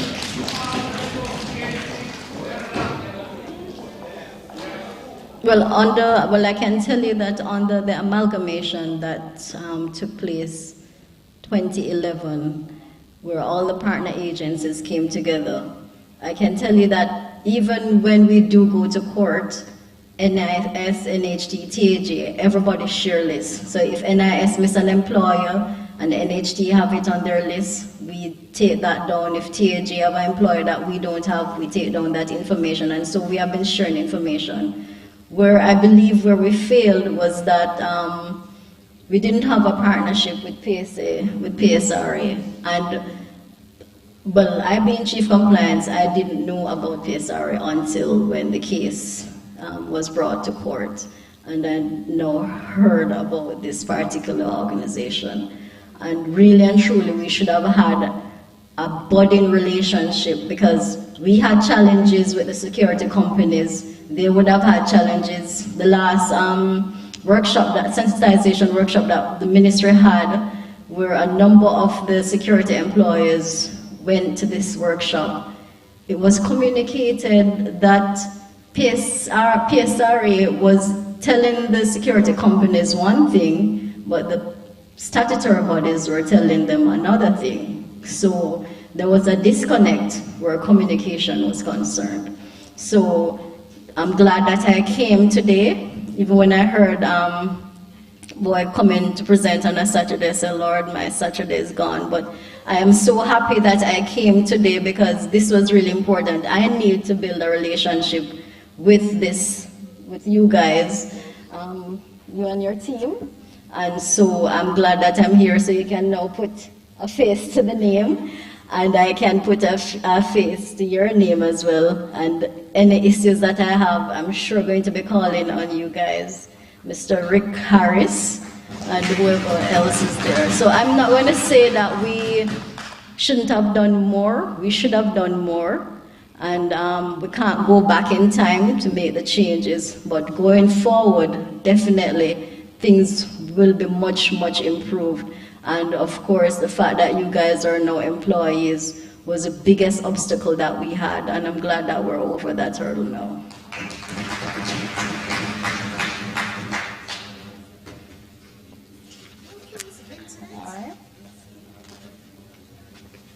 So you're not clapping the lady with a special name, Miss Vintonette. All right. Wonderful and informative presentation. I learned too. I thought I knew a lot of things about NIS, but I just learned a lot more. Because some things is just pertaining to yourself that you know, right? But I mean, whole heap more information. From time to time, persons come to ask questions. All right, so moving along, you know I'm going to ask questions, right? What happened? No set out for me this time? Is this one? All right, Miss McAnedy downstairs. So I'm asking my director, Mrs. Christine Daly. No, let me ask Ms. Binternet pertaining to her questions first, and then after that I ask Mrs. Daly to come. All right, so I'm asking on this side, Ms. McAnedy, at what age can you start contributing? And I need somebody who have not won a prize to the NIS. You see me short there, down there? You answer. Say it again. From age 18, right? So Ms. Binternet, I'm asking you to and just one minute do that now. After the NIS questions, I'm gonna do after the 3 NIS just come on that. Oh, Ms. Binternet, no, Director, let me just ask the NIS lady to do, and then I have a few questions to ask you to help me with, please.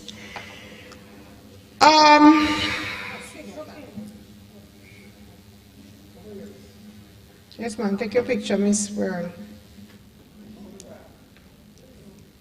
And you know that you must smile, right? You must smile. Woo! Good information.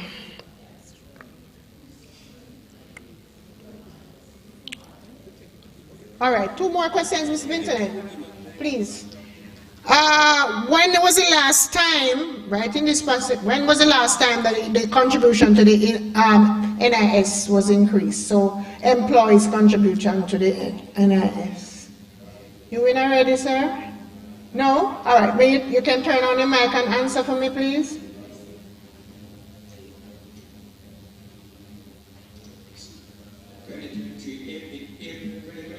All right, so clap the band. Come on up. And I have one more question for over here. After the gentleman has come.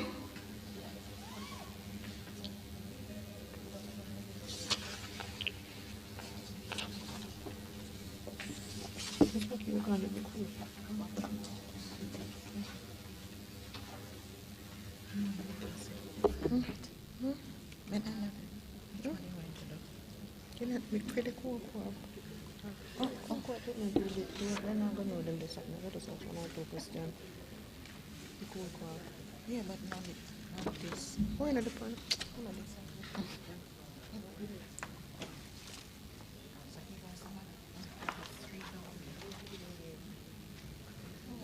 All right, so the next question is, can you give me from over this side, what is the address of the head office of the NIS?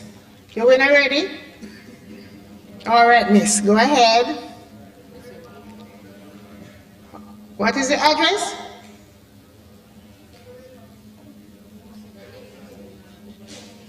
No, over here is Ripon Road, but it's not 7. No, so you shout, so you can't win. All right, since you said you didn't say P, so maybe you do it, yeah? It's 14? 14, no, you can Ripon Road. Oh, let me call you that, please. Well, let me call you that, please. Including me. You will soon be all right, don't worry, sir.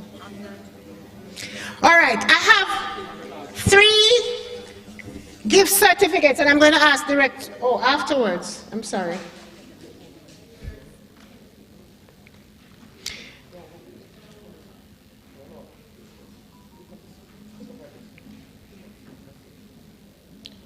Pause no, bun and cheese. All right, clap her, clap her. Just to inform you that the SERA is outside, and you can get free HIV testing done while you're here. That's one of the investing in yourself. It's not a stigma, it's just to know your status. I mean, sometimes people even get blood transfusion and you can get stuck with an instrument that somebody who has the ailment has, and you get it. So those days of stigmatization are over, right? So we have 3 beautiful $5,000 gift certificate to give to you. Now it is for cool loans or to buy things on that website. You notice the ladies are out there, they have glasses and they have all kind of electrical appliances, and of course you can apply for a cool loan. And you know that if you refer somebody after you have applied and have gotten through, and you refer somebody, you get $5,000 too, right? So probably you get your first installment. So Cool has given us these certificates, and I'm going to ask a question. Can you tell me one organization that falls under the Cool group? The winner already. The Cool group. All right, I'm going to give it to you. Cool Oasis, the gas station. All right, I'm coming to you. Look for another one, man. I need another question.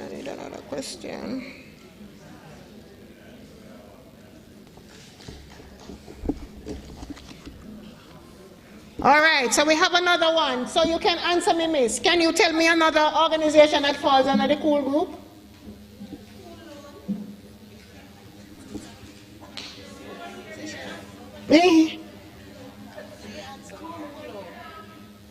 Yes. Hold on. So I've been denying you from morning for many reasons. No, that, bigger and better things. All right, afterwards you can answer. Right?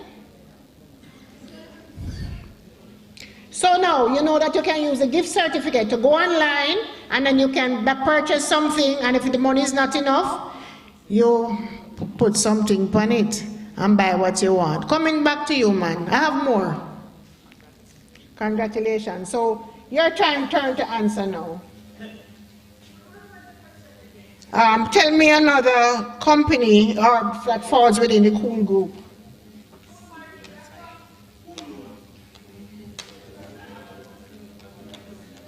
Oh, that is the website.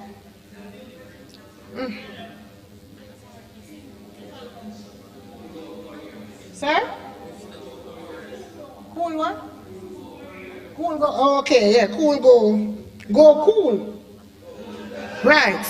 Come on up here. Yeah, nice to have a gentleman. Come, sir, come.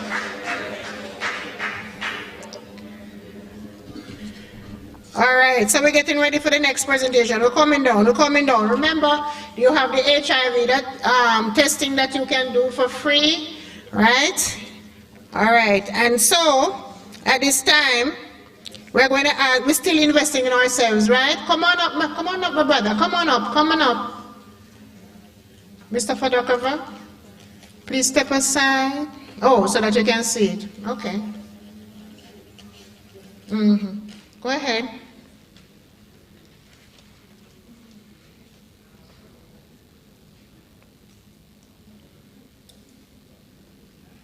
All right, so we continue to invest in ourselves today so that we can be better when we leave here, right? I'm sure that you're getting a lot of information. If you feel so, put up your hand. If you feel so, say, oh, whoa. All right, clap yourself. All right, so we will continue the investing in yourself, and I have the privilege of bringing to you Mr. Romain Donaldson from Bulwark. I was preempting myself a long time from morning. May I call you, what you did there? Because I was putting it in the wrong place. So put your hands together for him, and we hear from Bulwark Insurance Agency. You have questions really fun? The Alright, cool. Alright, cool.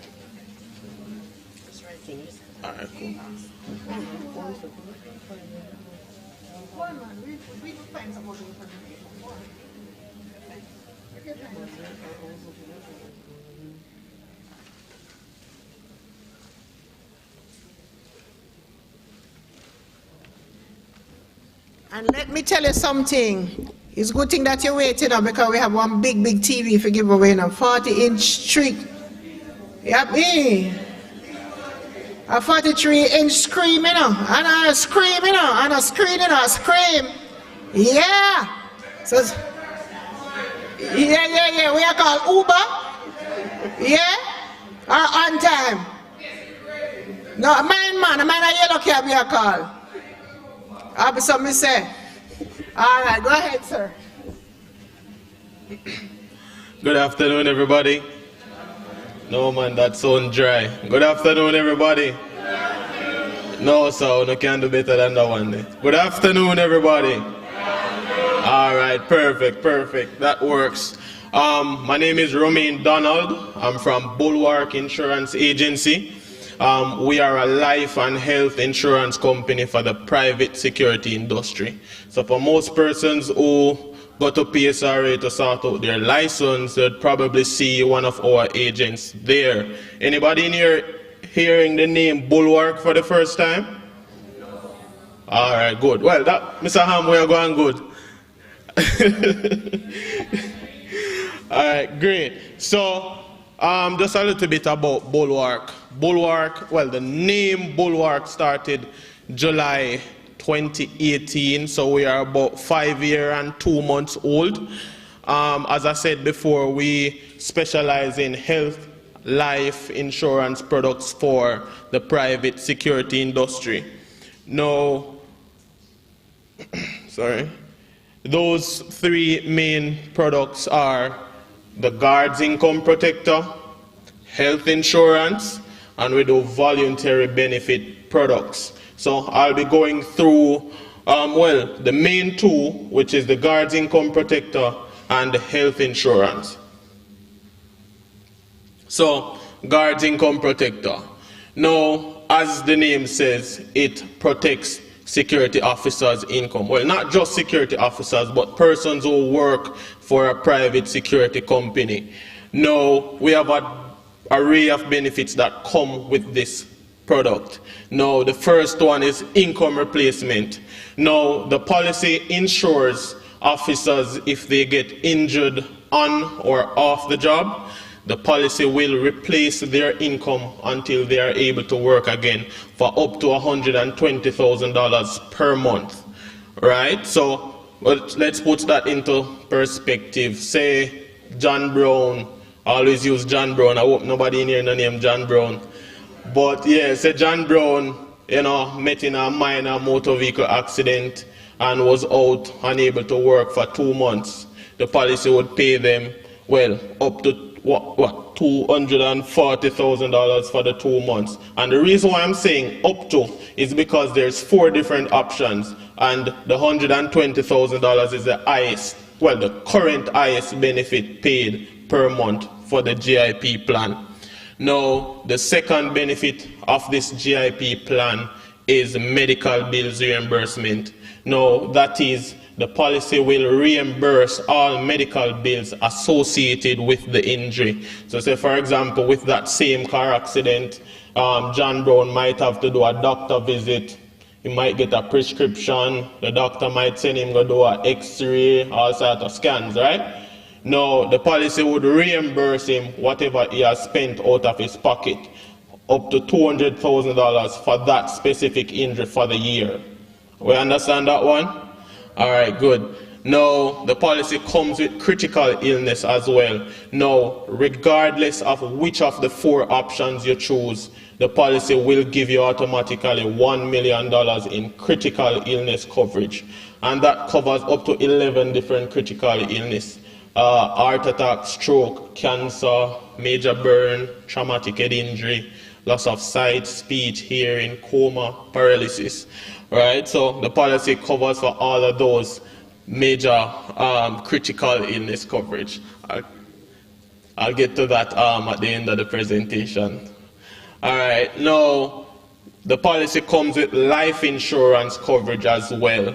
And the life insurance coverage is split up into two parts. Now, let me see any bright person in here. What's the two ways you can die? Anybody?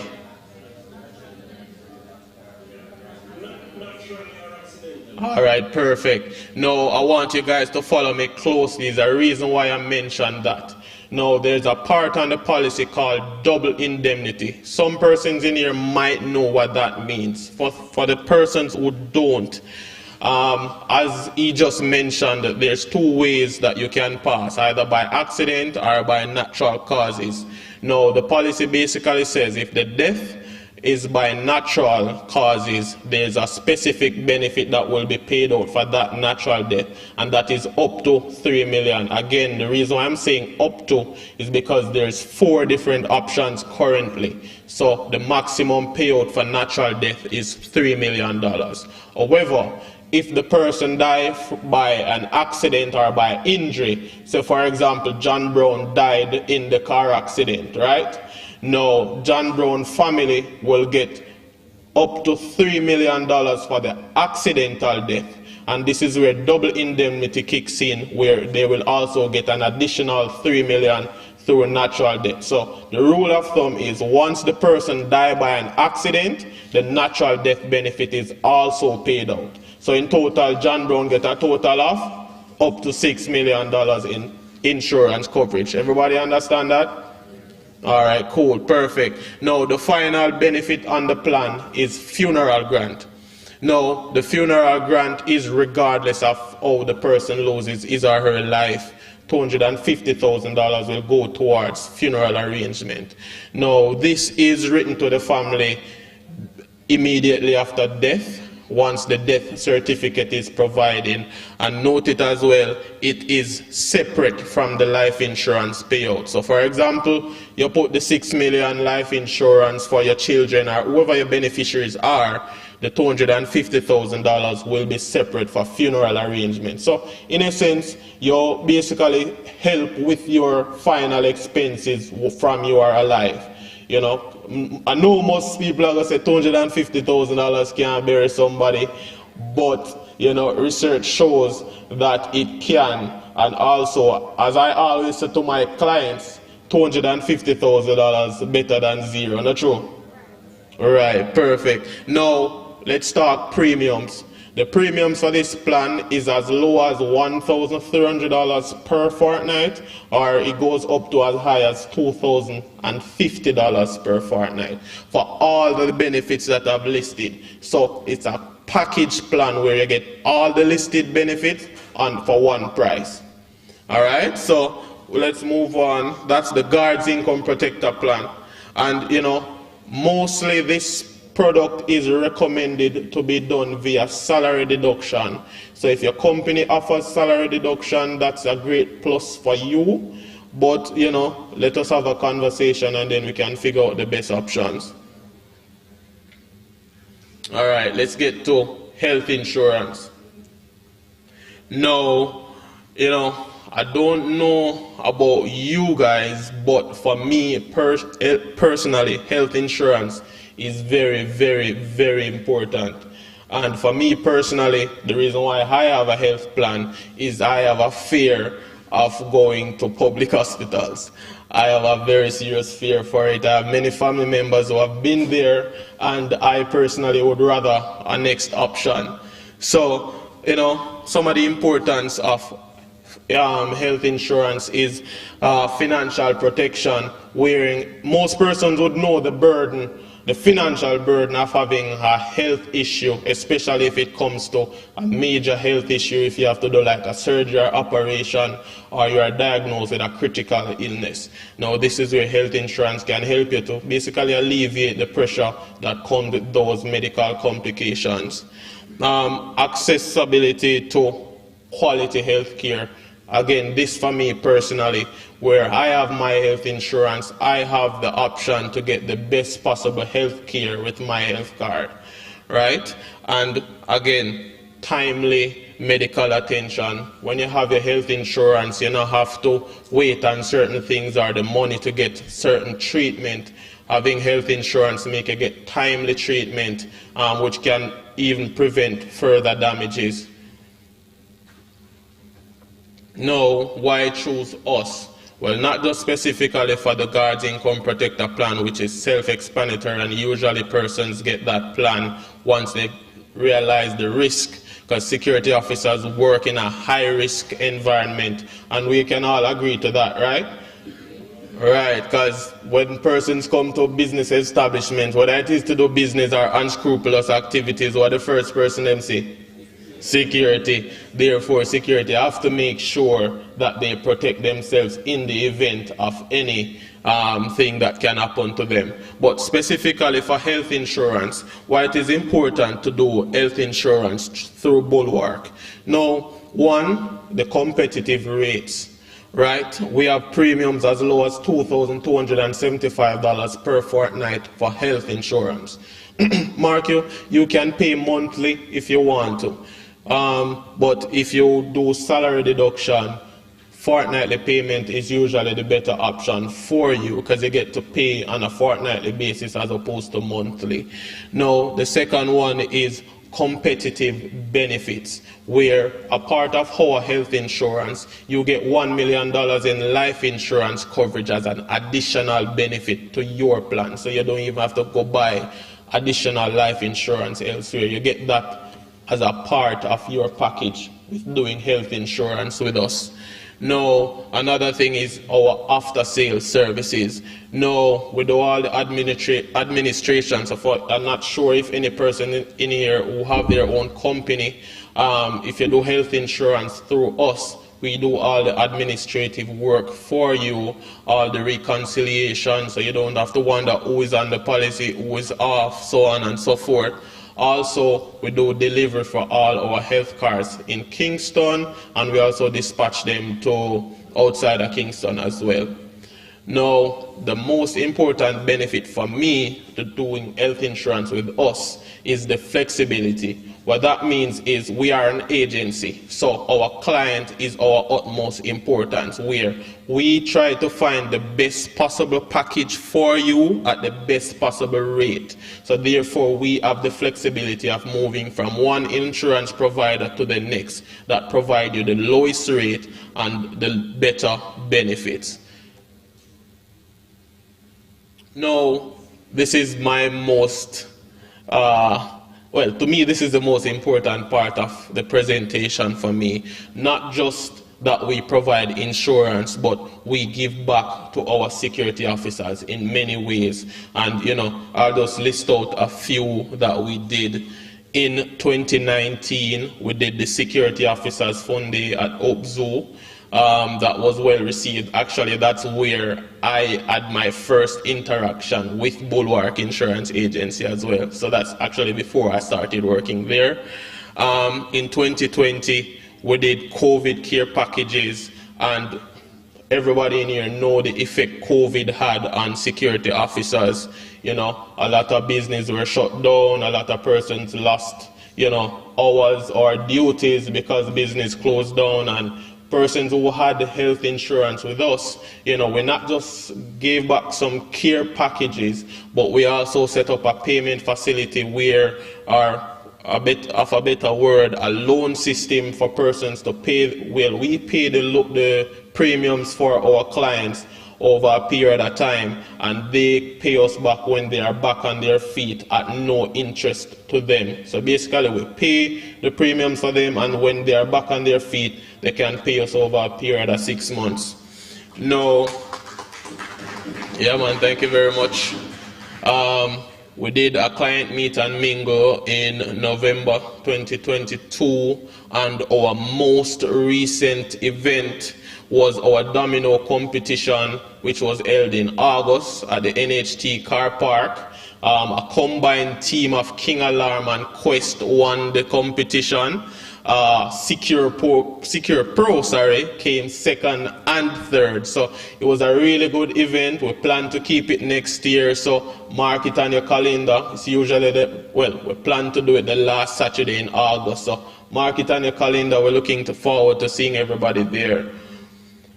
Now let's show a few visual video presentation of the events that we did.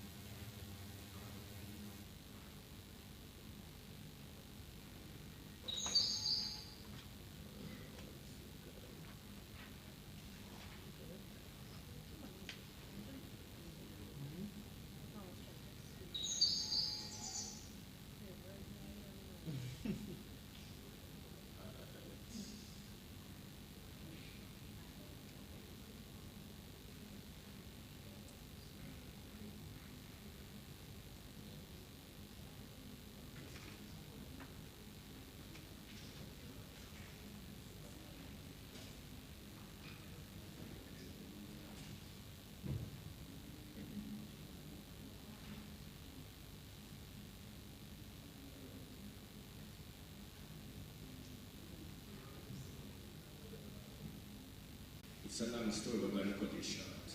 I was at an event in 2019, and I was introduced to Blue Walk.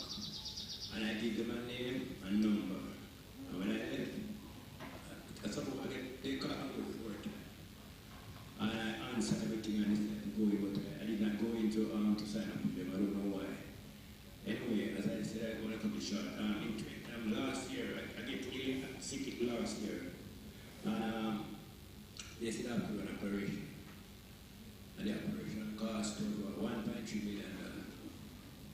And my wife said to me, if you don't hear, we want to go and sign up. And I didn't go and sign up, so I didn't say anything to her to walk away. Anyway, I was there, and because of the money, they stretched me out at this time. Stretched me out because I didn't have the money to do there. All right. Finally, they said, when they realized now the money I should come in, they will talk to me, and they put me on a program at the Minister of Wellness. And the minister, they said they would try and find the implant, almost 900,000, and if you find 500,000. Anyway, I could not find it, but finally, I could bring some documents to the Minister of Wellness. And I can tell you that luckily my daughter knows somebody that's worked there. And the day before the meeting, I get a call. The lady there called my daughter and said to me, give that, bring me the document. I said, yes, Dad, bring me the document. I'm going to take the document. When I get to understand, the lady did not bring me my documents. She dumped the documents. So what happened, my daughter to send it on the phone.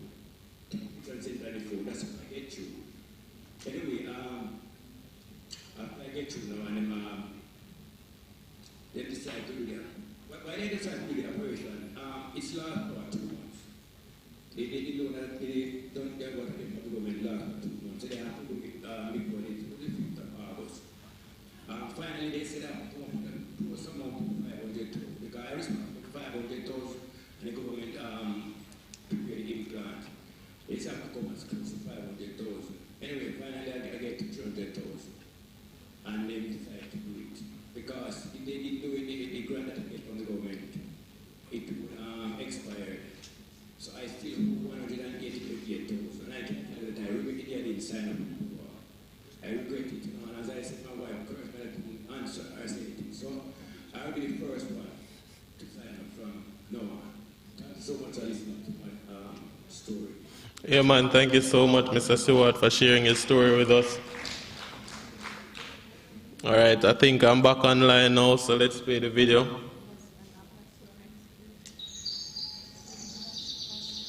Yeah, man, I'm almost there.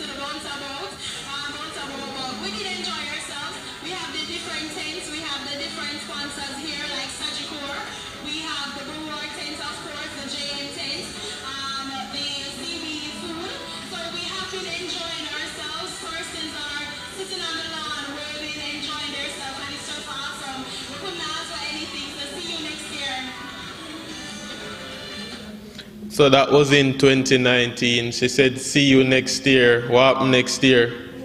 COVID. So we were not able to keep the family fun day again since then, but we do have it in our plans to do so. Just one more thing before I'm through. Just a final video to show the domino competition.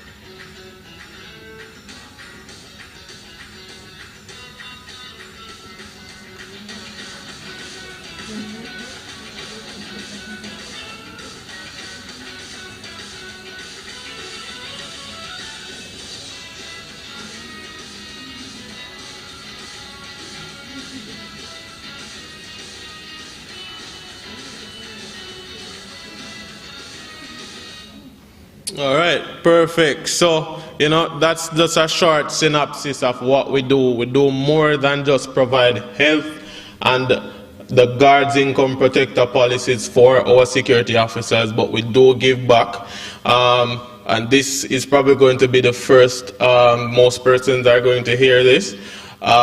We do have planned our Security Officer of the Year award for next year. So look out for that. As you know, we do plan to give back to the industry as much as we can. Now, this is the point where I'll take any questions. No? Sound like me was clear? Okay. One person at the back there. You mentioned in terms of deaths, you said accidental. Where does suicide have been from? All right. Well, as I always advise my clients, suicidal death is not covered under insurance policies. So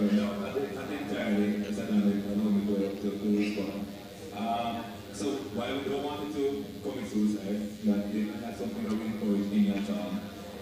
But once you're insured more than years, insured more than 3 years, then you will have been covered for suicide. But people contemplate it. All right, so if you never hear, you have to be on the policy for more than 3 years. It's just for education Yes, purposes. yes. All right. Any other questions? On the concept of accidental coverage, does it include what are the range of coverages or incidents that come under accidental coverage? All right. So, in simpler terms, injury or accident or anything that happens outside the body, while natural sickness or anything that happens inside. For example, you catch flu, you have a migraine, those are considered natural sicknesses, so the policy doesn't cover for those. But outward injuries, meaning like a broken hand, sprained ankle, dog bite you, injury sustained from a fall or a motor vehicle accident, gunshot wound as well, those are physical injuries. So once it's a physical injury, the policy will cover you for that. The death, the double indemnity, right. Yes, man. Everything is covered under the package for the Guards Income Protector Plan. The income replacement, the medical bills reimbursement, the accidental death and natural death coverage, the funeral grant and the critical illness is all under one package. So once you select one of the options, you will get benefits from all of those listed benefits. Sure. I look forward to it, sir. Mm-hmm. Mm-hmm. Mm-hmm.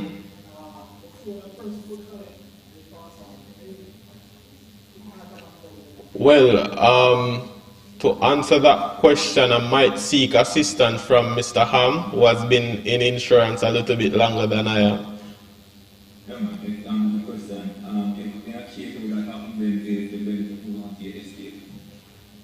So if you did never will, then the government will decide how that's done. Right. Say, for instance, you want to move from salary deduction to you paying directly. How you go about it? Reason being, there are times where you look, you see the deduction taken from the salary, only to find out that you're in arrears because that deduction is not. All right. So in most cases, if once you can provide your pay slip to prove that you have paid your policy, then you would not be in arrears once your pay slips are provided. Arrears usually mostly happen is in the event there might be an increase in the premium or you have missed a fortnight payment due to not being at work for probably you're on leave for whatever purpose. But once you have your pay slip to prove that the money was deducted from your salary, then you should not be in arrears for that. Any other questions? Yes, I'm talking about payments. Yes. Suppose you have to pay over the counter individually, that can work out too. For health insurance, that's a definite yes, but for the Guards Income Protector, salary deduction is usually recommended. And I think we are tight for time, so that might be the last question. Oh, she did ask me from earlier.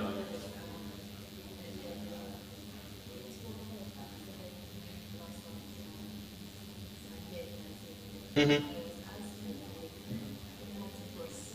Mm-hmm. Well, as I mentioned before, you have to do a surgery from an accident and you're on the Guards Income Protector Plan, part of the surgery payment would be covered under medical bills reimbursement, meaning you'd pay that for that surgery and then you'd be refunded up to $200,000. That's the Guards Income Protector Plan. But under health insurance, surgeries handled differently there, where your health card would cover a percentage of your surgery cost. Right, so the health insurance and the Guards Income Protector is two different plans. Right. And I think that's it for me. Thank you so much for having me. Thank you, Mr. Donald. And you're going too far, sir. I have 3 questions. You notice those 3 beautiful fans over there? They're courtesy of Bulwark. So it's showing you that they are supporting the work of the security guards. So, all right, to keep you cool in this hot time, right? So, Mr. Ham, are you coming to give it out, sir? Okay. So the question is, how long has Bulwark Insurance Agency existed? I don't want any shouting. I want Hannah. Who was the first person? She, all right? What, you know, give me an answer yet, you know. What a story. So please give me this, give me the, give me the, okay. So you're right, see?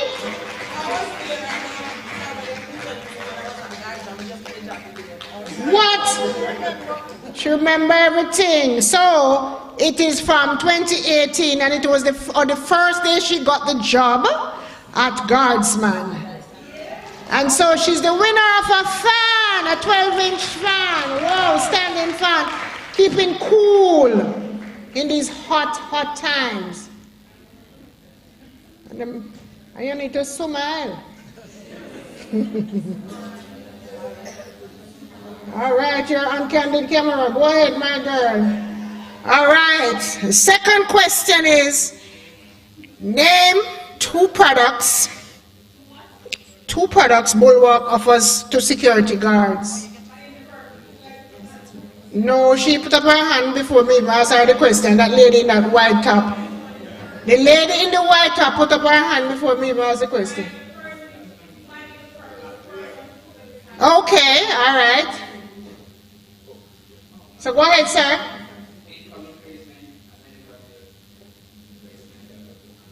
No. So miss, you know it? All right, so the lady in the black.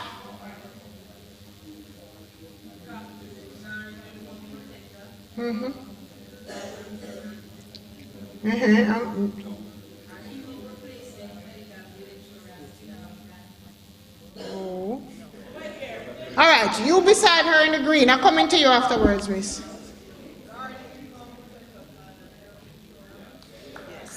All right. So tell me, go it over again. So she's answering the question, name two products Bulwark offers for security officers. Tell me them again so that I can repeat them for you. I miss. You say the day can you teach it when you hear me talk to you?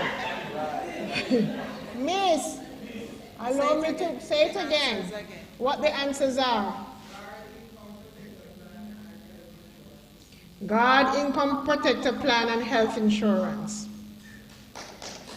Clapper, man, clapper. Yeah. All right. Name the last event that they had for security guards.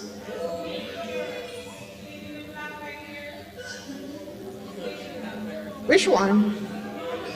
Colleen, where are you? I can't see you, Colleen. Colleen? Oh yes, who are you pointing to? Oh, the lady in the black. Well, you win something already, man. No, well, if you guess what? If you show at school over. Oh no, she put up her. Oh yeah. Give you the domino tournament. Where was it held? Where? Okay, we'll give her a chance. She's been putting her hand for a while, and it was kept at the National Housing Trust car park. So come on.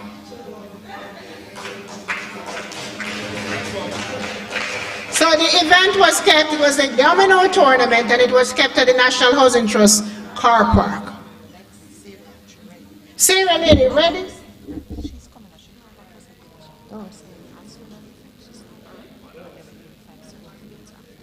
So wait, you done them now? You can't read my paper.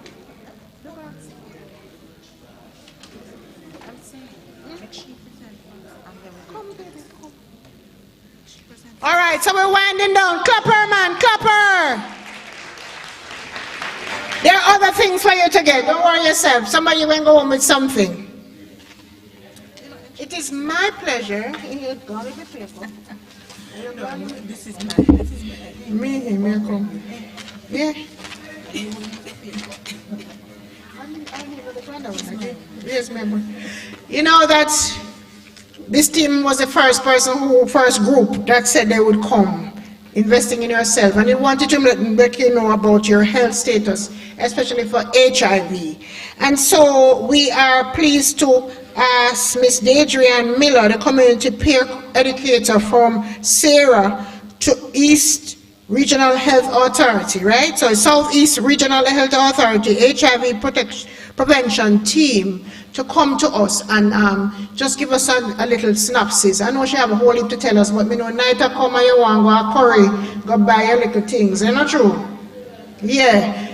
Yeah, man. So we're going to, yes, and some people going far. So she's going to just shorten her presentation because she was the first person who said yes, she would come. So, on the clap me now.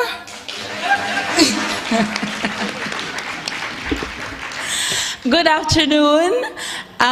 So I'm Deidrean from Southeast Regional Health Authority, community peer educator on the Ministry of Health. So the pretty boss want to see on the outside, the COVID-19 vaccine, it marked that, unfortunately, is not vaccine we're giving out, is HIV and syphilis test. All right, so we share buses. So on the note of HIV and syphilis, in a nutshell, I'm sorry I can't give you all of the information because it's so wide. There is so much to note, but let me try to keep it like a short, right? So we're going to have a conversation. When I say conversation, I'm not going to do all of the talking, right? So you guys have to ask the questions if you have any concerns. So in a short nutshell, what is HIV? HIV, yes, HIV, the acronym.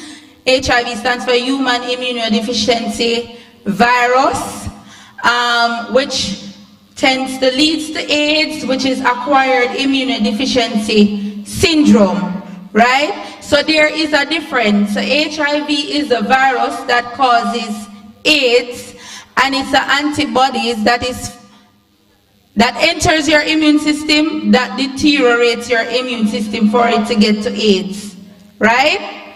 So, how the virus HIV is passed on, the most common way in which HIV is passed on is through what? Sexual, on a bright man, on a clap on yourself, man. Through sexual intercourse with an infected person. We miss out that part there. Right. So you have to have sexual intercourse with an infected person, whether anally, vaginally, orally. Right? Also, infected needles. Did we know that a tattoo needle can trap the virus in it for it to be passed on? Yes? And also the drug needle, that penicillin needle that they used to inject, the doctor inject in your bottom. The virus can be trapped in it and passed on to you. And also mother to child transmission, right? So the mother passes on the virus to her baby during labor, breastfeeding, or during pregnancy. So it's very important for mothers to get antenatal care, right? Tell me, I want to know from you guys, because I've heard some stuff on a daily basis out there in the field. What are some of the rumors that we hear about HIV, so we can clear up that fast? Yes. Turn on your mic, I want to hear you.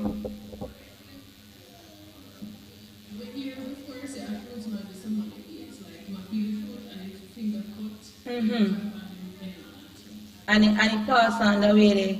And you believe that? Alright, so no. So because HIV is not, it does not survive out in the air. It dies in a couple seconds. So that's not true. Me hear, as you talk about that, me hear one little rumor about Pepsi, something with the plant and all of that. No. So HIV do not survive outside of the body. It dies in the air in a couple seconds. So if the blood touch upon the food, it dies. Alright? If I don't be the case, no only people would live with HIV, you don't think so? Another thing say, people live them normal life, same way, working in a food establishment, all the time, accident happen, sweat dropping a food, all of that. I want to know where I eat. Nothing say, only people could get the virus already, not true? Right, what are some of the other sick? You may say hand on the back. Yes, sir. Stand up and talk. It look like it might not work. Afternoon.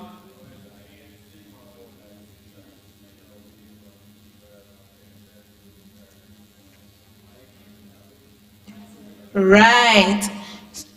So let me clear up that first. So being in the same space as somebody who is HIV positive does not enable you to get the virus.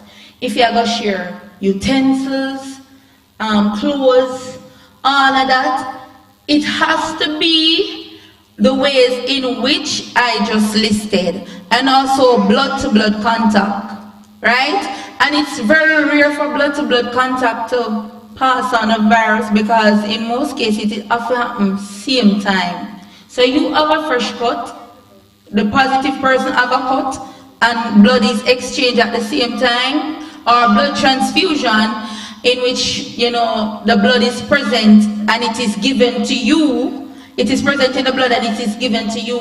That other way in which it is passed on. So there is 4 body fluids that HIV is present in. It's blood, semen, vaginal secretion, and breast milk. And breast milk will apply to the mother-to-child transmission. So breastfeeding the baby.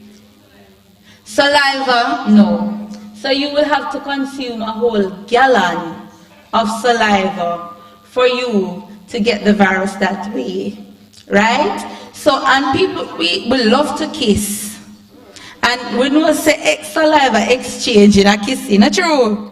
Right? So in that case, a lot of persons could be infected that way as well. And I hear some, I just want to add to that, mosquito. Do we believe that mosquito pass on the virus? But mosquito are Jamaica national bird though. Or the next, yes, that's true. Especially in a Portmore. So if that was the case, a lot of persons would be infected with HIV already, no so? Yes, sir, in the green right there, you had a question. Fabulous, fabulous. Any other questions? All right, so let's talk about the ways in which we can prevent HIV. And just to add to that, it's not only HIV testing that we do, it's also syphilis tests. And we know that syphilis is also a sexually transmitted infection that is passed on in the most common way through sex, right? And there are stages to syphilis, which you have the primary, secondary, and the tertiary stage, right? So in the primary stage, from it's detectable 2 weeks. When it's 2 weeks, it comes up as a trunk right sore on the genital area. That sore is painless. It comes up and it leaves, right? For the other stage, from 8 weeks, you might see rash in the palm of your hand and your foot bottom. And I say, if you go look for nobody with them signs, you know. Right. So in the palm of your hand, under your foot bottom, in any creases of the body, you might notice that. Or for the tertiary stage, it can lead to severe illness. That's if it's untreated. And when it gets to the tertiary stage, it cannot be cured. So it can lead to severe illness like blindness, kidney failure, you name it. All right? So let's talk about the ways in which HIV is prevented, and then I tell you a little bit about AIDS, because regularly the boss is in the community and you hear the people them, see the AIDS people them there, see the AIDS people them there, and it's kind of ignorant to say see the AIDS people them there, because you have to get HIV before you can get AIDS. And AIDS is the final stage of the virus. It means say your immune system broke down completely, deteriorate, you're on your last straw, and opportunistic infection is referred to like common illnesses. So common illnesses and in friend them can rope in your body. So anything out in the ear, your immune system can't fight it. So you get it.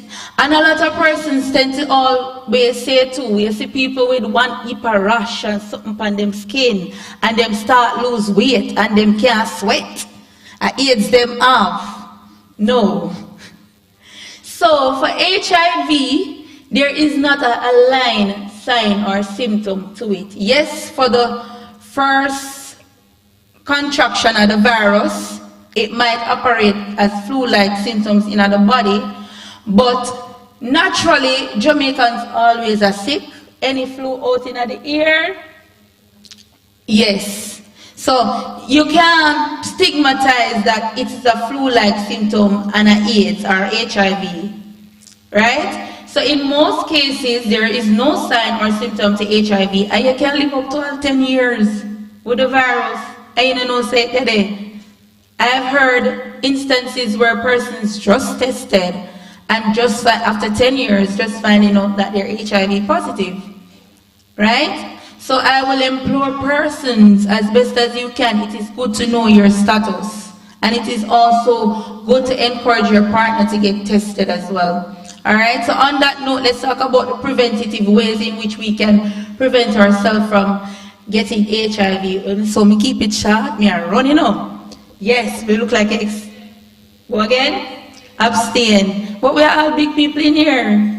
How much I don't have kids? How much we have kids in here? So who did I abstain? Anybody in here abstaining? And sex so nice? Really? Okay. All right. Yes, sir. All right. So this gentleman says abstain is the best solution. Not really, but you have a point. Any other ways in which, yes ma'am, staying to one faithful, uninfected partner.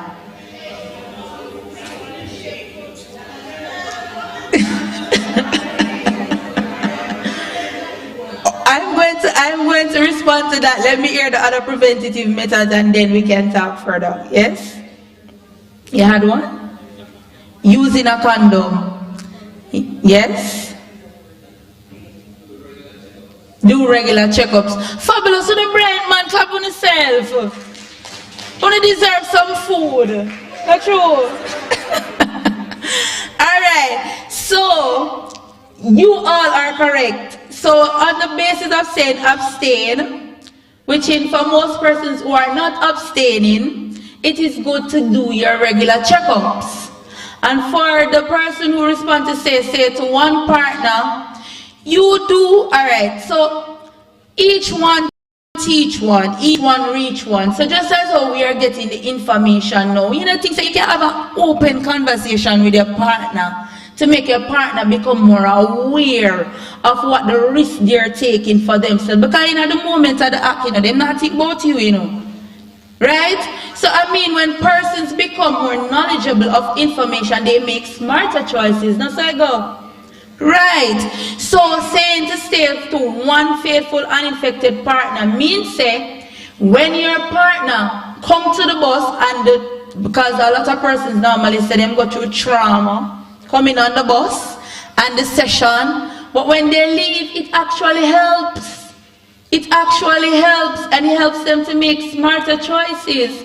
So I mean, after coming to the bus to access the service, they are now putting plans in place now to protect you, your partner, from going out there to contract anything, right? So staying to one faithful, uninfected partner, when you stay to one partner and your partner go out, probably perhaps going outside of the relationship is using condom to protect themselves, and I mean properly, because a lot of us don't know how to put on condom properly.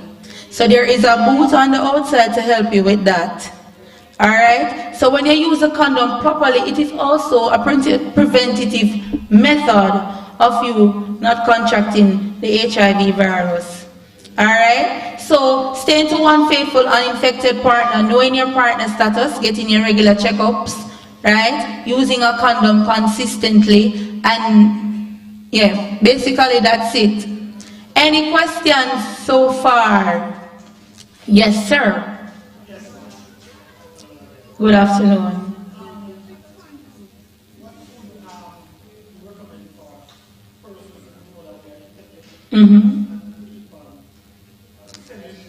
All right. I love that question. So for most persons, a lot of persons who are not of the knowledge, I hear a lot out there. If me get it, me no want know. Or if me get it, I better me keep it and just knuckle it and get everybody because of somebody give me. No. So a lot of persons don't know that getting the virus and having sex with somebody else who is also positive is a form of reinfection. Yes.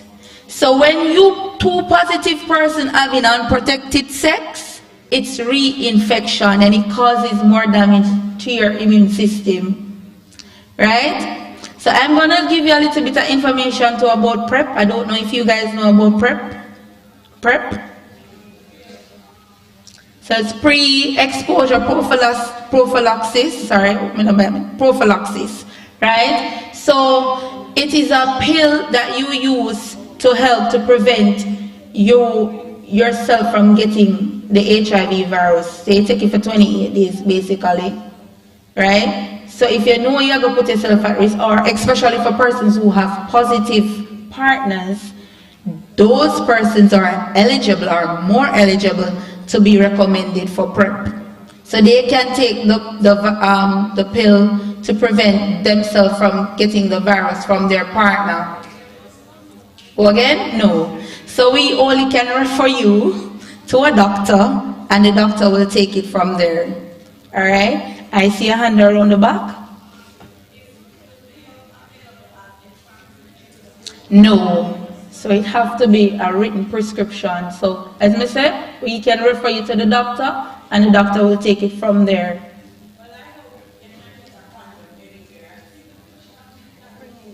Well, I don't know if they're working on that to get to there, so, but for now, PrEP is fairly fairly new to Jamaica, so it's a work in progress. All right? Yes, ma'am. I will come to you. And side effects, in every medication that you take, there are side effects. Yes. All right. So for the side effects, it might make you get a little nausea, dizziness, and headache. So, but then for the doctors, you can work out with your doctors, and they can put plans in place and how you can take them to prevent that. But naturally, you know, when your body not used to a thing, before you get used to it, your body gives some reaction. So after you get used to it, it becomes the norm.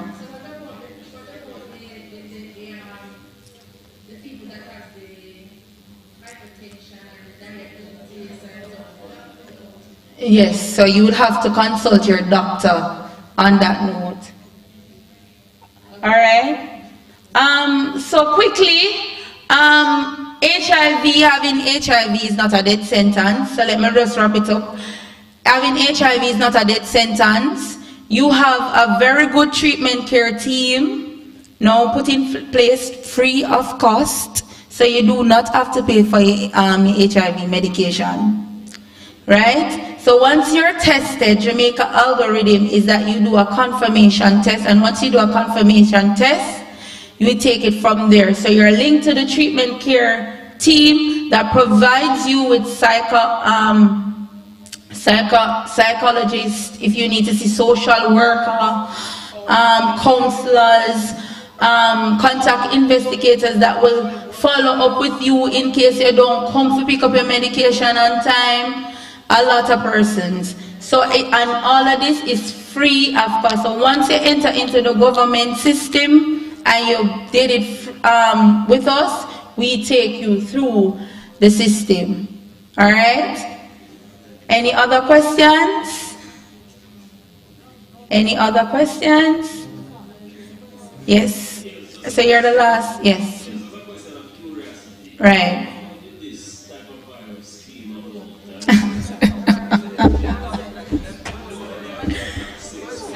Sir, sir, we live in a digital days though, sir. And so it is I can tell you this much. For persons who think that it passed on by animal, please, no. It is a human virus. I think it was first found in the 1980s. Yes, I'm in a born them time there.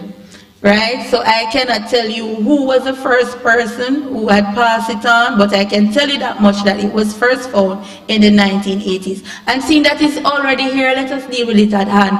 And we have to try to stop discrimination against persons who are HIV positive. So being in the same space as somebody don't enable you to get a virus.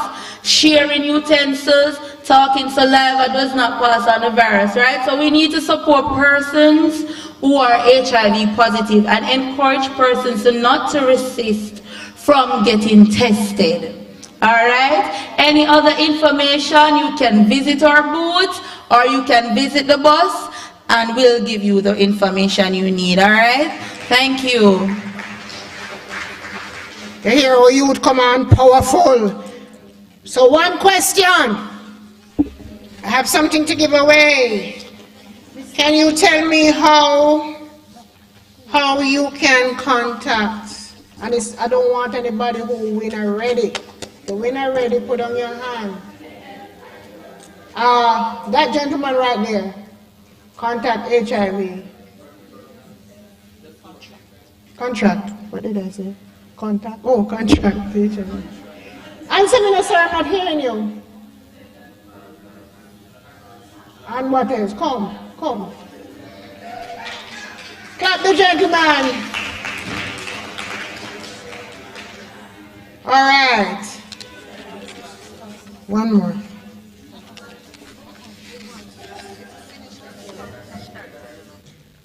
How can we prevent HIV? Somebody over here. You at the back, way around there. Come. I don't know. Next one. One there,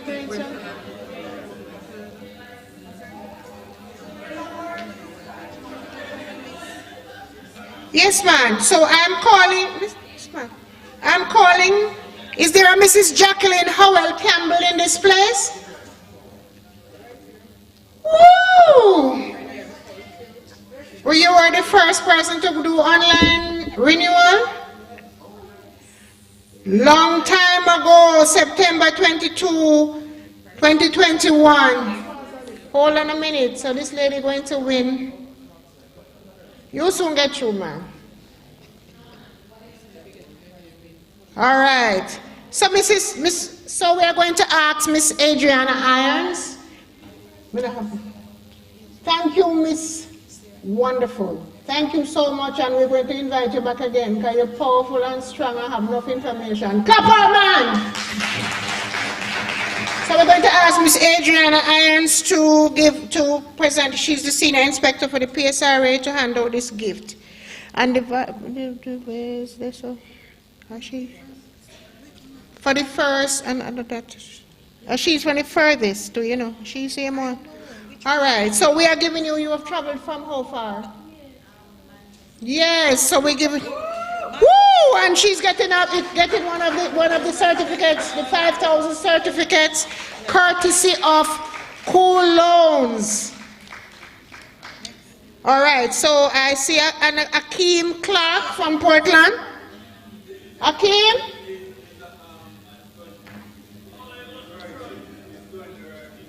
Okay. Clark? Andre Hall. Where is Andre? Next one. Sharon McLean Stewart. See?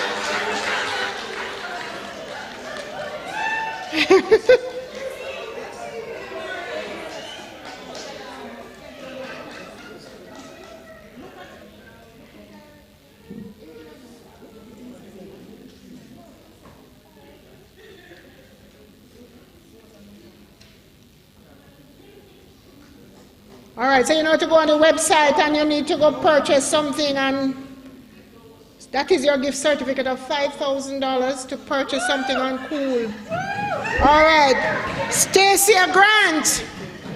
Where's Stacia? Ah, come on, Stacia, come on up. You're traveling from Boston to St. Mary. All right, clap her, man.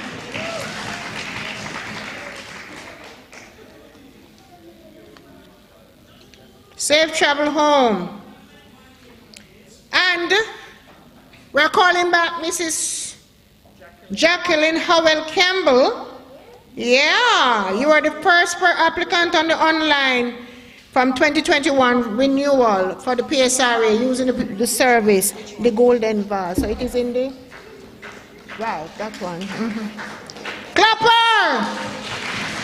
So you see it's important to interact with the PSRA when we send you out information. You see, because you come, you can participate in something. Right? Yeah, man. After that. Mrs. Howell, you are going to give out an information or two, please. All right, so, okay. No. Thank you, Miss Adriana. The oldest gentleman, Mr. Delroy Morrison. Are you here? Clap, Mr. Morrison, the oldest person, yes, to register in the industry. 1994.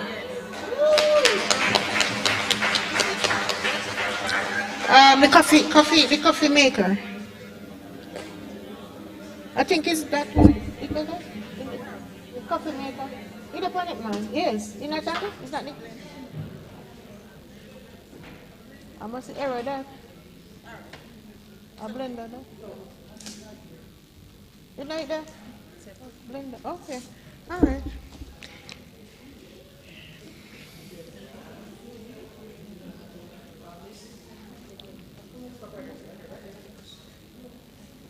All right, so Mrs. Howell, our accounts and finance manager, is giving that out.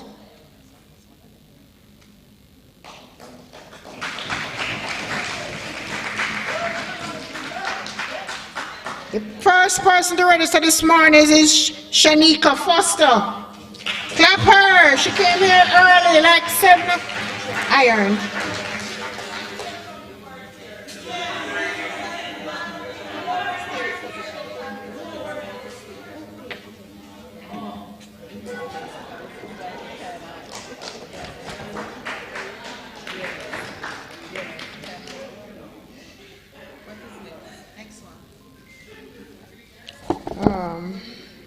Yeah, okay, since Mrs. Hector, can you give me a question? Come to give out a okay, all right. No, me.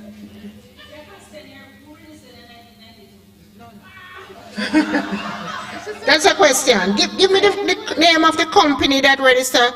Give me the date PSRA registered its first security company on security guard. Date. I need a date. All right. So the year is 1993. Right? No, I don't need a name. I just need a date. See the question. Why you go out? You know, hit this. You did the PSRA. Oh, okay. What? Miss Mexico. Yeah. So, somebody said October 27. So who is the gentleman? Which one? All right, Mr. Quest, you're close enough, and also we are going to give you a gift. Give me the phone. Give me the phone. Yeah, October 27. Yeah. But you're right, of course. Clap him!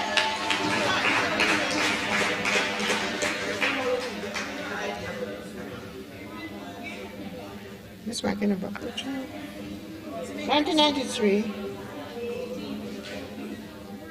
The community. You're going to give it out for me? Yeah, man.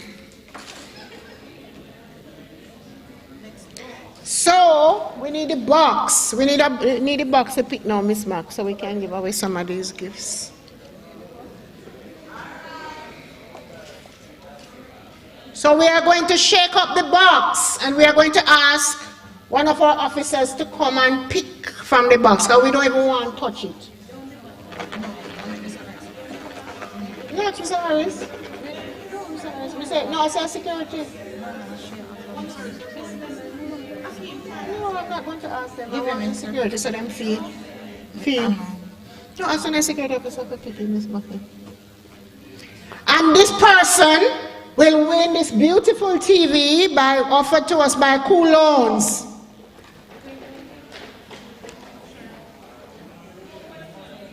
No question, the name, it will be picked from the box.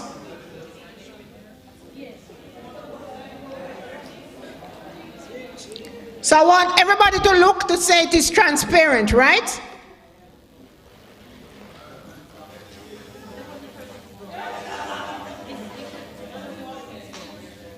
A dead person going to get left.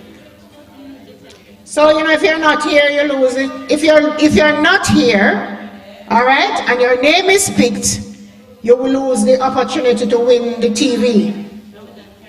We're not carrying it home. Hold it up, hold it up, hold it up. So if you're not here and your name called, then it moves to the next person. Let me look if it's my name on it. So there's a John Ross. John Ross? Are you not here?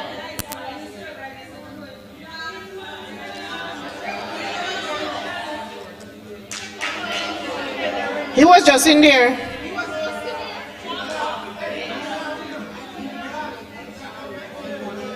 What do you feel? We should give it to him because. Let me see if I can get it.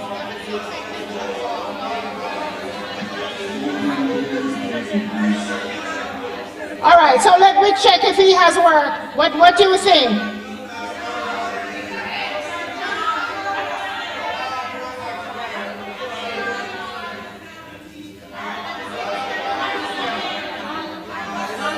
I'm not hearing the consensus.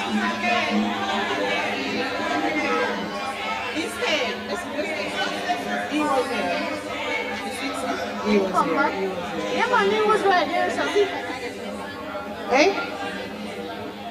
We're trying to find out if he's still on the compound, because they say he just left.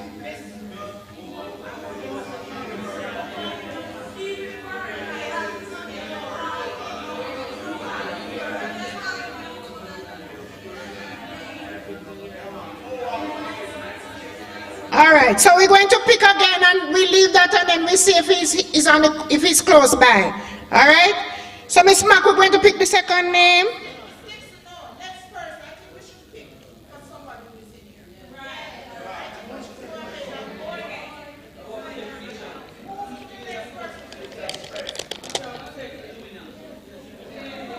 Yeah.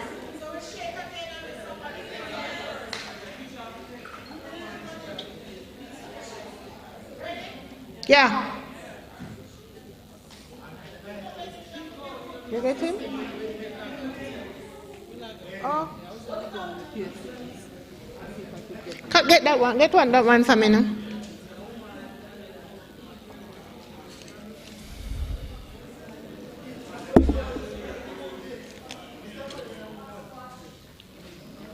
Is this Wilroy Walker?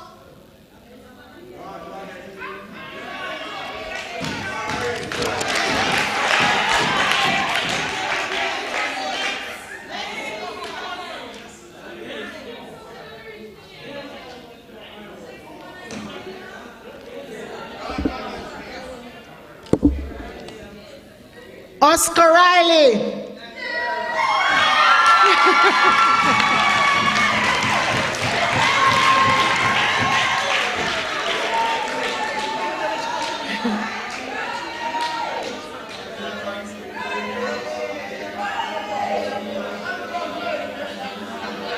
Wow. I mean, I tell you, Mr. Riley, have a swagger, you notice him just come and say, really, am I in this? Congratulations. Give him a clap, man. You know what that this teaches do? Persistence. Sometimes you don't look like nothing now, go on, sit down and keep yourself quiet, don't it? Yeah, man. Next question. Next pick, Miss. Thank you so much, my dear. What company are you? All right. So we are going to pick again, Miss Mark. Port Security Corps. And so he's from the Port Security Corps, protecting our borders.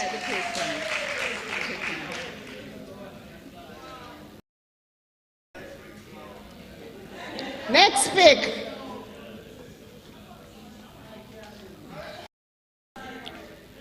And this look like what? Moya Sutherland?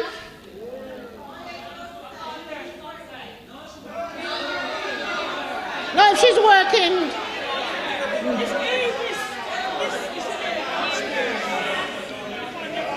Or the front? Oh, at the front. She work at the front. She on duty.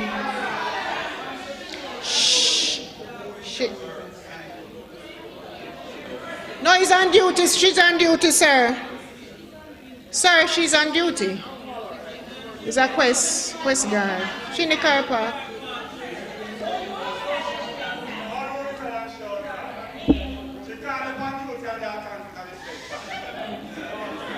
All right. I stand corrected. Yes, sir. What you say? What the captain says? What do you say? Tell me what to do. Tell me what to do. I don't know.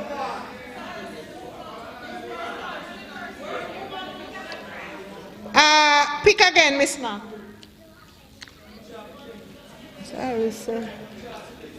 When night come them, I walk with me, do you know? When night come them, I walk with me. She coming? Vernon Green.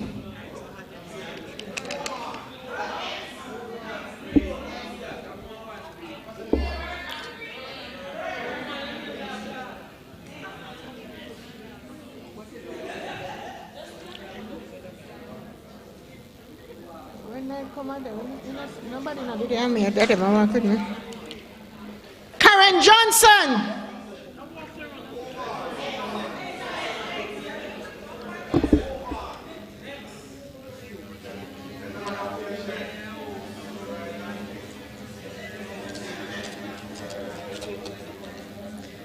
Novlet Brown.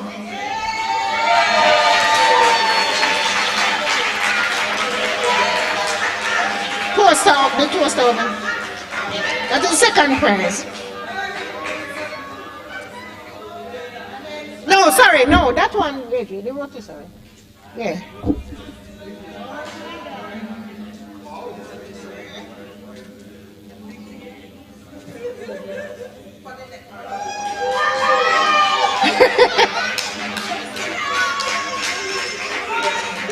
And just give on.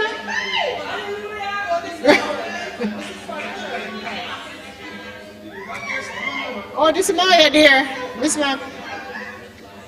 Miss. Oh, Maya. This is a third one. Okay, third one. Miss Mark. And they put the bowl drop off. See the ribbon? The bowl. See the bowl there? How about you take a picture?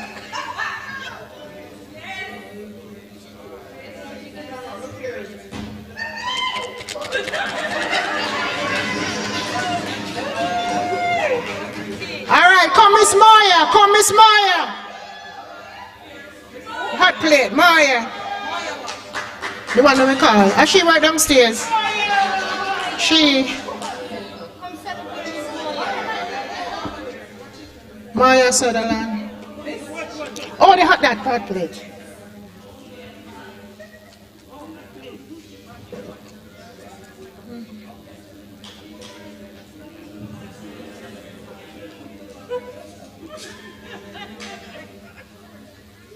You miss a second, but you get the third. You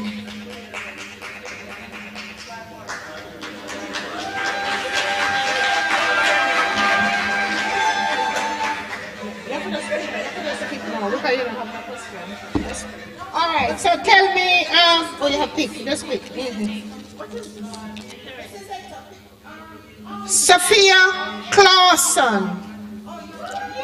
She again. Sophia.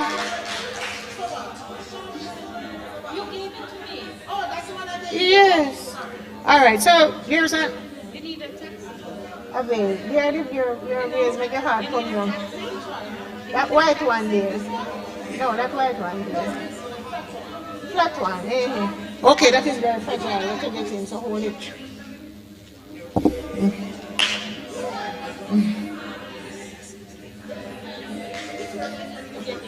Registered female in the house now. All right, so I need the oldest registered female. I think I missed it on the paper.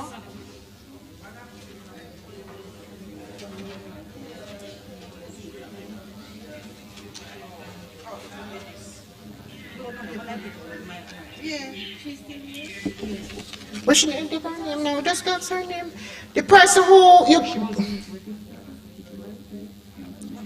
you were registered July 8, 1993. Where are you? The female. Come on up.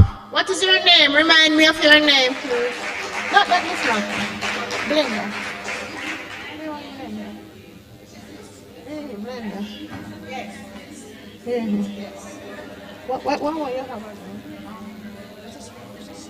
A draw. Yeah, man. A draw. Yeah.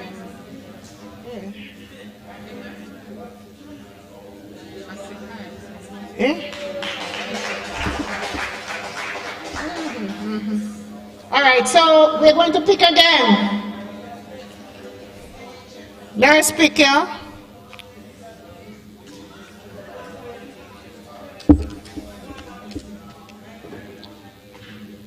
Bona, you won, Bona? Wow.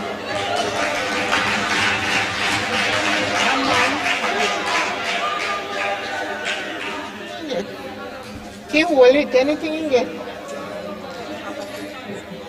That's more thing you have to take out? Take out?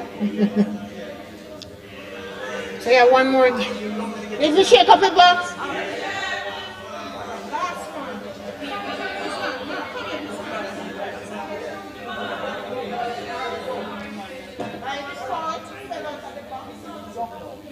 Drop it back in there.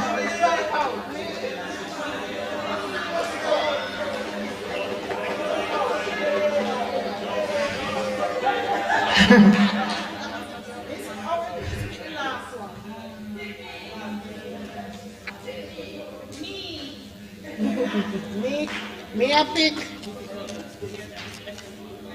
All right, so Rosemary Allen. No, there she is.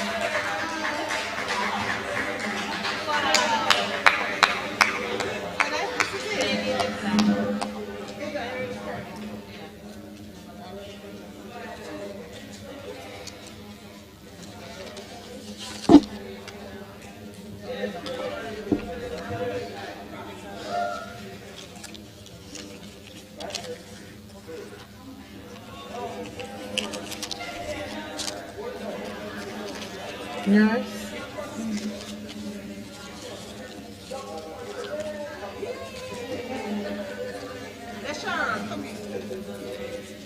She gone. Internet gone, Miss Mark? Internet for NIS. Yeah. The shower? Oh, yeah, man. I was looking, I thought I saw her over there. Nurse Jackson. NHAF. Oh, we're presenting this to Miss Nurse Jackson, a little token from on behalf of the PSRA.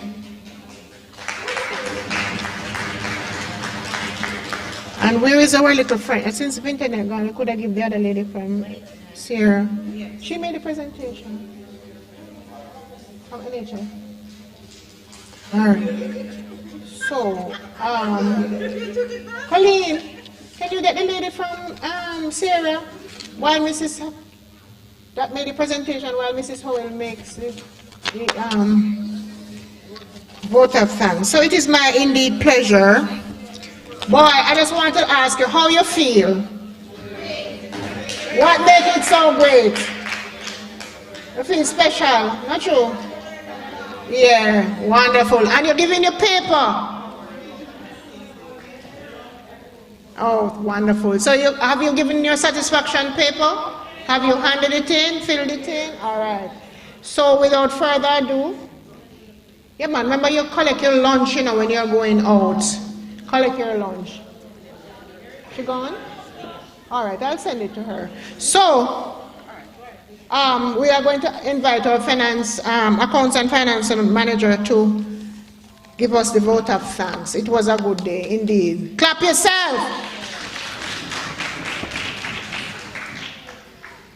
Madam Chairman and colleague Mrs. Dixon, it is indeed my honor to bring the closing remarks and to say thank you. I'm telling everybody, you all take up the time. It's my time now, but so it go. Thank you for staying back. And I'll tell everybody when they come next to conference that they sit in the middle. Because if you look in the middle, all the prizes are down the middle. Look around. Don't sit at the back, don't sit at the side, sit at the middle. Members of the board or stakeholders, conference participants, both here and online, colleagues, ladies and gentlemen, good afternoon. On behalf of the PSRA, I wish to thank you all for gathering and making Conference 2023 a success. We wish to express sincere gratitude to you for being a receptive audience and participants. Conference 2023 was planned and rolled out under the theme, Invest in Yourself to Secure Your Future. The PSRA knows that the most profitable investment or security personnel will ever make is investing in yourself. Please allow me to be more pointed and say to you, make time to improve yourself today. There will be greater payoff now and tomorrow. We're mindful that so often the general practice is to invest in everything and in everyone else, including children, than in ourselves. So Conference 2023 was planned for you, remembering you all through the years of COVID. So we are heartened. Very early in the conference, we heard of your varying length of service, but it is never too late to invest in self. Thanks again for your participation and attention. We thank God for gifting the PSRA with vision, leadership, wisdom, opportunities to serve, and resources to make visions possible. The first provision is manifested through people. We thank the officials and our colleagues from the Ministry of National Security for attending, notably our Minister, the Honorable Dr. Horace Chang, and Permanent Secretary, Ambassador Alison Stone-Roof. Remember with me that Minister Chang emphasized the importance of your contribution to Jamaica's economy and nation building as private security providers. Your support and contribution are needed and critical to national life. Remember also that he encouraged care for personal welfare, making it forefront and center. As the future unfolds, you should also explore opportunities to advance both internationally and locally, for example, becoming a close protection officer. He informed that considering being given the opportunity to improve the thought was to have opportunities to improve training, the training standards and equipment being used by security personnel involved in transportation of cash. That's one improvement that is going to come, and the PSRA will be driving this. He also, as a PSRA family, we endorse his call to you to be proud of the service that you offer and to invest in your health and well-being. We say a hearty thank you to our Board of Directors, led by Chairman Mr. Joseph Issa, for attending and providing us meaningful support. Board members, Mrs. Christine Daly Green and Ms. Samantha Allen, we thank you. The PSRA also extend hearty thanks and appreciation to the other contributors who made this event possible. Firstly, we recognize the media and production team, the Jamaica Information Service, JIS, 24/7 production, Mr. Russell, and our report writer, Ms. Marcia Hextall. Our sponsors, Cool Corp, Bulwark, COK Pension Plan. Then our participating entities, they are making inspiring presentations. You remember all that you've learned?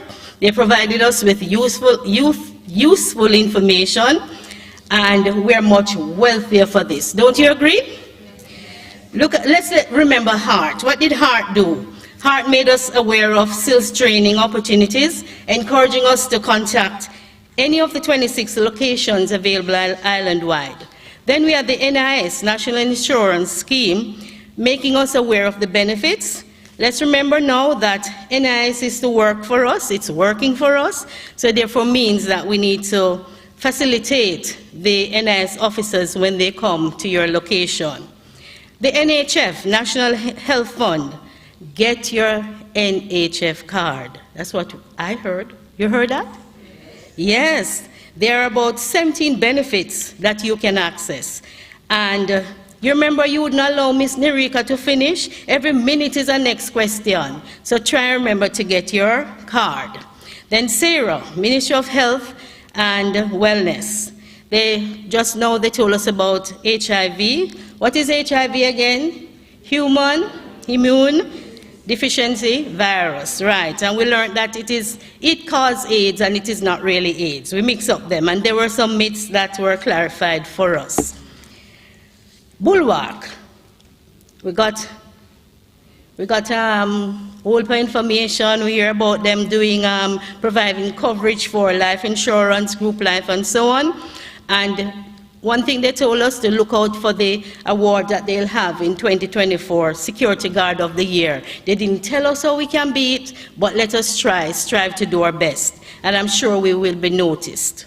Then COK Pension, any hour of the clock, any time of the day, or what?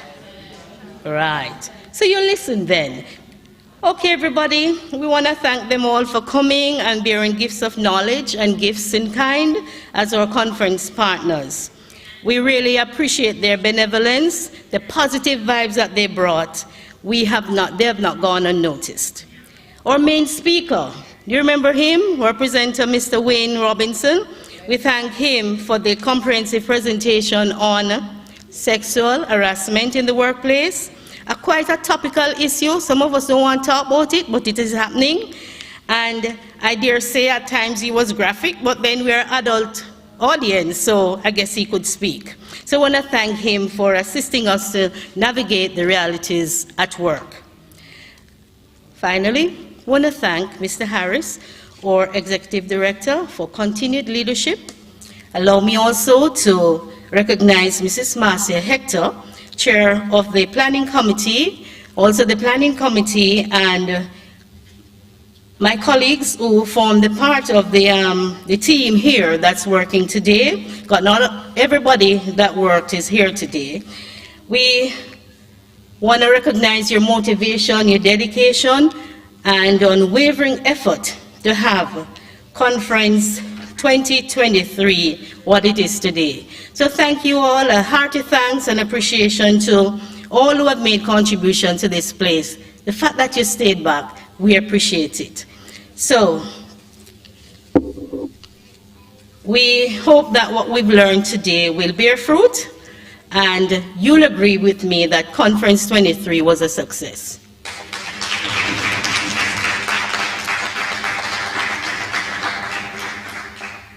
So we heard from even the presenter that it was well organized and well planned, well executed. Thank you.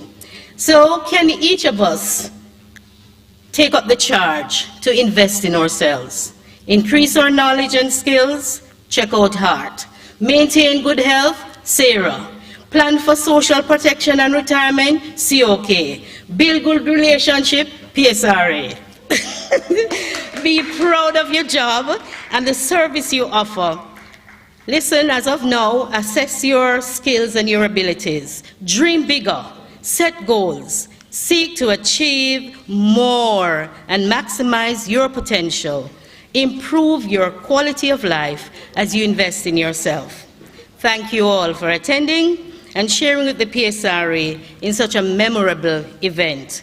All the prize givers coming up. And you heard already that there's lunch. Please do not forget to collect yours. Have a good rest of the afternoon. But I'd love to sing for health and strength and daily food.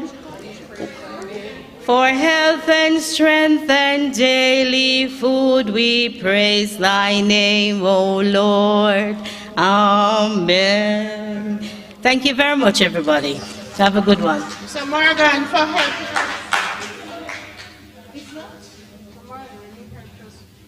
Mr. Morgan helped us so well this morning, and there's a gentleman in the back, and he's gone. All our photographers, sorry about that. Our photographers and so on. Safe travel home now. Videographers, everybody.